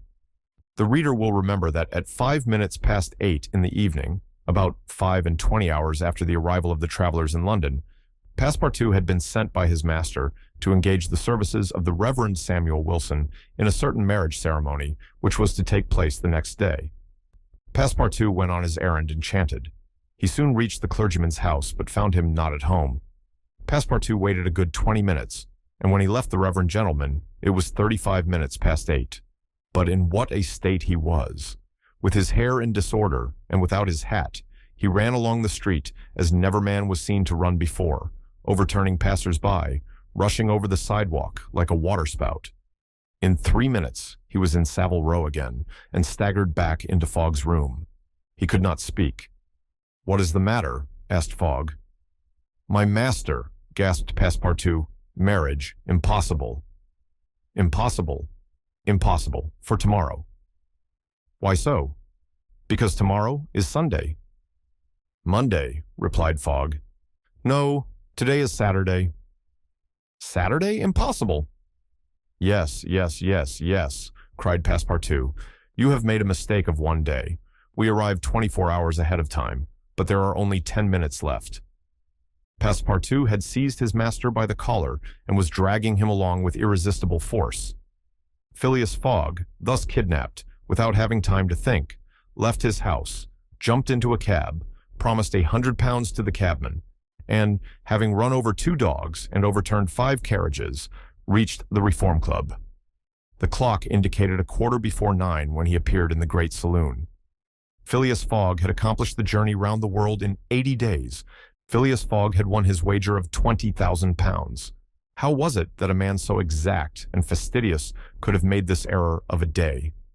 How came he to think that he had arrived in London on Saturday, the 21st day of December, when it was really Friday, the 20th, the 79th day only from his departure? The cause of the error is very simple. Phileas Fogg had, without suspecting it, gained 1 day on his journey, and this merely because he had traveled constantly eastward. He would, on the contrary, have lost a day had he gone in the opposite direction, that is, westward. In journeying eastward, he had gone towards the sun, and the days therefore diminished for him as many times 4 minutes as he crossed degrees in this direction. There are 360 degrees on the circumference of the earth, and these 360 degrees, multiplied by 4 minutes, gives precisely 24 hours, that is, the day unconsciously gained. In other words, while Phileas Fogg, going eastward, saw the sun pass the meridian 80 times, his friends in London only saw it pass the meridian 79 times. This is why they awaited him at the Reform Club on Saturday, and not Sunday, as Fogg thought. And Passepartout's famous family watch, which had always kept London time, would have betrayed this fact if it had marked the days as well as the hours and the minutes. Phileas Fogg, then, had won the £20,000, but, as he had spent nearly 19,000 on the way, the pecuniary gain was small. His object was, however, to be victorious and not to win money. He divided the £1,000 that remained between Passepartout and the unfortunate Fix, against whom he cherished no grudge. He deducted, however, from Passepartout's share the cost of the gas which had burned in his room for 1920 hours for the sake of regularity. That evening, Fogg, as tranquil and phlegmatic as ever, said to Aouda, "Is our marriage still agreeable to you?" "Fogg," replied she, "it is for me to ask that question. You were ruined, but now you are rich again." "Pardon me, madam, my fortune belongs to you. If you had not suggested our marriage, my servant would not have gone to the Reverend Samuel Wilson's. I should not have been apprised of my error, and—" "Dear Fogg," said the young woman. "Dear Aouda," replied Phileas Fogg. It need not be said that the marriage took place 48 hours after, and that Passepartout, glowing and dazzling, gave the bride away. Had he not saved her, and was he not entitled to this honor? The next day, as soon as it was light, Passepartout rapped vigorously at his master's door. Fogg opened it and asked, "What's the matter, Passepartout?" "What is it, sir? Why, I've just this instant found out—" "What?" "That we might have made the tour of the world in only 78 days. "No doubt," returned Fogg, "by not crossing India." "But if I had not crossed India, I should not have saved Aouda. She would not have been my wife, and—" Fogg quietly shut the door. Phileas Fogg had won his wager and had made his journey around the world in 80 days. To do this, he had employed every means of conveyance: steamers, railways, carriages, yachts, trading vessels, sledges, elephants. The eccentric gentleman had throughout displayed all his marvelous qualities of coolness and exactitude. But what then? What had he really gained by all this trouble? What had he brought back from this long and weary journey? Nothing, say you?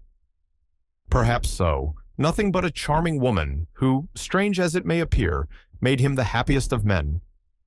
Truly, would you not for less than that make the tour around the world?